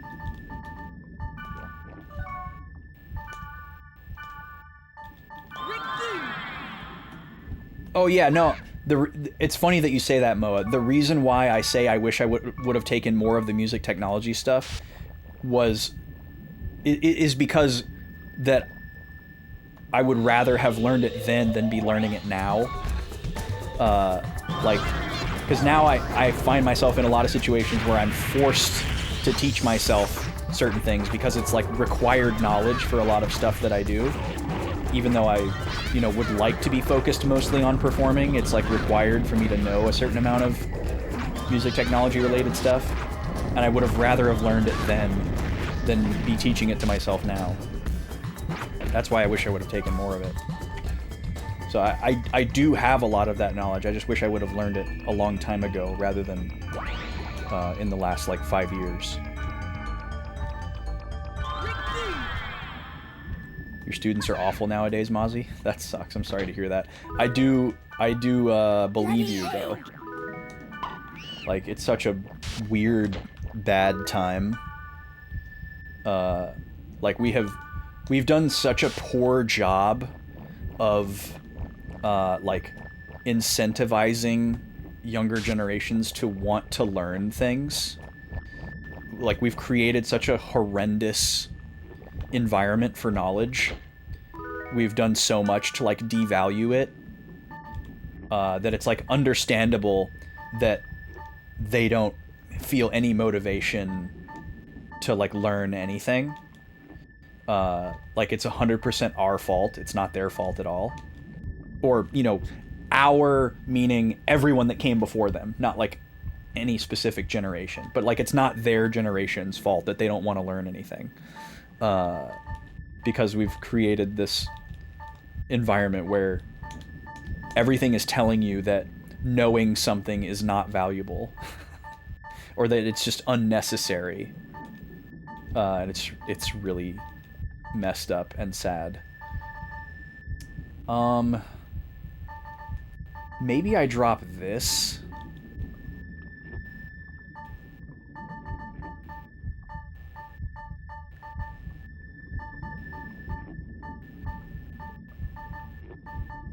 Yeah, those aren't even the right items. Yeah, let's get rid of this.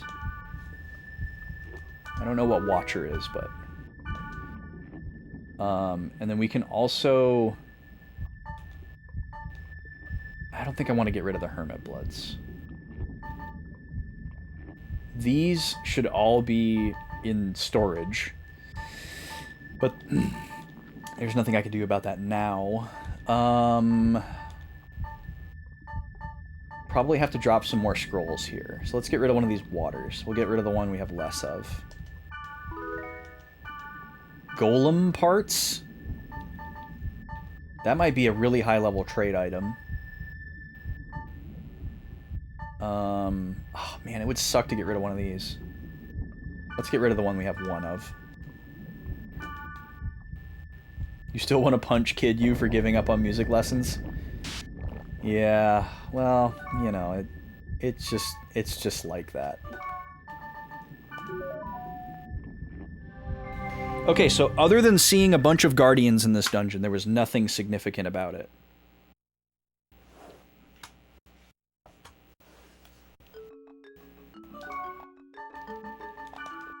Let's get out of here and do some item management.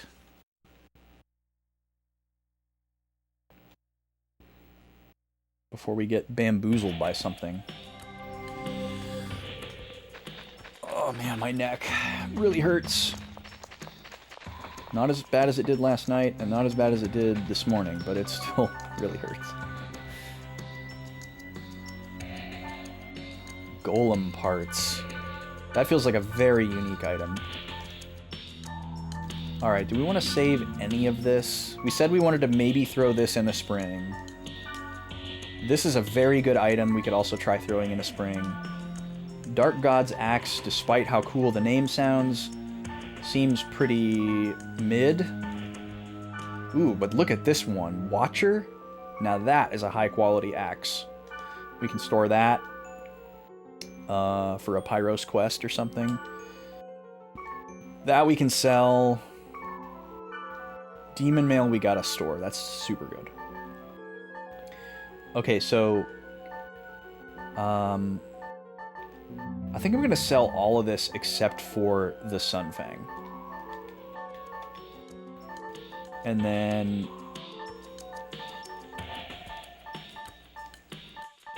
these are the things we need to keep. Oh yeah, we need to also put these consumables in.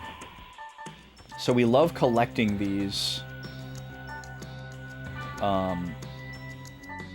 We need to make some room in storage. We're about to bust on storage. Some of these things are already in there. But yeah, these are very useful for trading. The elemental increase items. You can only get them from dungeons. You can't buy them. And a lot of people want them for trades. So we're at 95 out of 99 for storage. So we gotta watch out for that. You had one student last semester couldn't do 2 plus 2, didn't know the alphabet? Wow. That is... yeah, but how did they... right. Like, how did they... yeah, wow. So So many questions. Okay.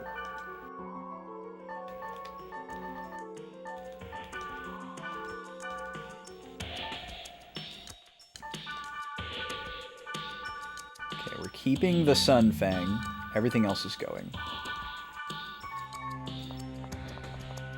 Students cannot fail before college. Yeah, that goes like ties back into what I was saying. Like we've literally created an environment that incentivizes not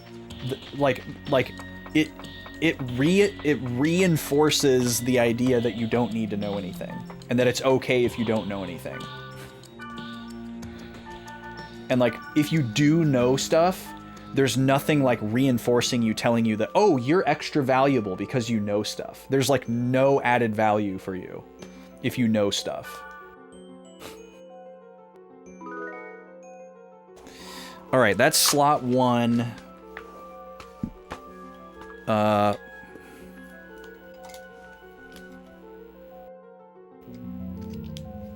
And let's take some notes about that area.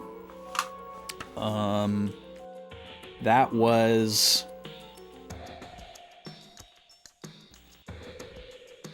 that muted starving dry sea? I believe it was. Let me go double check.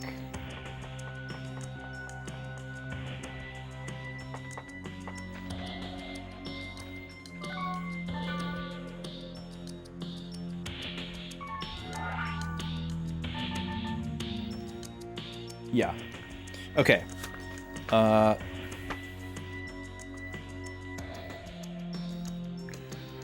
I'll just call this item management +1 quest. Okay, and here's what we're gonna write. We're gonna say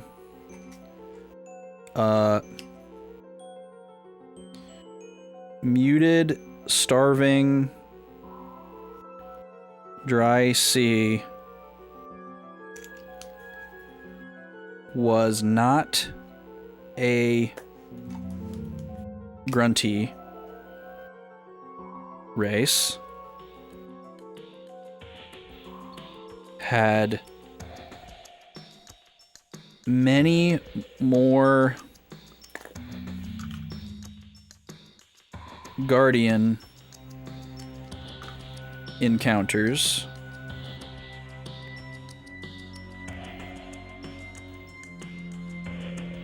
but was otherwise unremarkable.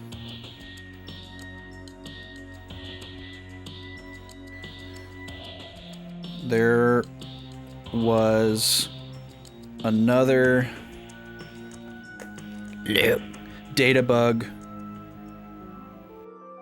There is. At the bottom. Another. That gave us one of the virus cores we need for the Delta server quest. We have a quest over in Delta server that is level 90 that I perceive to be the story pylon currently. And we need virus core XY or W, X, Y, and Z in order to get into it. And we got Y or we got W and Y from the last 2 quests that we just did. I don't remember where we got Z. Yeah, that was just a random Yoda from Empire Strikes Back. My Star Wars brain kicked in when I thought of the word "there was another." Thank you, Smashy, for probably being the only person to get that reference. Okay, I kind of want to go. I want to just run to one of these springs really quick and see if I can throw this level 90 sword in there and see what happens. If it gets downgraded or it's too high level, you know, no harm, no foul. We can just reset if we need to. Let's go back to...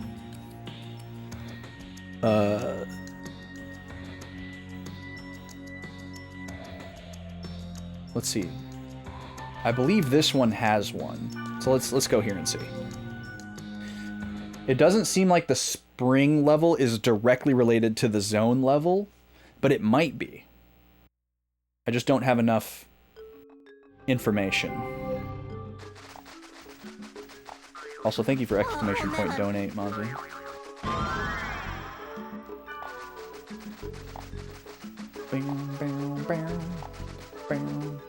Here it is. Alright, let's see what happens here. If this goes poorly, we just reset. Did you lose? So we tell the truth. Let's see. Just put the Okay, it's too high level. Cool, then we don't need to reset. We just get the item back, and then we get a gold axe and a silver axe. So we now have kind of a rough idea of the item range. I'm gonna write this down. Level 5 Monsoir is capable of upgrading. I gotta remind myself what level the thunder robes were. Yes, I know the notes are still on screen. Bear with me. That's intentional.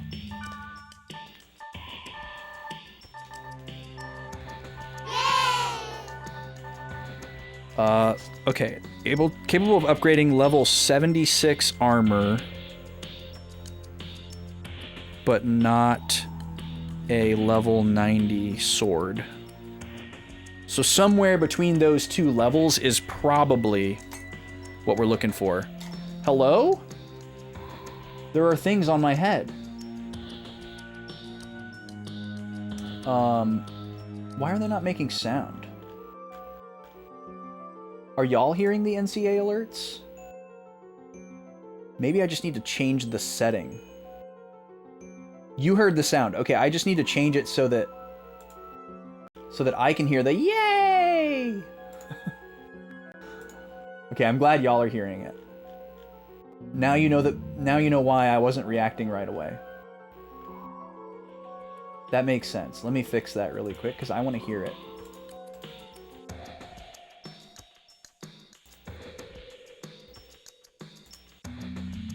There we go. Now, was it, by the way, was it like super loud by chance? It might have been super loud. It sounded fine? Okay, good.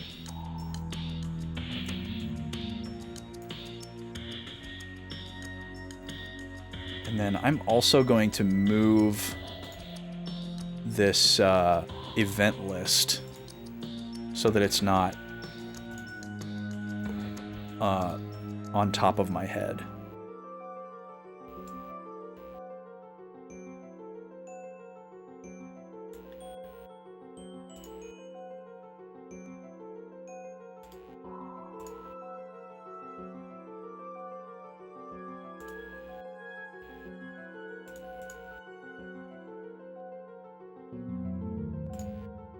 Now then, let's see what that was all about.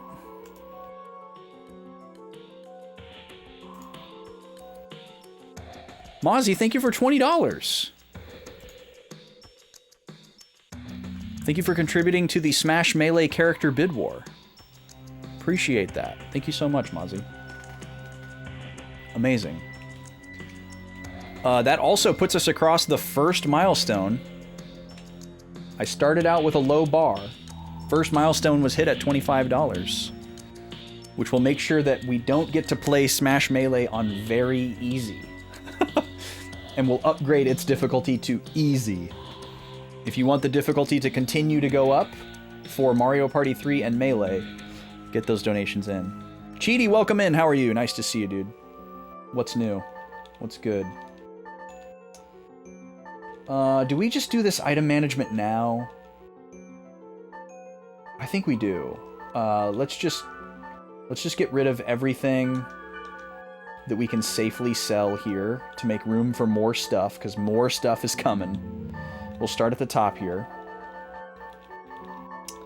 This will take a minute, so strap in. I think we can let these go. Basically, I want to sell anything that is significantly worse than what I currently have and isn't rare.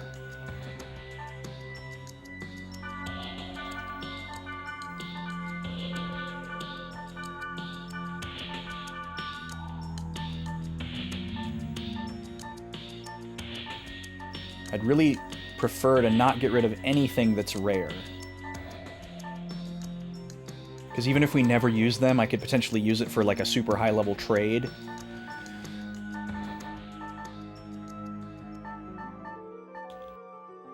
Doing great. Hope all is well in Backlog Land. Thank you, Cheaty. Yeah, things are well here in Backlog Land, actually. The next 2 weeks are going to be very fun and exciting with all the special stuff we got going on. I am very much looking forward to it.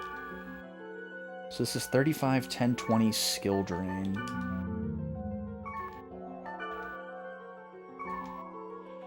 We can let the Brute's Axe go.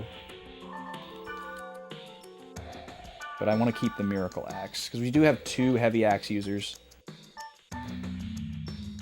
Tree Beam Spear, this is pretty junky. We can let that go. Here's our amazing, rare Wavemaster rod called Heh Heh Heh. Absolutely freaked out when we got that item.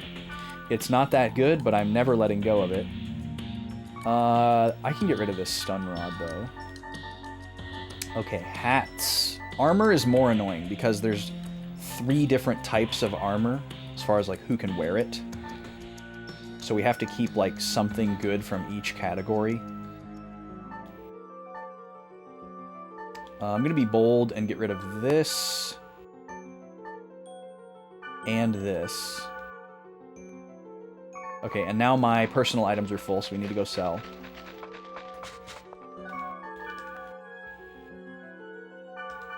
Goodbye. Goodbye. Goodbye. Goodbye. Do not sell the Sunfang. Fruit's Axe can go. Tree Beam Spear. Stun Rod. Cave Bear Hood. Ice Dragon. Travel Robes. Wait. Are we getting rid of these? Yeah, we are. Okay. Okay. Back to storage. This is my favorite root town, by the way. None of the other root towns have the shops this close together. Alright, you're going in, you're going in, you're going in. And back to clearing up room.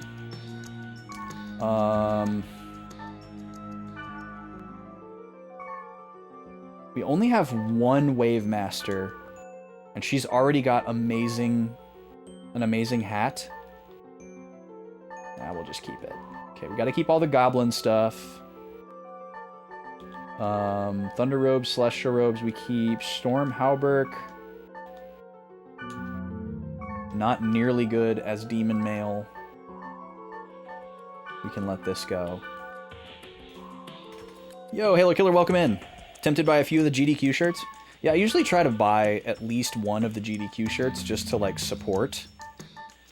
But I haven't decided which one from the collection I want to get this time around. Sometimes I buy more than one. This time around I'll probably definitely only buy one. But I got the rest of the week to decide. I'm not sure what I want yet, though. We'll leave those alone.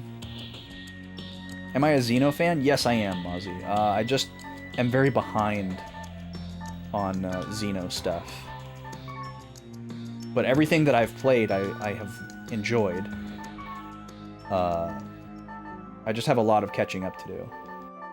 We're actually pretty well managed here. We just have a really stupid amount of daggers that are rare that we're hanging on to. Did I take out anything else to sell? Just this Storm Halberd? Okay. Well, 83 is better than 90. So we take those, I guess. Few shirts you already own. Wait. Your few shirts that you already own, you flip them inside out.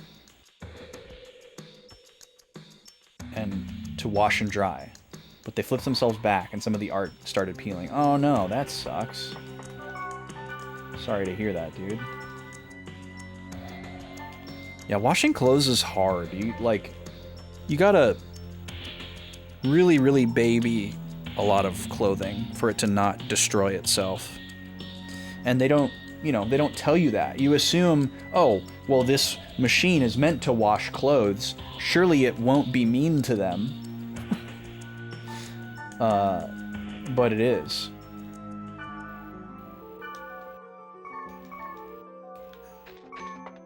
Yeah, hang drying is just like so untenable.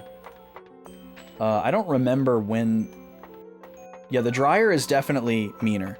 I will pass along a PSA that I got recently. We'll just save again in the same slot here. Our dryer broke like less than a year ago. And what's really stupid about when a clothes dryer breaks is that the price to fix it is not that different from the price of just buying a new one, which is a whole can of worms about right to repair that I'm not gonna get into, and that's like a whole extra subject of like the American economy where everything is just disposable and replaced instead of being fixed. But we're not gonna get into that. But when the person came and fixed our dryer, he told me, like, hey, there's 3 heat settings on your dryer. There's like low, medium, and regular. And he was like, this regular setting, the like top setting that's called regular, is so hot that it should never be used for anything. He's like, the reason why I'm fixing your dryer right now is because that regular heat setting is so hot that it's just burning up the components inside the dryer. He's like, dry everything that you own, even like the wettest, heaviest blankets and towels, just dry those on medium and dry everything else on low because it's still really, really hot. And your dryer will last longer and your clothes will last longer if you just like dry them on lower heat. And even if it takes you 2 cycles, at least your shirt isn't destroyed. And the same goes for like high agitative washing machine cycles. Like the heavy wash cycle is more likely to like, grab a stray thread and like destroy a shirt or a towel or a rug or whatever. So I feel like the way that they make the interface look and the words that they choose makes it seem, or it makes it easy to assume that the higher setting is like normal. And it's like, oh, well, I'll just get them as clean as possible, Or like you think hot versus warm, and it's like, oh, well, the warm must not be that hot, but maybe it is still like super hot, and then hot is like scalding. But obviously they're not going to call it that. You had the washer claim about 4 pairs of your underwear. Yeah, those machines are intense. Yep, $150 difference to repair a 7-year-old one or buy a new one. And it's like, how many people are gonna repair the old one? It's a problem. Okay, where do we want to go next? We're gonna go to the one that is level 81, which is Dreaming Moonlit Gravestone. What was our Q on this one? Our Q was Databug.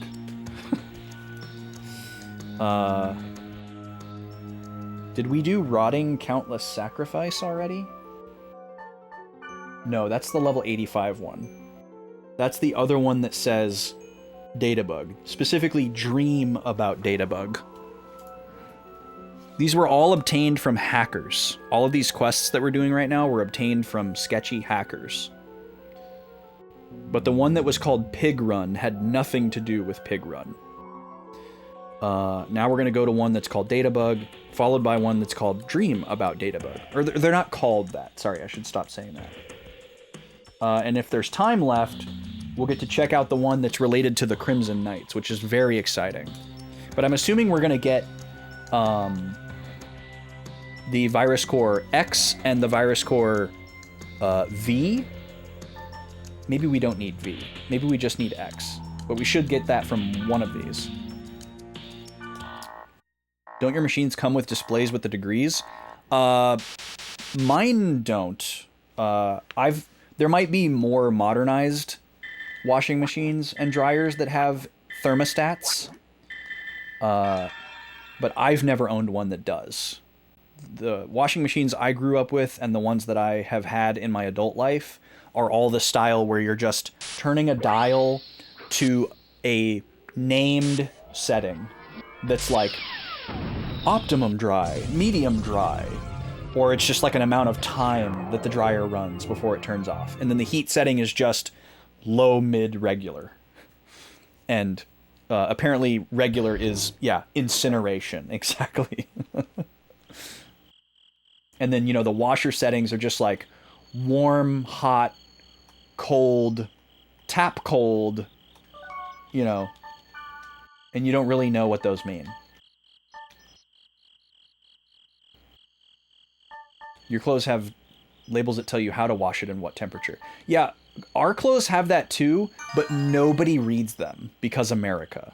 So like your clothes will say like, do not machine wash warm.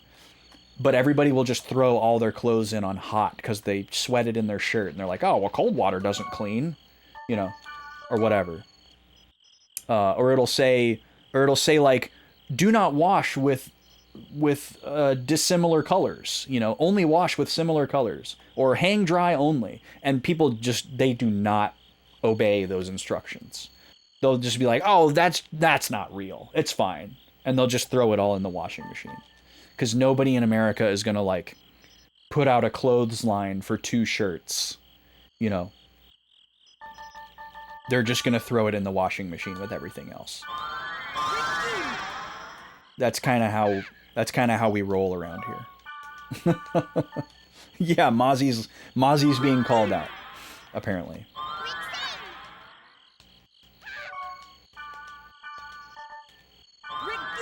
Okay, I'm gonna run towards the dungeon, because we are... What level are we now? 87? Yeah, we're so many levels up here that there's no incentive for me to clear out the field.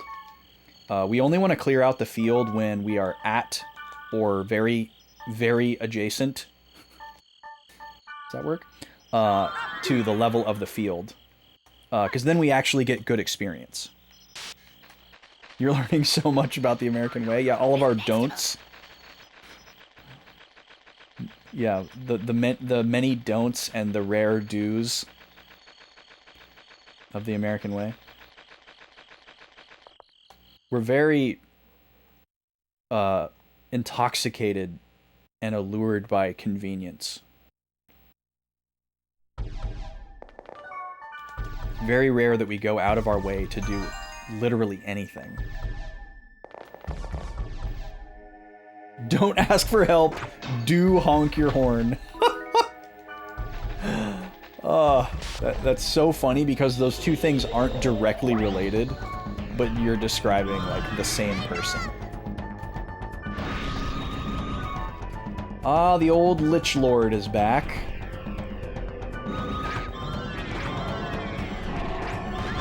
Fantastic. If we're gonna see these guys the whole time, I might want to just give Black Rose a speed charm too.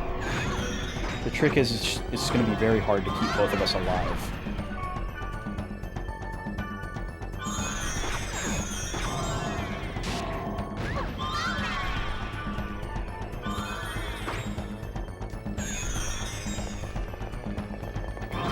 So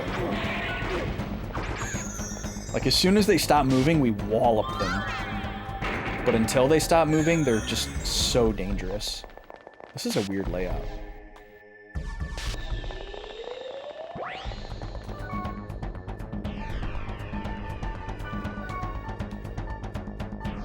This is a really crappy encounter too.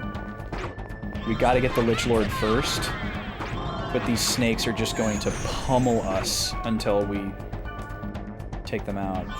They're so strong. They hit like 9 times at a time. It's very easy for them to one-shot.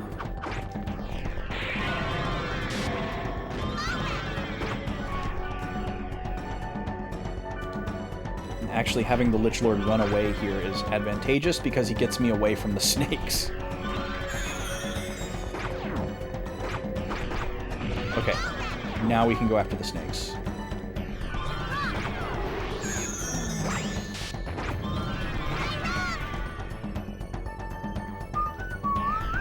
Oh, I forgot to restock restoratives. Shoot.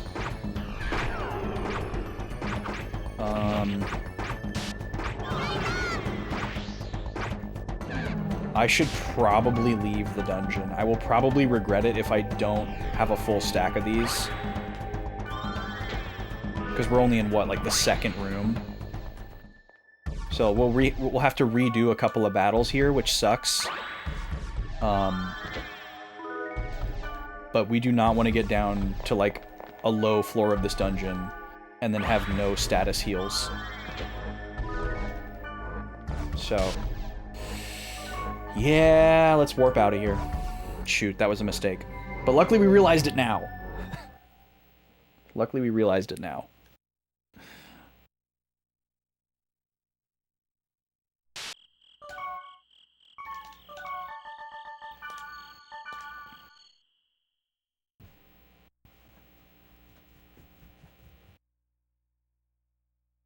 Gobi heard a door. She went to go investigate. Alright, let's go buy a full stack of restoratives. Very important.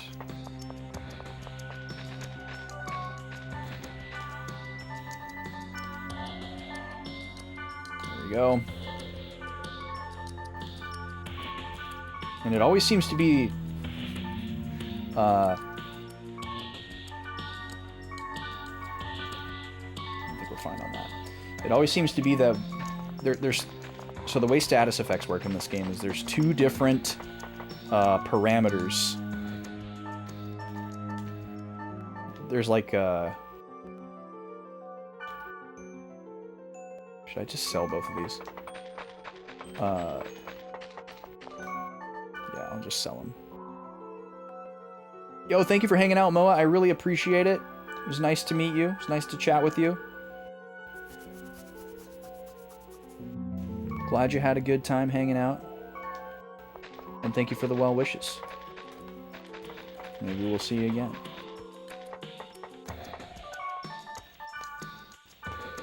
And I guess I'll go ahead and run this ad before we go back in. We're still on save slot number 1 here. That's fine. Yeah, I'll go ahead and just run it now. This will be the last ad break of the day. We've got 1 more hour of stream coming at you. If you're having a good time, I will be back on Thursday doing more of this. Usually I stream this game Thursday and Friday, but we're shuffling the schedule around this week for the special event on Friday.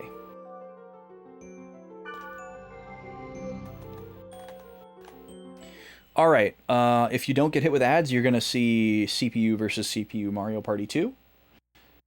And I'll be back in about 3 to 5 minutes. Thanks for being here, folks.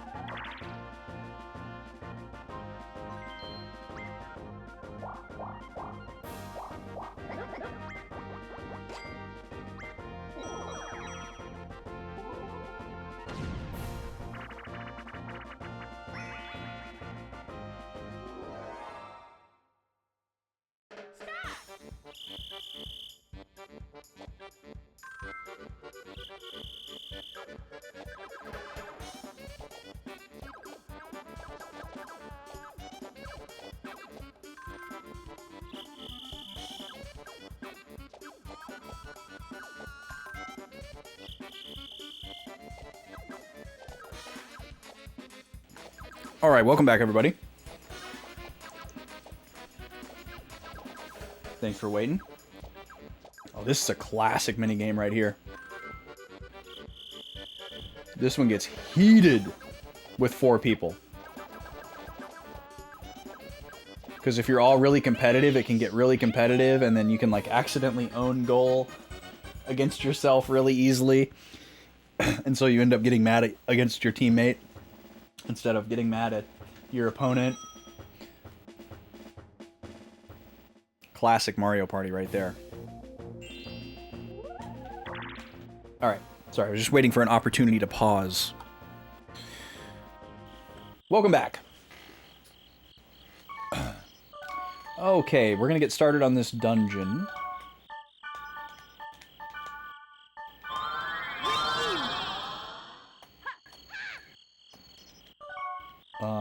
We were just here, but I had to warp out because I forgot to restock an important consumable. So we did that. We'll have to redo like the first 2 fights or something like that. Not a huge deal.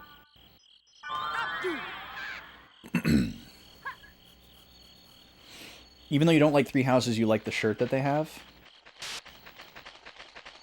I think I know which one is that one. Yeah, the Metroid Dread one is really cool. The Paper Mario one, I was definitely eyeing up. I like the regular Mario one as well. I was kind of thinking about getting the Wii Sports one too, because I'm a huge Wii Sports fan.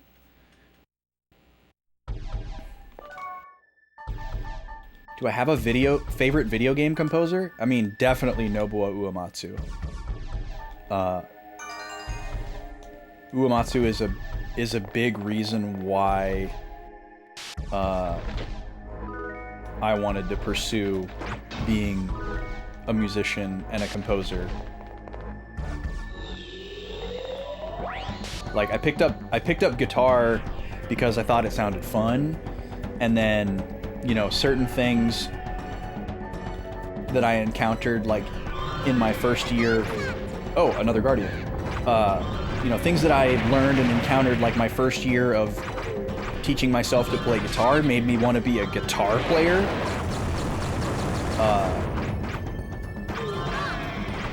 But Uematsu is what made me want to be a composer. For sure.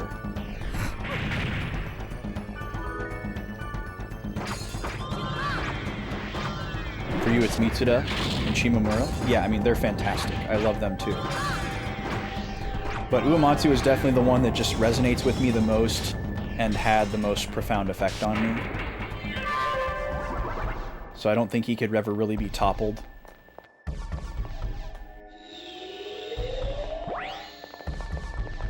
The Kirby one looks good, but you're not a major Kirby fan? I forgot what the Kirby one looks like. I have a lot of Kirby shirts for somebody who's not very, like a huge Kirby fan. So I should probably stop buying Kirby shirts. I think I'm good on Kirby shirts for a lifetime. I did have to get rid of one though because I outgrew it. But I still have a pretty solid number of Kirby shirts. Do I have a favorite Final Fantasy OST? Man, that's a hard one. They all have pretty distinct identities, as do the games. And part of what I love about Uematsu so much is just his like ability to understand the assignment.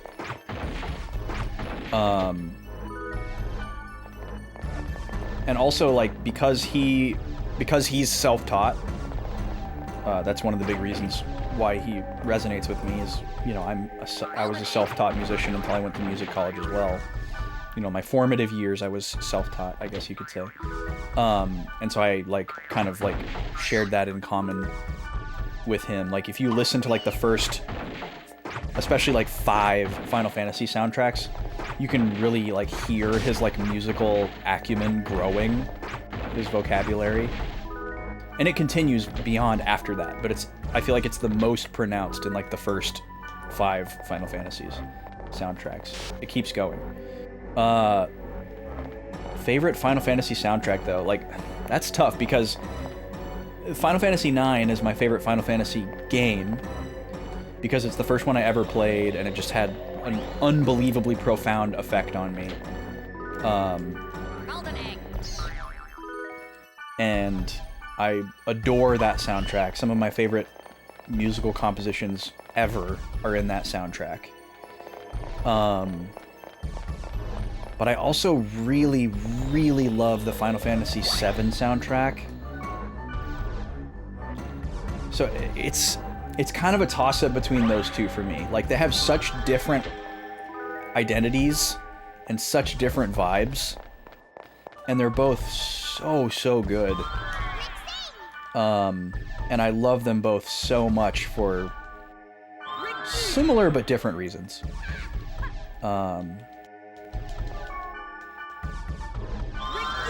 Yeah, I don't know. That's really tough. Like, I like all of the Final Fantasy soundtracks that Uematsu did.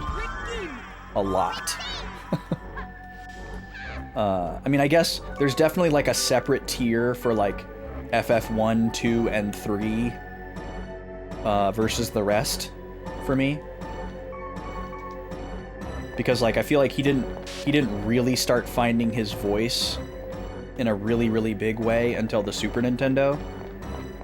And on the NES, he was like, oh, well, I can kind of do this, like, classical, you know, Baroque Bach thing that's, like, very conducive to the 3 voices of the NES sound chip. And, you know, like, there's a couple of pieces amongst the first 3 Final Fantasy soundtracks where you can, like, hear his voice coming out. But it's much less pronounced than the rest of them. So those ones don't, like, grab me as much. I still like them, but there's definitely a separation between those and the rest that he did. Where the, like, you know, like, anything from Final Fantasy IV and up just, like, blows me away with how incredible his compositions are for those games.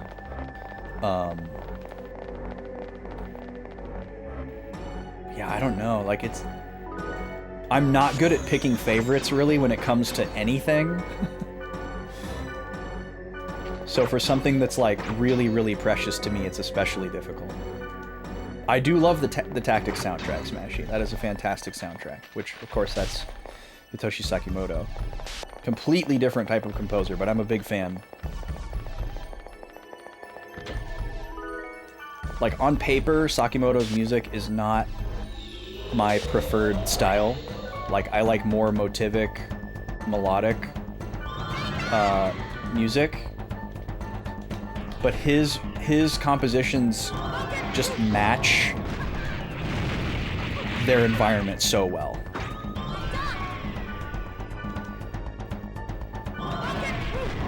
Like, the vibes of, like, the Tactics and FF12 soundtrack are just unmatched.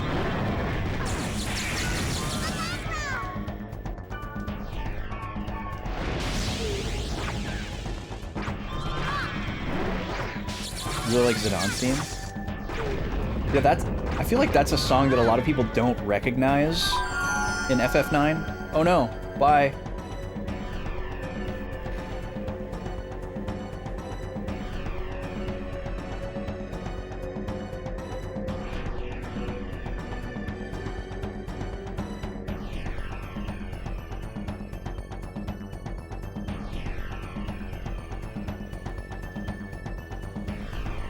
Well, that was strange.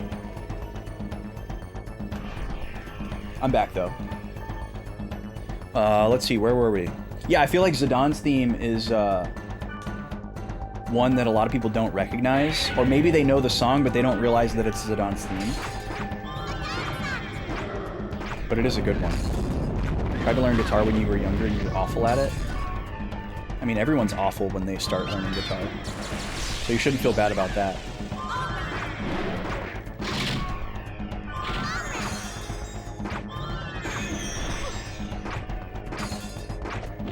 Can you bring her back, please? Oh god, please bring me back. Thank you. Man, this thing is strong.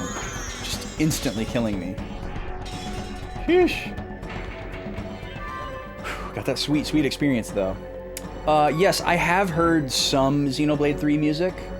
Not a ton. I usually try not to, like, listen to an entire soundtrack of a game before I've played the game. Especially if I know I'm gonna play the game.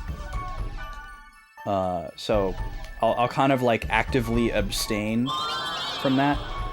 But I'm being in the video game music scene and how popular the Xeno games are. It gets covered pretty regularly. And I couldn't tell you which Xenoblade 3 songs I've heard, but I've definitely heard a lot of them. And I've heard a decent chunk of Xenoblade 2 music, even though I haven't played it yet. Which is going to be my next offline RPG, by the way. Once I free up my Switch 2. But the only Xenoblade Chronicles games that I've played are 1 and X so far. I'm very behind. It's not for lack of desire, it's just for lack of time. So, just slowly catching up. Maybe I can finish Xenoblade 2 before Xenoblade 4 comes out. And I've only played 1 Xeno Saga. I have played Xenogears, but I really need to play it again. Because I was a dumb 19-year-old when I played it, and I didn't understand any of it. And I've watched other people play it, and, you know, now understand it, but it's not the same as playing it again yourself. Yeah, and it was also, like, at a time in my life where I just, like, by default used a walkthrough for every game that I played, because I didn't realize what it was robbing me of. I was just, like, exhilarated by the idea of, like, getting through games in a reasonable amount of time, and, like, getting everything was exciting, and, like, not missing anything, quote-unquote, was exciting. But I didn't realize that I was robbing myself of, like, making memories and having, like, a unique experience. I hadn't figured that out yet. So, I think I missed out on a lot by playing Xenogears when I did and how I did. So I'd love to replay that one again someday, more earnestly. But yeah, I mean, I love the game. I think it's great. I've re-experienced it vicariously through many other people on Twitch. You know, I understand the finer points of the plot now. I think what I would like to do, actually, is specifically wait to replay Xenogears until I have finished the Xenosaga trilogy. I think that would be a good idea. I think I would get something cool out of that. Thanks for the follow. Welcome in. Get this pumpkin guy out of here. Can you hit him with something, please? I don't want to waste a spell when he's got 1 HP.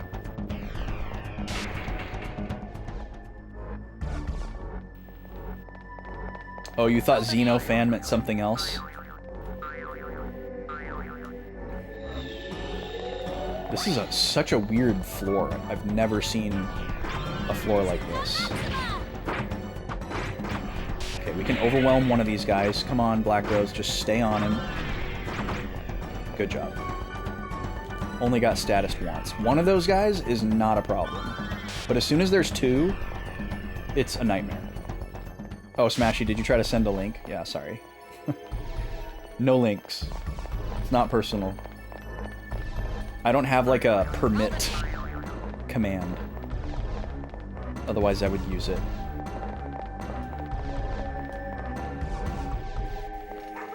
If it's something I can look at later, feel free to put it in Discord or message it to me or whatever.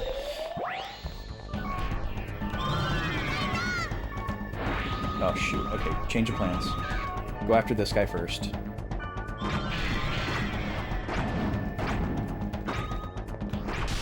They really got their money's worth with the textures? Yeah. I love palette swaps though. I like it. I like reused assets in a game. It does not bother me at all. I actually see it as a positive. Like, I use it to help me measure progress and passage of time. It's like, oh, we're far enough in this game to where the goblins are a different color, you know, and you can use that as like a marker. I like that.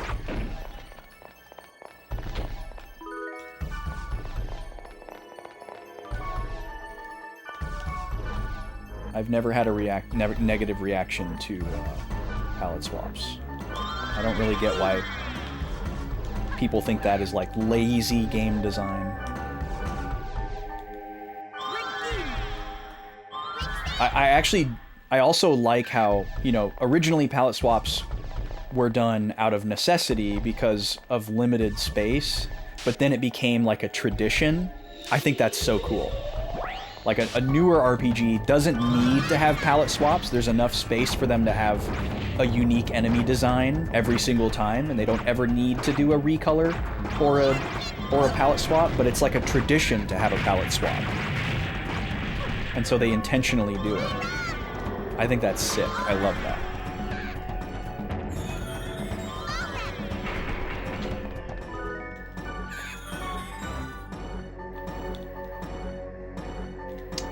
I died. I lost my speed charm.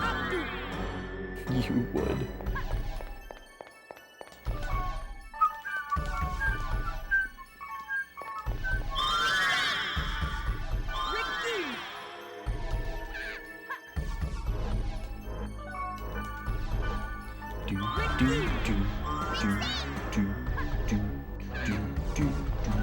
I'm just gonna hit a Mage's Soul really quick so I don't have to wait to go into the next room.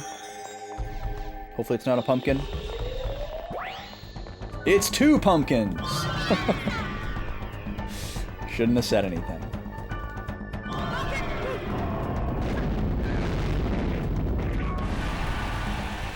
Hello? Yo, Snow! What's up, dude? How are you, man? How was the stream today? Welcome in, everybody. What were you getting up to? Rome, hello. Snow, my man. Y'all go follow the Snowmans. Me and Snow go way back. Snow's an OG. Snow was one of the first people I followed and watched regularly on Twitch. We were in the trenches back in the day. What have you been working on? Dark Cloud 1, my goat. My absolute goat. Dark Cloud 1 is one of my favorite games of all time. Huge Backlog Boys game as well. Massive Backlog Boys lore with Dark Cloud. I need a Mage's Soul. Welcome in, everybody. Zim, Sandwich. Great to see ya. Iguanodon, nice to see ya. How we doing, everybody? Welcome in. If you don't know me or you're confused, if you've ever seen me in the Snowman's chat as BB_Austin, that's me. That's the account that I chat on and stream, or no, sorry, that's the account that I chat on and sub to people with, but this is the account that I stream on. I stream on the channel Backlog Boys. And the reason for that is because there are 2 Backlog Boys. My good friend Vaughn is the other Backlog Boy. We used to both stream on this channel, so we had separate accounts to go and like interact with people with so that they would know who it was instead of both of us like chatting as Backlog Boys. So it made a lot of sense at the beginning. But then Vaughn eventually just phased himself out of streaming. He doesn't stream anymore. We're still very good friends. Backlog boys forever. It'll always be boys and never boy. We work on a lot of other stuff together. We're in close communication. We're very, very close friends. Vaughn was in my wedding. There wasn't any kind of like dramatic falling out or anything. He just stopped streaming to pursue a career. Because he's not a jobless wonder like me. And so now I'm just a weirdo with 2 accounts that has to constantly explain himself. But the Backlog Boys lore, with Dark Cloud, this dovetails well. Vaughn and I did YouTube Let's Plays way back in the day, before we did the Twitch thing. And we did not know each other very well at all before we started this Let's Play channel adventure. We had met like 2 or 3 times, and I knew that I wanted to do this thing, and I knew that I wanted a co-host. And I asked him if he was interested in doing it, and he said yes. And I was like, all right, cool. And I just kind of like put everything together and like basically told him to show up to my house. And we started recording episodes together. And the very first time that we hung out by ourselves with no other people around was to record like 20-something episodes of a Dark Cloud Let's Play. So our Dark Cloud playthrough on YouTube from like 10 years ago is literally a recording of Vaughn and I like getting to know each other and like building chemistry as friends. And you can like hear in the beginning how like we're kind of like figuring each other out and like learning each other's sense of humor and like how to like bounce things off of each other, in addition to just like learning how to like do a Let's Play, you know, because we didn't know how to do that either. And the way that we recorded stuff back then was we would play 3 different games at a time, and Dark Cloud is a very long game, or at least it can be if you play it as pedantically as I do. So it took a very long time for us to get through Dark Cloud at the pace that we were playing. It took like a year and a half of playing like you know, every so often. We would get together. We would get together once a week, and we would record 30 episodes. We used to call it a Dirty 30, because we would record 10 episodes of each of the games that we were currently in the middle of. And it partially took us that long to beat Dark Cloud because I did like all of the bonus content. Like I 100%ed the game. So there was like grinding and obviously a lot of like idle time goofing around because that's the nature of like chatting with another person. You know, stream is like that as well. But yeah, we took our time with that one. And it's fascinating because it took so long, like our chemistry and like our, you know, comedic timing and everything like evolves over the course of the playthrough. Because I think it was like 230 episodes of Dark Cloud. And meanwhile, all these other games were getting completed and beaten, you know, and they all happened at like different times or whatever. But that one series continued for so long, so it's like this huge measurement metric for Vaughn and I's friendship. It's like a chronicle of the first year and change of our friendship. So it's a very precious game to me for many reasons, but that's obviously a big part of it.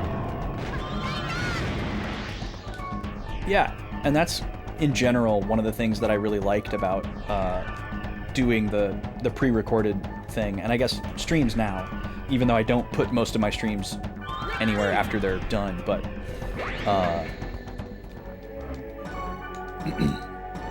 it's just a really cool way to have like a very pointed time capsule. Why did I invite him over for the first time? To literally start Backlog Boys, Smashy. That's what I'm saying. Like, we had met before, and we had worked on like the second convention together. We're on the board of directors for VGM Con, and we were working on the early events before it was called VGM Con back then. You know, one of the first things that we did together professionally was work on the second convention as like early staffers. And like, we knew each other a little bit, but we didn't like work hand in hand on anything. And we just kind of like knew who the other was, and like he played music with the founder and I was friends with the founder, and we were like kind of like indirectly friends like by association, but we hadn't really like done anything. And then we went to one of the Zelda Symphony concerts really early on, Symphony of the Goddesses. We went and saw that in Milwaukee, which, random aside, there is a very serendipitous and mysterious photo. Everybody that was going to the concert went to go eat together before the concert. And we went to this place that was called Burger Bar. Very creative name, right? And this was like a couple of months before we started doing Backlog Boys. And I had already like created the branding and the idea and everything, but we hadn't started doing it yet. Because I think this concert was in like November or December or January or something like that. And then we started Backlog Boys the following April. And there's a picture of Vaughn and I sitting at this restaurant, like talking to each other. And you can see the rest of us that are all there too. But Vaughn and I are next to each other, and directly above our heads behind us in the photo is a logo for the restaurant, and it's a circle that says BB because it was called Burger Bar. And it was like the manifestation of Backlog Boys before it happened.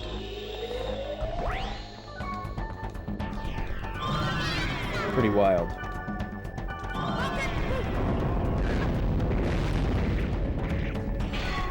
But yeah, it might not be that long of a game for you, Snow. It just depends. Like, I remember when we got to the end of like the main story before we started like the bonus stuff, I think we were only at like 170 episodes. And then there was like, 60 more episodes of the bonus content. So if you don't do that, that'll save you a ton of time.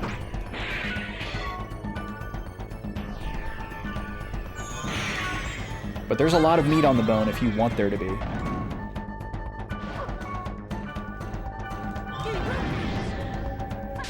I love Dark Cloud so much.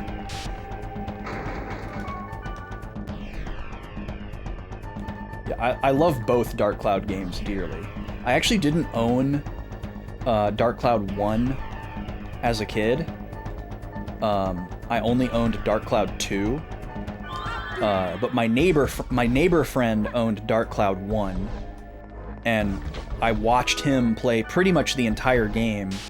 I'm sure I missed some of it. I'm sure he played some of it by himself, here and there. But we were very collaborative back in the day. We would just like go over to whoever's house, and we had no problem just like sitting there and watching somebody else play a single-player game with no expectation to play whatsoever. And we would like backseat and be like, oh, go over there, wait, I'll use the thing, like, we were totally cool with that. That was what my technically first experience with Ocarina of Time was like. We would like try to help each other figure out the puzzles and that sort of thing. But I don't know if I ever touched the controller, but it very much felt like I was part of it. And that was what Dark Cloud 1 was like for me. And that's what made me want to get Dark Cloud 2. And the inspiration for playing Dark Cloud 1 for Backlog Boys, like the whole, premise of the show was clearing games off of the backlog. And that was like, oh, this is a game that I have like a lot of memories of, but I haven't technically played it and completed it myself. And like I remember it fondly, but not specifically, and I want to like re-engage with it. So that was a big part of the playthrough too.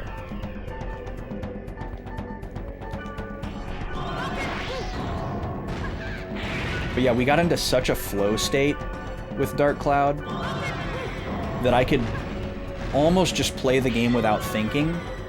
And we would just, like, it was like a podcast. We would just talk about various subjects because I needed so little brain power to, like, focus on the gameplay loop because it's so cozy. And unless there was, like, a boss or, like, something really wild going on, I didn't really have to, like, lock in. It's a very cozy game. Big fan of the dungeon crawler. You might guess, since we're playing another PS2 dungeon crawler right now. It's one of my favorite eras of gaming. Dark Cloud, Dot Hack. Those were kind of just the big two for me. I know there's more, but as far as what I've played, it's kind of it. I died. That's annoying. Wait, you're not dead yet. Now you're dead. But yeah, anyways, that was a bit of a circuitous long intro. Welcome in, Raiders with Snow. We're playing Dot Hack Quarantine. This is a first playthrough of the 4-volume joint for the PS2. You may have heard of Dot Hack Infection, Mutation, Outbreak, and/or Quarantine. They look like 4 separate games, but it's more like a 4-disc RPG released episodically. It's really just one game. So we're kind of getting towards the end of the experience. We're doing a bunch of side content as we get ready for the likely final story pylons. I'm also in the middle of rewatching the Dot Hack Sign anime, which ties in with the same world lore as this game. The events of the anime take place before the video games, so you can watch the whole anime before you play the games if you want. But you don't have to watch the show if you don't want to either. It's just more world building. I'd certainly recommend it if you want to get fully stuck in, but there's no need to gatekeep it if you want to try the games. I'm a big fan. But we got a bunch of funky stuff going on the channel this month, so if you can, you know, if you want to stop by and see some shenanigans, I strongly recommend it. We've actually got some charity incentives open right now, hence the bar at the top of my head. I'm going to be doing some special streams for the next 2 weeks, pretty much every single day. The actual charity streams themselves are on July 16th and 17th, as far as what the donation incentives are going to have an effect on. But the fundraising is open now. So the link pinned at the top of the chat will give you information about the charity, National Children's Alliance, that we're raising money for. Excellent cause. As well as kind of outline what you can put the donation towards for the playthroughs that I'm doing. We got a boss room coming up. Milani, how are you? Yes, shenanigans. Many shenanigans. Many shenanigans this week. As a matter of fact, let me do a quick little check-in here for the newbies. Here's the schedule for this month. On Friday, we're doing a very cool event called PokeFest, where I will have a watch badge. If you watch me for 1 hour on Friday, you'll get this beautiful pink heart soul badge next to your name in my chat, just for watching for an hour. And these other 7 streamers who are linked in chat each have their own Kanto Gym badge as well. So you can try to collect them all and become the best there ever was. They're all really cool people that you should be following anyways, so check them out. Thanks to VK for inviting me to be one of the gym leaders. We're going to be continuing my Generation 5 custom Nuzlocke, Pokemon Black.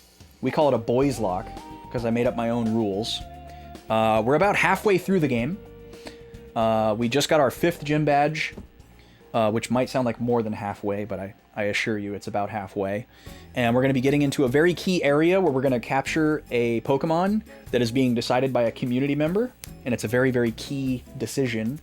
We actually have 4 key decisions in the playthrough that are kind of like up for sale. If somebody wants to have a big influence on the playthrough, it's totally optional. But 3 of the 4 have been claimed. There's 1 left that's going to happen a little bit later in the playthrough. And we're playing that on original hardware. I have a capture modded original 3DS. So we're playing that on an OG Pokemon Black cart. It's a fun time. This Sunday, the lady will be joining me at noon Central Time. Oh my goodness! We're getting another raid. Jackie, with the Cheeky Tuesday stream, 2 weeks in a row. What were you doing, friend?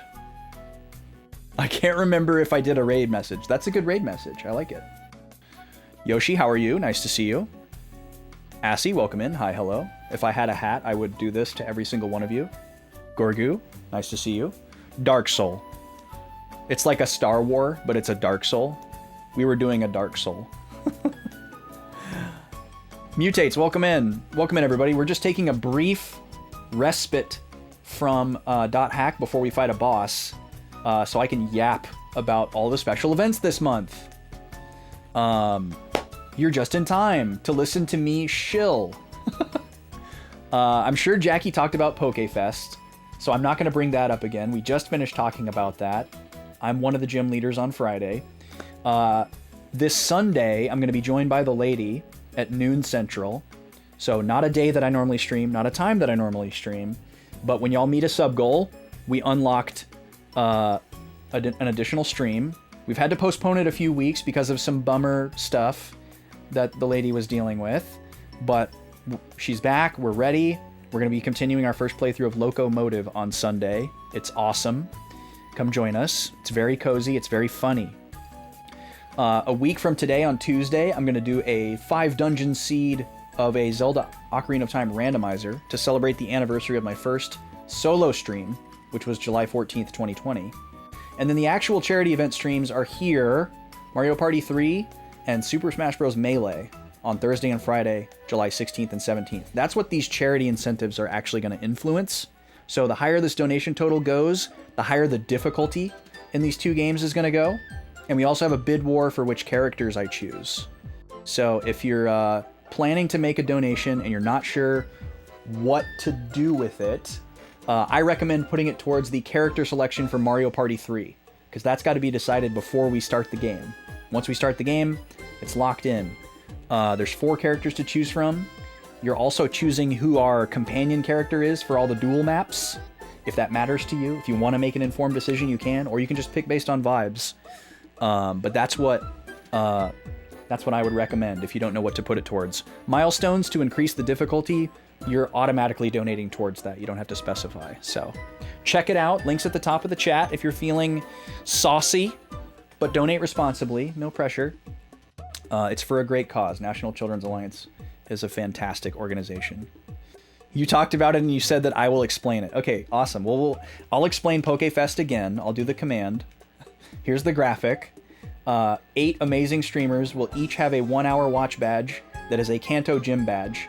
I'm hosting the Soul badge, so watch as many of us as you can for 1 hour and try to collect them all.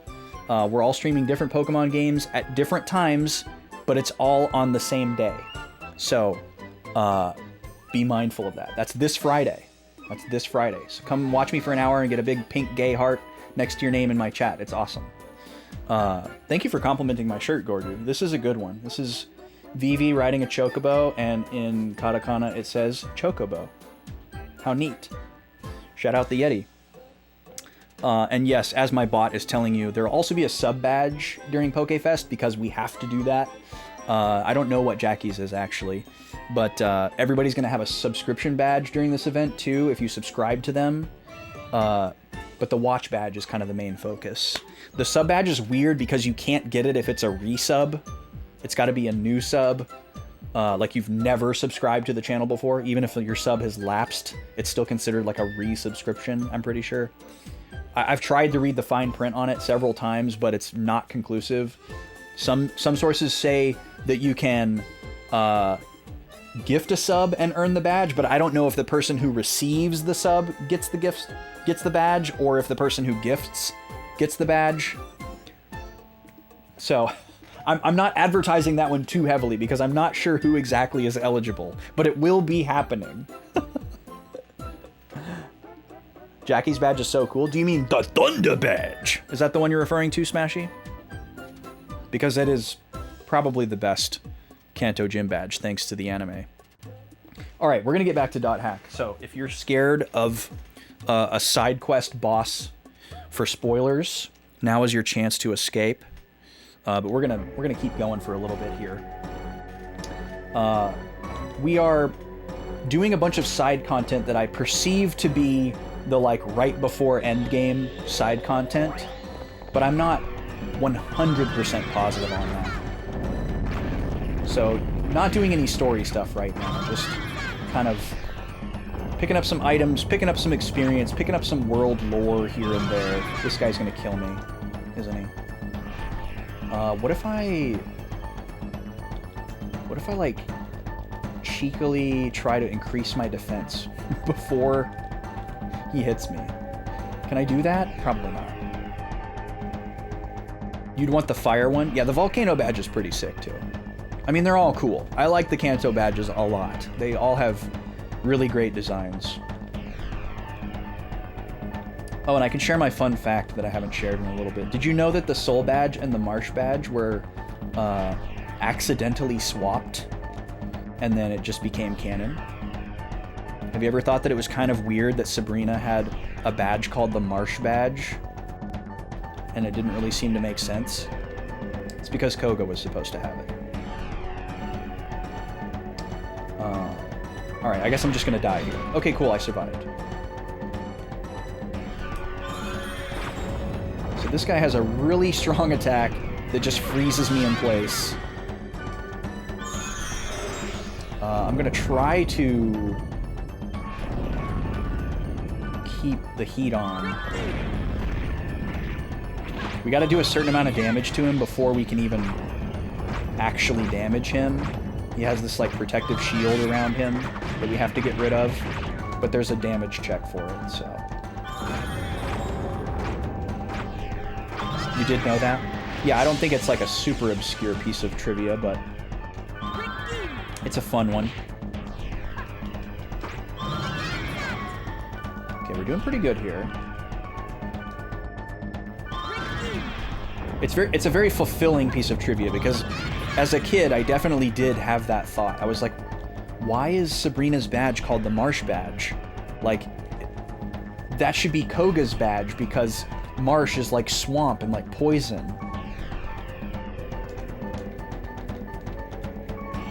And that's literally what they were going for. They just goofed it up, but then it was too late. And they were like, well, it's just gonna stay that way. They never fixed it. Because they were like, this is what everybody's used to, so we're gonna pretend like we meant to do that. Like when you play a really weird note in a guitar solo, you just pretend like you meant to do it. And then everyone's like, whoa, that was so sick. Alright, there we go. Now we can damage him. We gotta click data drain. The Virus Core X. Oh, about to die. Oh, he didn't do nearly as much. Okay, cool. Yeah, I don't remember when exactly I learned that definitively. Wow, that guy died super fast.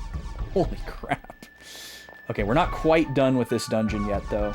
That was the boss, but there's a few more rooms, as there sometimes will be. Okay, just give him a second to buff. We've got 4 more enemy encounters. That's what those yellow dots on the map are. The black ones are chests. And the one in the top right is going to be like our ultimate reward for completing the dungeon.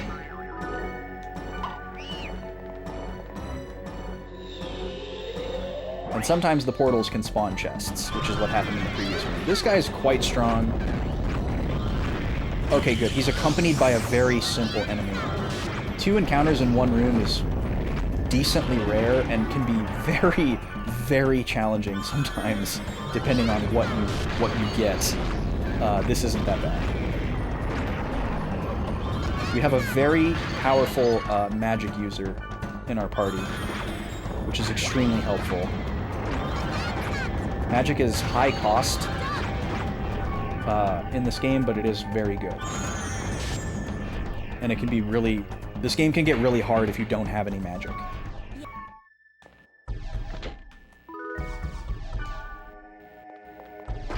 I believe it was the names and the designs, because I think the names and the designs are attached. Like the Marsh badge is the yellow circle, and the Soul badge is the heart. that part of it is correct. It was just which gym leader they were assigned to was flipped somehow.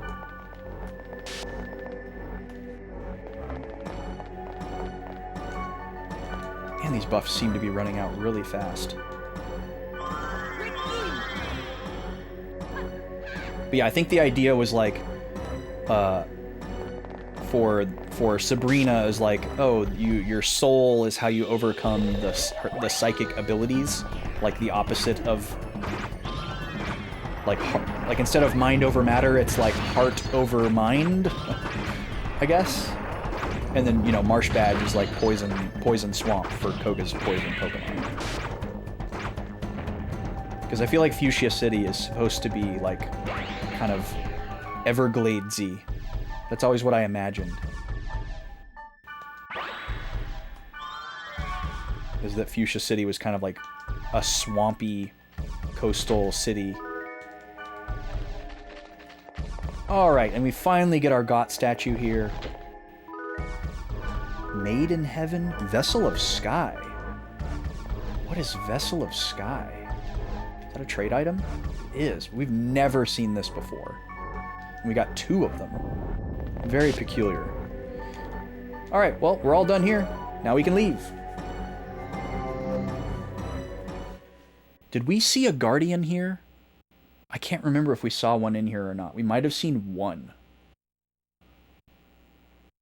Never put Marsh being poisoned together.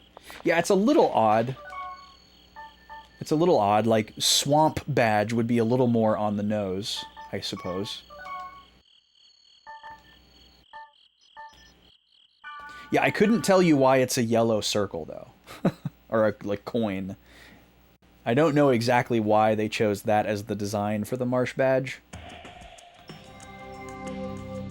Maybe there's some kind of lore we could intuit there. Alright, let's do a little bit of item management. We already have one of these, don't we? Is this what Black Rose currently has? Yes, this is her current weapon. Okay. So we could throw this in storage, maybe give it to another heavy blade if we're forced to use them for a side quest or something. This is junk. This is really outdated. And this is a good piece of armor, plus we already have it in storage, so it doesn't take up space to add another. Those are going in. Alright, now we can sell. You think in Japanese they're just called the colors? Yes, I think you're right. Yeah. Yeah, like the Earth Badge is just called the Green Badge. And the Rainbow Badge is the only one that's the same. It's the Rainbow Badge. And then it's like the Orange Badge, the Yellow Badge, the Blue Badge, the Red Badge. It's very interesting. I like our localized names much better. Okay, any level 2 scrolls hiding? Oh yeah, we got some summons. These are big cash. We're gonna sell those. Nice. You think Surge and Geo's badges are a bit weird because they look like flowers, but they aren't grass-type users?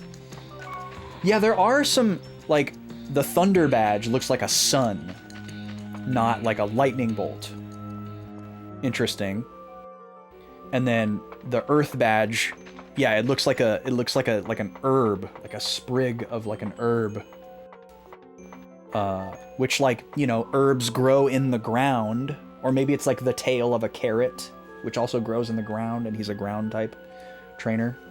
But it could have been like, you know, the Mountain Badge, because he's like the final guy, and you have to get over the mountain of the most powerful gym lead, you know, whatever. Not exactly sure how they landed on some of those choices. But it's also interesting, like, because the original games weren't in color. So the Japanese names being the color as like a way for you to like further imagine what it looks like, I guess, is an interesting choice. And all the towns were named after colors too. It's kind of like was that like an intentional choice to like help you have more to imagine? Or were they just not really thinking about that? Because the Game Boy Color wasn't out yet. The Game Boy was really old, and the Game Boy Color was close, but I don't think it was like announced that it was like coming. I don't think Game Freak would have known that the Game Boy Color was coming in 1995, 3 years ahead of time, and then had the cognitive idea to be like, oh, let's name our towns after colors. And then when that, you know, like they weren't thinking about that. So I really wonder why they chose colors for their towns and badges for a black and white game. And maybe it just was that simple. Like they wanted you to be able to imagine the colors while you were playing. It's like, oh, it's Lavender Town, so I'll just imagine everything being purple. Okay, that was that Rotting Countless Sacrifice? Or was that Dreaming Moonlit Gravestone? I think it was Dreaming Moonlit Gravestone.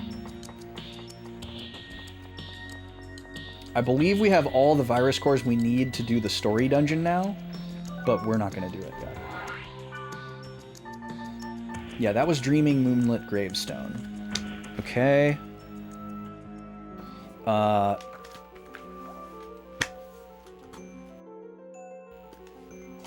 So this save we'll just call dungeon done, and then I'll make a quick note here. We'll say Dreaming Moonlit Gravestone. Man, I cannot write. Holy crap. Dreaming Moonlit Gravestone gave us the last virus core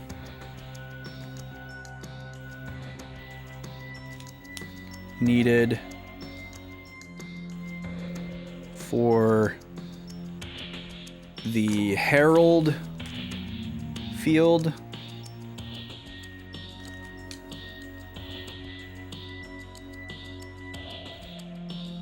But was otherwise unremarkable.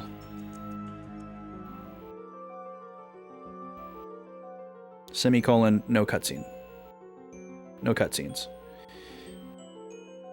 A lot of times these optional dungeons will give us like character development, or just like little vignettes. But the quest that we're doing right now, we got from these very peculiar like hacker characters. And so I thought maybe we would get to know them a little bit, or there would be like strange happenings, which the Guardian encounter stands alone as a very big deal. But other than that, it's very standard fare. So maybe something will happen when we clear all of them. The cryptic messages surrounding getting these coordinates made it seem like we were tapping into something, but so far it's just very normal fare. Hi Eris, how are you? Correct, this is not a fountain pen. This is what you might like to call a basic Bic. You like that? Looking at Gen 2 badges, Chuck's sure has a weird name for both English and Japanese. Storm or Shock badge as a fighting type gem. Yeah, I don't know. Basic ick. Wow, nice counter. Good job. Here's the thing though, like, I know that your fancy pens are better than this one, but like, this pen writes every time I try to write. It feels nice in my hand, and it costs like a dime. And I will not hesitate to throw it in the trash can when it's empty and just grab another one just like it.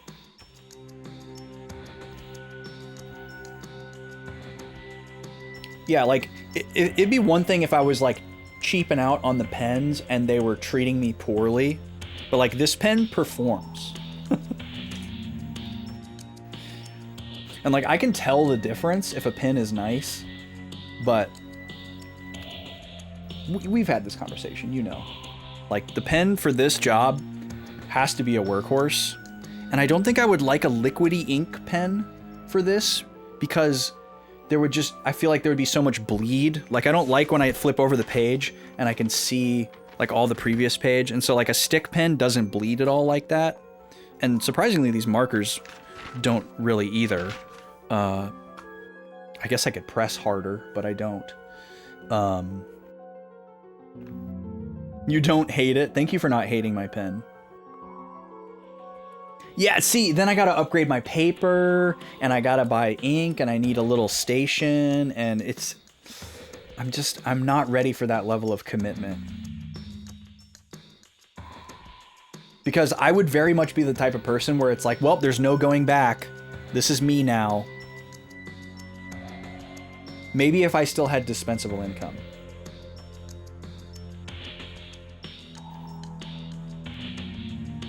Oh, really, Gorgu? Well, Eris is a pen guru. So.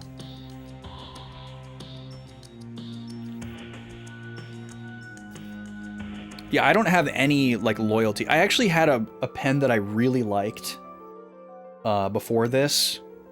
But it was one of those things where, like, I got the pen from, like, a specific place, and once it ran out, I didn't know how to, like, get another one.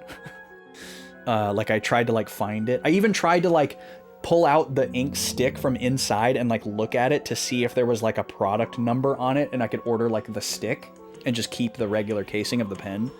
But no such luck. Like, I can tell the difference. Like, sometimes I'll pick one up and I'll be like, ooh, yeah, this one's nice. But then, like, when they run out, it's like, that's it, you know? You cry a little bit and then you get another one. Yeah, they're definitely meant to be thrown away, but I mean, like, get another one. Not, like, refill it, but, like, you know, let me buy, like, a bag of, like, 50 of these little sticks and I can keep using my pen that I like.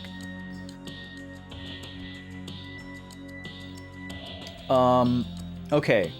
So, let's take a look at this dungeon list now. We have one more left. This one right here, Rotting Countless Sacrifice, that is one of these just kind of quote-unquote random throwaway quests. We're going to have to stop here for today. We're not going to have time for it now. But this will be where we pick up on Thursday. I keep forgetting what day it is because I don't normally play this game on Tuesday. We're going to be picking up there on Thursday. We have 3 more dungeons to do. One of them I can't tell if it's required or not. This one that's related to Subaru. This is another character from Dot Hack Sign that seems like it could be something really, really cool and significant, especially if it's optional. That'll be the second one that we do. And then back to Delta server to do the one that we perceive as the story dungeon, Reincarnated Purgatorial Altar, Herald's Sanctuary. And that's a level 90 dungeon that we need the W, X, Y, and Z core to get into. That one could be the final dungeon for all intents and purposes. We haven't fought Wave 8 yet. We haven't really talked about the wave in a while since we beat Wave 7. I'm assuming we're going to have to fight Wave 8 and Kubia and then maybe something else. But I don't know. It could happen all at once. Or it could just be neither. But that level 90 dungeon in Delta server has final dungeon written all over it. So we're going to operate under that assumption. We'll see. So maybe we finish this game on Thursday. We don't have to make any hard commitments. But whether we finish it or not, there will be no Dot Hack next week. Because next week we have all the special streams. If we do get into filler arc the following week, when I go back to normal schedule... Here, I should be on the other screen. Hold on. We should be over here, so I can point to things. This is the next stream. Right? We might beat the game this day. Next week, no Dot Hack whether we finish or not. Normal schedule this 3rd week of July, after all the special events are over. If we have finished Dot Hack, this will be filler arc week, and we will be playing the new Star Fox for Switch 2. Thank you, Anonymous Star Fox Stalker, for buying this for me. This just showed up at my door a few days ago. I have no idea who bought it for me. Thank you. It was not me. It was not the lady. She definitely would have owned up to it if she had done it. So thank you, whoever bought me Star Fox. Bless you. That's a very generous gift. That'll be our filler arc game. If we're not done with Dot Hack, obviously we'll just keep playing Dot Hack here. I have a feeling there might be like post-game content, even if we finish the main game here. I have a feeling we're going to be able to save and then keep doing stuff. So there could be more side quests or whatever. We'll see. But this is what you've got to look forward to, folks. Charity incentives are live. I don't need to be live in order for you to donate. So copy that link at the top of the chat. Take it with you. It's posted in the Discord as well. Feel free to make some donations in between streams while I'm offline. Get those incentives moving. Raise money for a great cause. Special streams happening starting next week, but the charity streams you're donating towards specifically next Thursday. Get some donations in towards that Mario Party 3 character choice. Go for the gusto. Otherwise, I'll be back on Thursday with more Dot Hack, possibly main story finale or entire game finale. We've got PokeFest on Friday with all the 8 gym leader streamers hosting a watch badge. Get as many as you can. I'll put their links in the chat one more time for you here. Follow them all. Even if you can't watch them during this event, you should check these people out. I know most of them already. I'm looking forward to meeting the ones that I haven't met yet. And of course, be sure to stop in and get your soul badge. Sunday, the lady joins me for more Locomotive. Thank you for meeting the sub goal. We're well on our way to another. Every time the bar fills up, we do a Sunday sub goal bonus stream and play our point and click first playthrough together. But then and only then. So keep subbing. Week from today, Zelda Ocarina of Time randomizer to celebrate the anniversary of my first solo stream. Haven't done a Zooter in a while. I'm very excited to. It's going to be great. It's going to be chill and cozy. And then Thursday and Friday, we've got the charity streams. Mario Party 3 story mode. You're going to see stuff in Mario Party 3 that you didn't know existed, that you've never seen before. You're going to see the dual maps. And if you push the donations high enough, you're going to see a very high difficulty as well. And then for Super Smash Bros. Melee, you will see me sucking if the difficulty goes really, really high. Because it's my worst Smash, and I'm trying to rematch all of the single-player content that I've done before in the past, but it's been a very, very long time.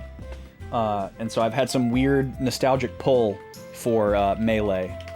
I love the sound bath of Melee. Not like the sweaty controller clicking, like fighting sounds, but just like the sound design, the music of the different modes. It's a great experience. So it's gonna be great. We're gonna raid Peachy. Peachy's playing Twilight Princess for the first time. She's on day 4.